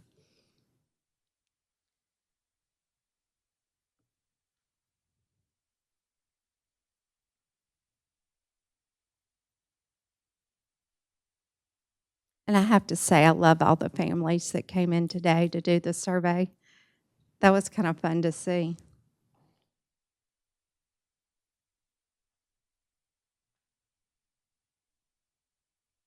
Any questions? Statements? As I did say earlier, I hope y'all, this is a unique, fun position for me because there's so much opportunity. And knowing as a board, if y'all come together with what your vision is, I'm in a unique situation where I can help see that through, and that excites me. Excuse me. Ms. Patty, now that we've passed the lighting grant, is there any time frame of when that might come about? What was it? The lighting at the interstate? Once it starts, we're next in line for it. And so once the project starts, it will be 18 months. Now, they said they should be able to know or tell us pretty soon a timeline. But for right now, like any TDOT project, you can pretty much assume that it's going to take, 18 months to complete. There is a piece of property out there that's a little over 5 acres. It's kind of growed up now that would make a perfect spot for a hotel. Oh, yeah? And I will be glad to point it out to you. The sign's actually about hidden from overgrowth and everything, but the sign is still there, which that 5 acres would probably qualify for a nice hotel with plenty of parking. So I'll be glad to point that out to you one day. I'd love it. I tell the real estate agents, please let me know anytime you have, because we get calls about, commercial, about industrial, all the time. So, if our property meets, I have opportunities to, when site selectors come. So knowing the property it's key for me. I know back during the Softball World Series, that was a key thing here that would have been nice to have had our own Yeah. hotel. And hopefully that way a restaurant will come along with it one day. Yeah, I agree. Okay. Thank you. Thank you, Ms. Carroll, for your report and for this plan. It is clear what the goals are for it. I've got 2 questions. The first, your title is Economic Development Officer. So I've noticed in this plan, you've added a community aspect to that. Is that something that we can talk about today? Because that's a new piece. Mm-hmm. Well, I have economic and community development, so it kind of falls under, but yeah, sure, talk about whatever you want. Well, you added it. It's not part of your title. Was it just to be illustrative for the purposes of this conversation, or is it something that you and Mr. Daugherty have talked about updating for your title? Well, I don't know that it's something updated, but it's really part of the community. Are you talking like community outreach stuff and development, or I don't know? Well, I don't know. I'm not talking. I'm asking you why it's in your title, because it's not in your title of your job. So I'm just asking you about that. Like, what does that mean? Well, on my cards, it says Economic and Community Development Officer. So that's just how I referred to it.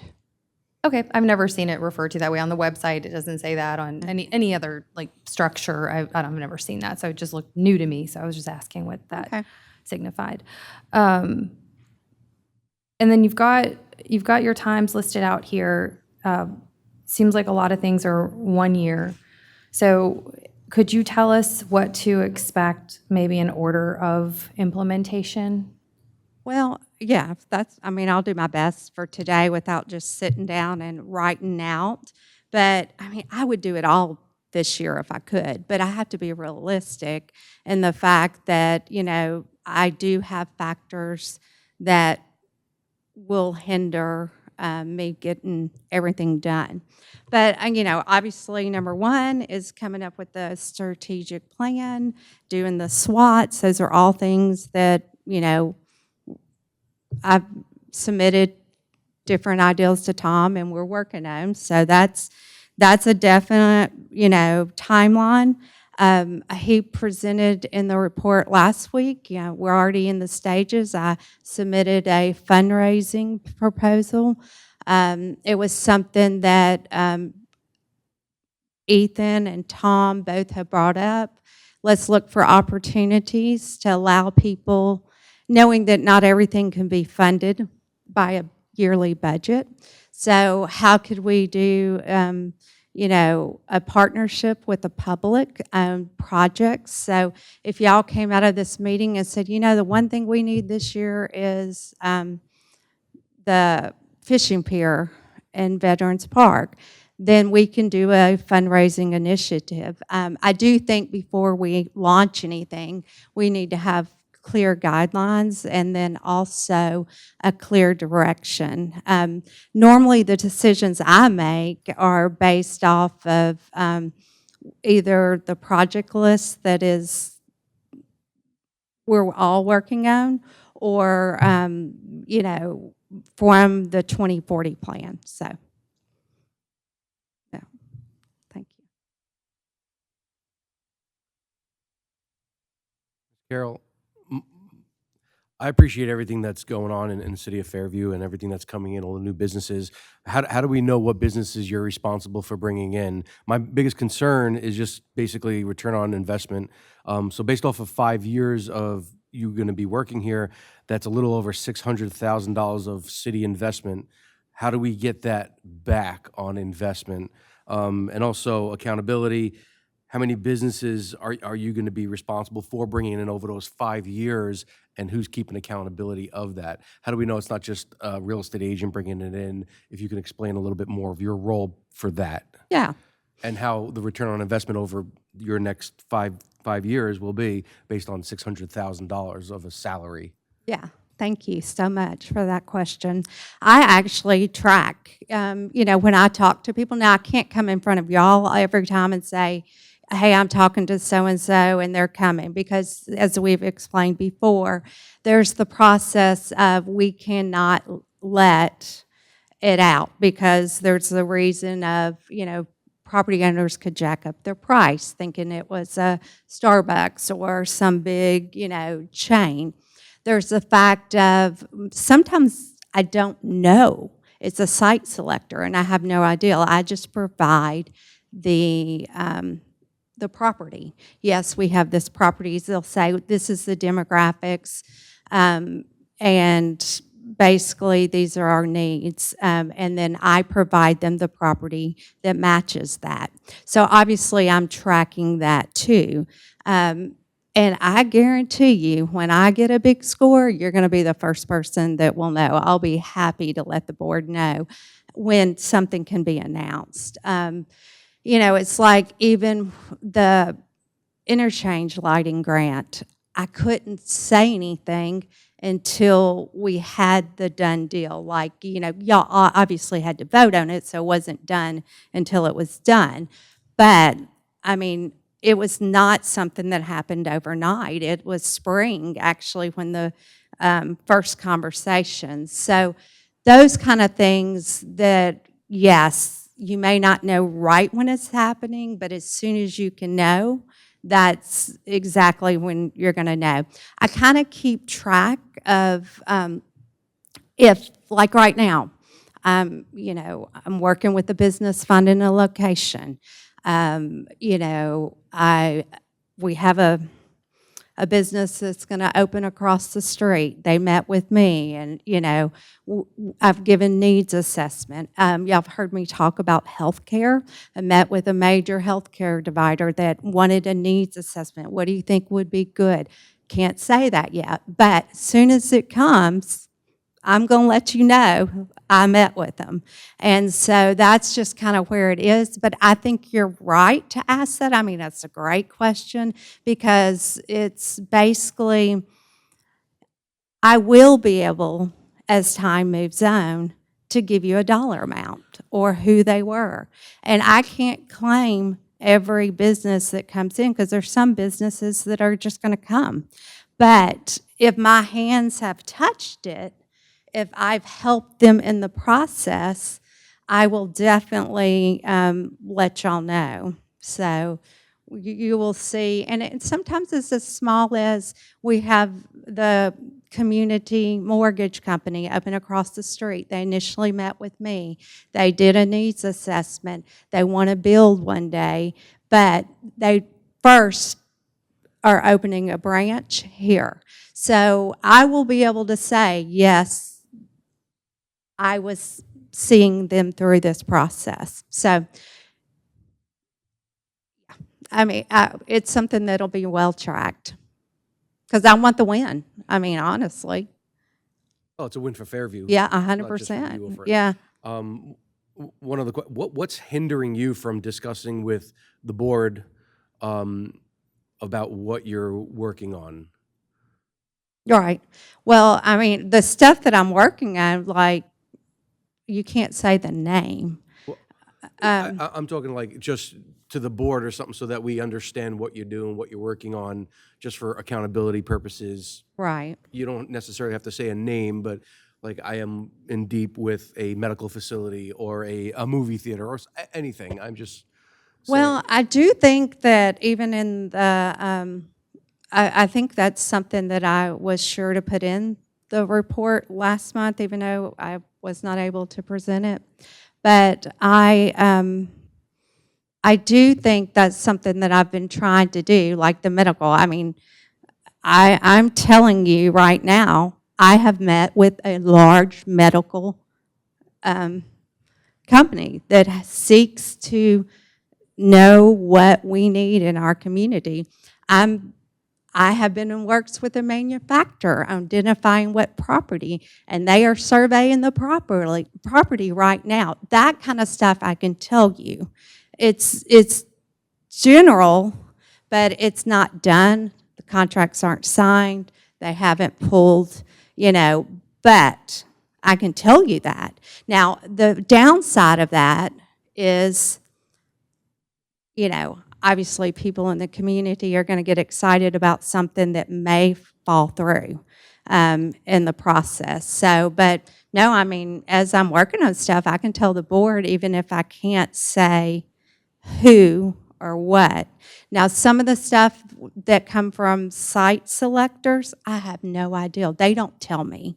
Like when you get a site selector request, they do not disclose any of that. And that's why some of these big companies and manufacturers, they do not want you to know who they are. So that's, all I can say is I got a request for information. So, and I'm happy to share it. I mean, listen, I know this position, you need as much transparency as possible. And, and I'm happy to provide it. But realizing that I can't always disclose everything is just the nature of the business. If you talk to other economic community development people, they're all in the same boat. They're all going to tell you the same thing. And it's just the nature of the business.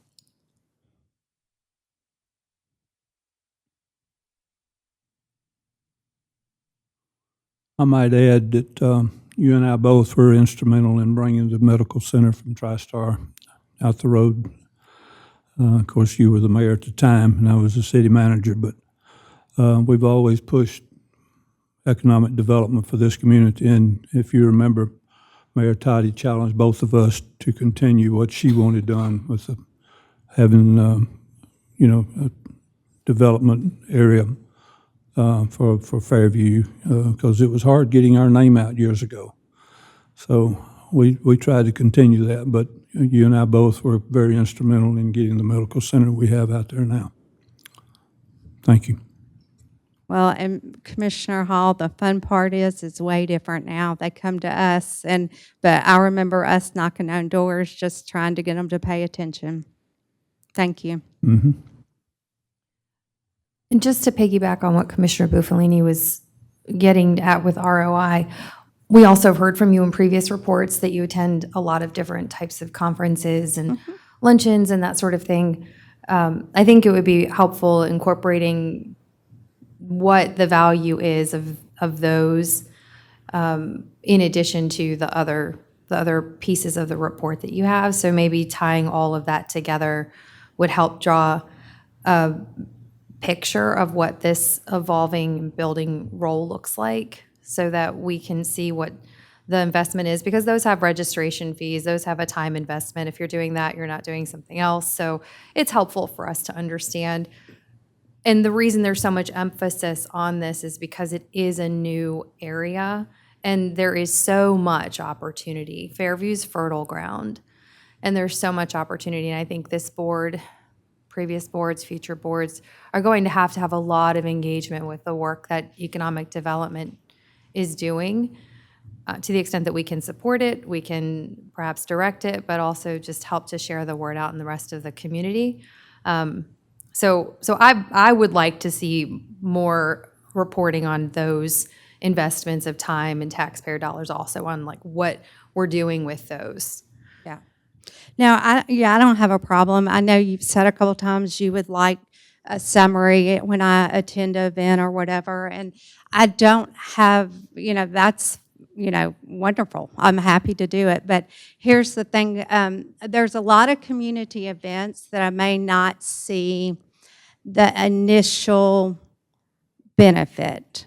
But what happens is when you go to enough community events, they know who to call. So this healthcare, contact, I actually got it because I was invited as a board of directors member of Williamson, Inc.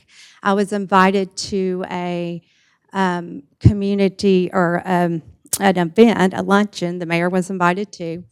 But at the time, we had a senator speaking, and so then we had a question and answer. And so I raised my hand and wanted to ask her, about affordable housing, because right now we're seeing a real issue with the costs and kids not being able to find, buy homes. So I asked a question about interest rate. And in my comments, I made the comment, I said, Fairview used to be affordable housing for the rest of Williamson County. What can we do? Because now Fairview's not affordable housing. We have $2 million subdivisions being developed in our community, and the average cost is starting at $500,000. Simple question, she answered it. So after it, the CEO came up and said, we have been thinking about Fairview, but you've got our interest. I want to send somebody out to do a needs assessment on what you would want. So that's an example that I can't always show, but I can say what the meeting was about, who came, that kind of stuff. So just to give you a, I know sometimes benefits, it was like the coffee. I shared with the vice mayor. I had a couple of people come up to me at this coffee. Now, they had been coming to coffees, but they came up after the coffee and said, I got 4 leads from this coffee. This is wonderful, and gave me a lot of praise for it. So, and then I had the hosts come up and say they got 4 leads. And actually the one before said they got a customer and 3 leads. So anyway, it's just some of my job is the long game. And that's the hard part to understand. Like, not everybody may always get something. And just like me going, like with y'all, to some of these events, it's not that every time you're going to have a dollar value, but when you get that score, it's going to be, it will make a huge community impact. So anyway, and we can talk more. I mean, I don't want to take everybody's time up about, in these events, what you would like me to be able to present. That would be, good, just any feedback about that. I'm happy to do. So I've tried to, as you've talked to me, I've tried to improve my directions of knowing you have certain expectations in the position that I've tried to gear them toward, and that's for anybody. I would love for y'all to feel as confident about this position in the community and supportive about the position, because it makes all the difference. And I get, y'all are overseeing tax dollars, people's hard-earned money. And so you want to make sure that, you're being smart about how you're spending those tax dollars. And there's a lot of needs in the community. But some of the grant opportunities are, as y'all know too well, the lighting interstate change. We had bond money. We have a time limit.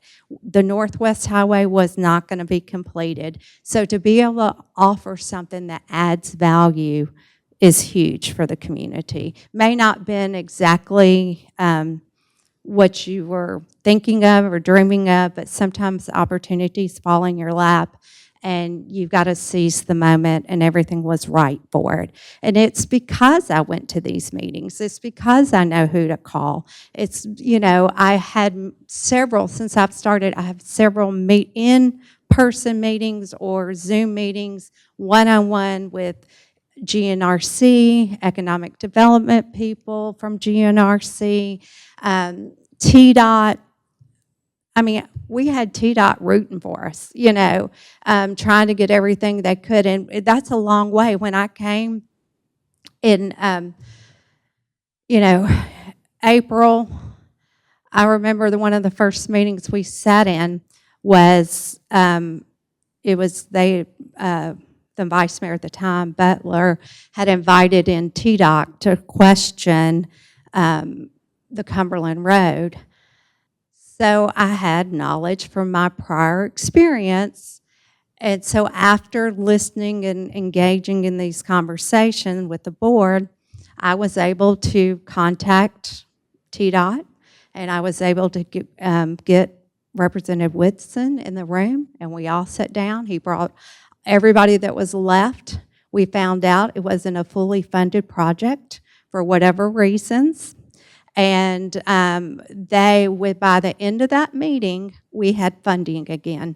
And that's a $6 million project that I could put my name on back then, and I can put it on now. So, I mean, for this year, you could put $6 million plus $2, $8 million.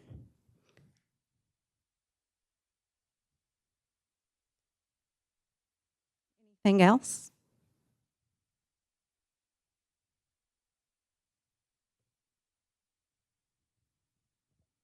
Ms. Carroll? Okay, given the time of day, I've been looking at our agenda, and what I'm going to do, instead of us going through this vision and mission statement right now, I'm going to give you guys a little bit of a homework assignment between now and the next time we get together for a work session prior to a council meeting. And that is, I'm going to get you the mission and vision statement, and I want you to read through it and edit it to your desires. Rewrite it, whatever you want to do. And if you get that to Mr. Doherty, he can get that back to me. Along with that, I would like you to do 5 one-year goals each for the community. These aren't individual goals, they're community goals. So 5 short-term 1-year goals, 5 mid-range 1 to 3 year goals, and then 5 long-range 3 to 5 year goals. If you could even write them on the back of or in with the vision and mission statement. That'll save us a lot of time when we sit down and we do our goal setting and prioritization.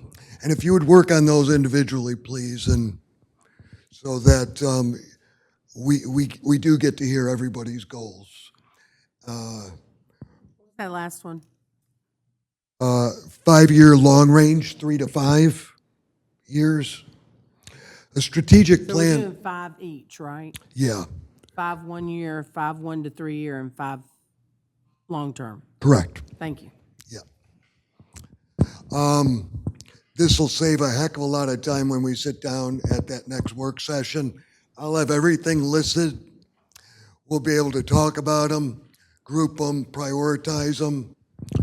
You'll get to rank them, and we'll go from there. It'll speed it up exponentially. So I want to thank all of you for having me today, and this is my job. I'm here to help you.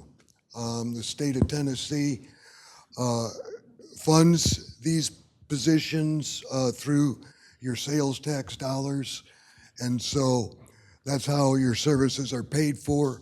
MTAS and IPS doesn't cost you anything, and you need to take advantage of that. And I'm glad to be here. I've had a really good time working with Tom the last year, and we get together and see each other a lot. So, I'd like to go through the commissioners' truth and lies. okay. That'd be fun. Yeah, we definitely can do that. All right. I love like game shows, so this is like fun for me. Before we do that, I do want to say one thing. As we've been sitting here today, I've been keeping track of everyone that's been coming in and voting. We've had 24 adults and 7 kids come in and vote for the new city welcome signage. So is that something that we can keep open longer or not? Today, but doesn't matter to me.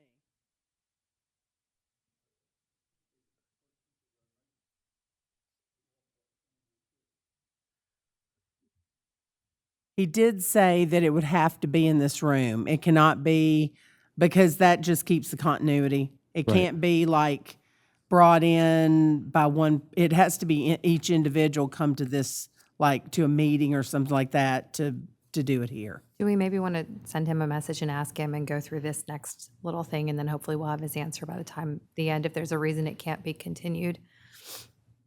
So we can circle back to this after we finish. I agree. And that way Ethan can tell us what would work. Okay. Thank you. Okay. Commissioner Don, Okay. 2 truths and a lie. He's in several movies and TV shows. He's a good cook. And he loves to visit New York. The first one. The cook thing. It is New York. New No, York not is the the cook lie. thing, the first one, the I- movie one. New York is the lie. I get anxiety just thinking about going back to New York, and I choose never to go back there ever again.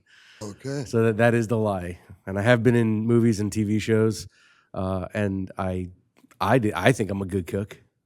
Well, with a name like that, you sound like you've been in movies. I have. I can't say which ones. You can look it up at IMDb, but Okay. So you're a movie star. definitely not. But I've been in movies. I'm not a star. If I was a star, I'd have a bigger house. Commissioner Carolyn, number 1, I sang at the White House during the Christmas tours, their Christmas tours. My best marathon time is 4 hours and 50 minutes. And when I was in my 20s, I worked at a racetrack walking horses after morning exercise. The White House.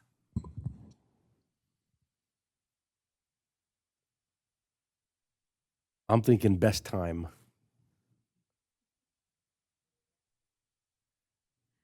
It's my best time. I would love to get a marathon in under 5 hours, but I was going to say, that's good. That's like No, I a thought record. as much as you walk and everything, I figured I was like, that's a record. you had, I'm you know, that one slow. down. So you're a singer. Sang in the bathroom at the White House. I did not sing in the bathroom at the White House. Yes, I love to sing. We can go to Good. karaoke sometime. I would just like personally to be able to run a marathon. I've done several halves, and when I get done, there's no way I'd do it again. So, okay. Commissioner Wayne,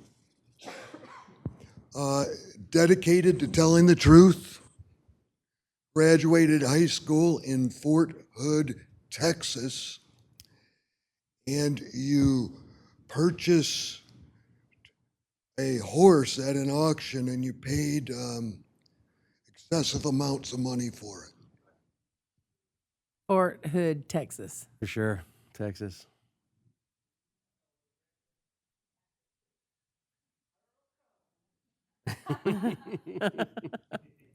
So that's right, Fort Hood is the, oh, okay. Oh. Well, we know you tell the truth. So it's the horse. Yeah, there we go. Oh my goodness. Yeah. Well, that's always the case. Turn your mic on. When she went to the auction with me, she understood why you get the fever when you go to an auction. And it's your wife's favorite horse, right? Or it was. Yeah. Okay, Mayor. Oh, I'll get to him. I just did this in the order I stacked them. I'm teasing. Okay. Southeastern fighting champion in karate. Fell off a 60-foot cliff in Gatlinburg. I was just there. There are a lot of those. And then professional abstract painter.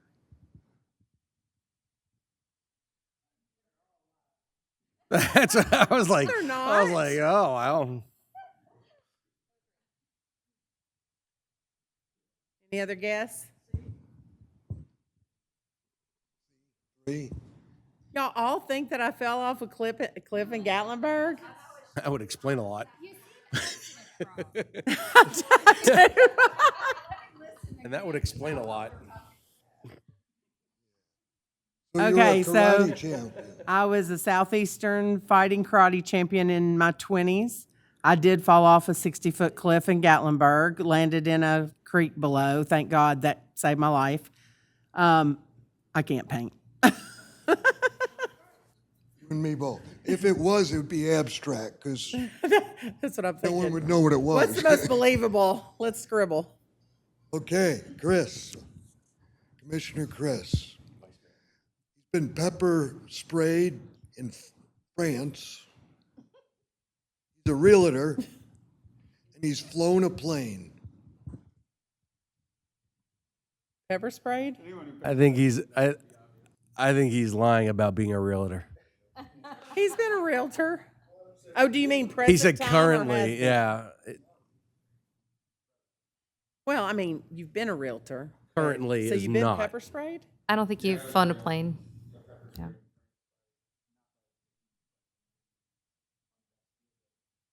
Flying a plane then?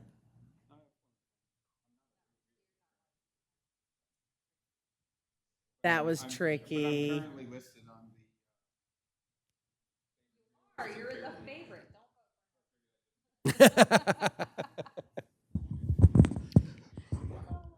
You guys want to hear mine? Yes.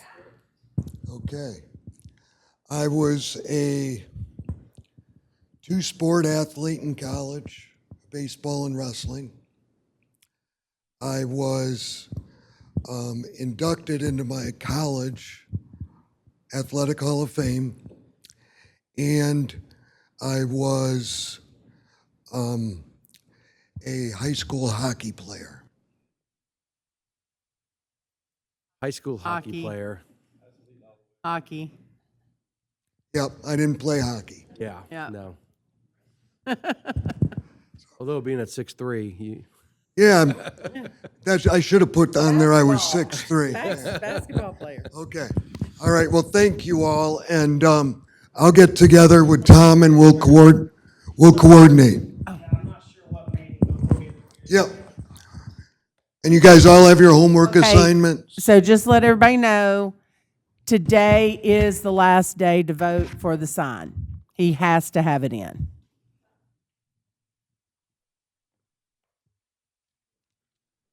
So if you're here and you haven't voted, please vote before you leave.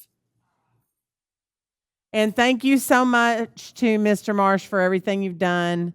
And we look forward to the work session.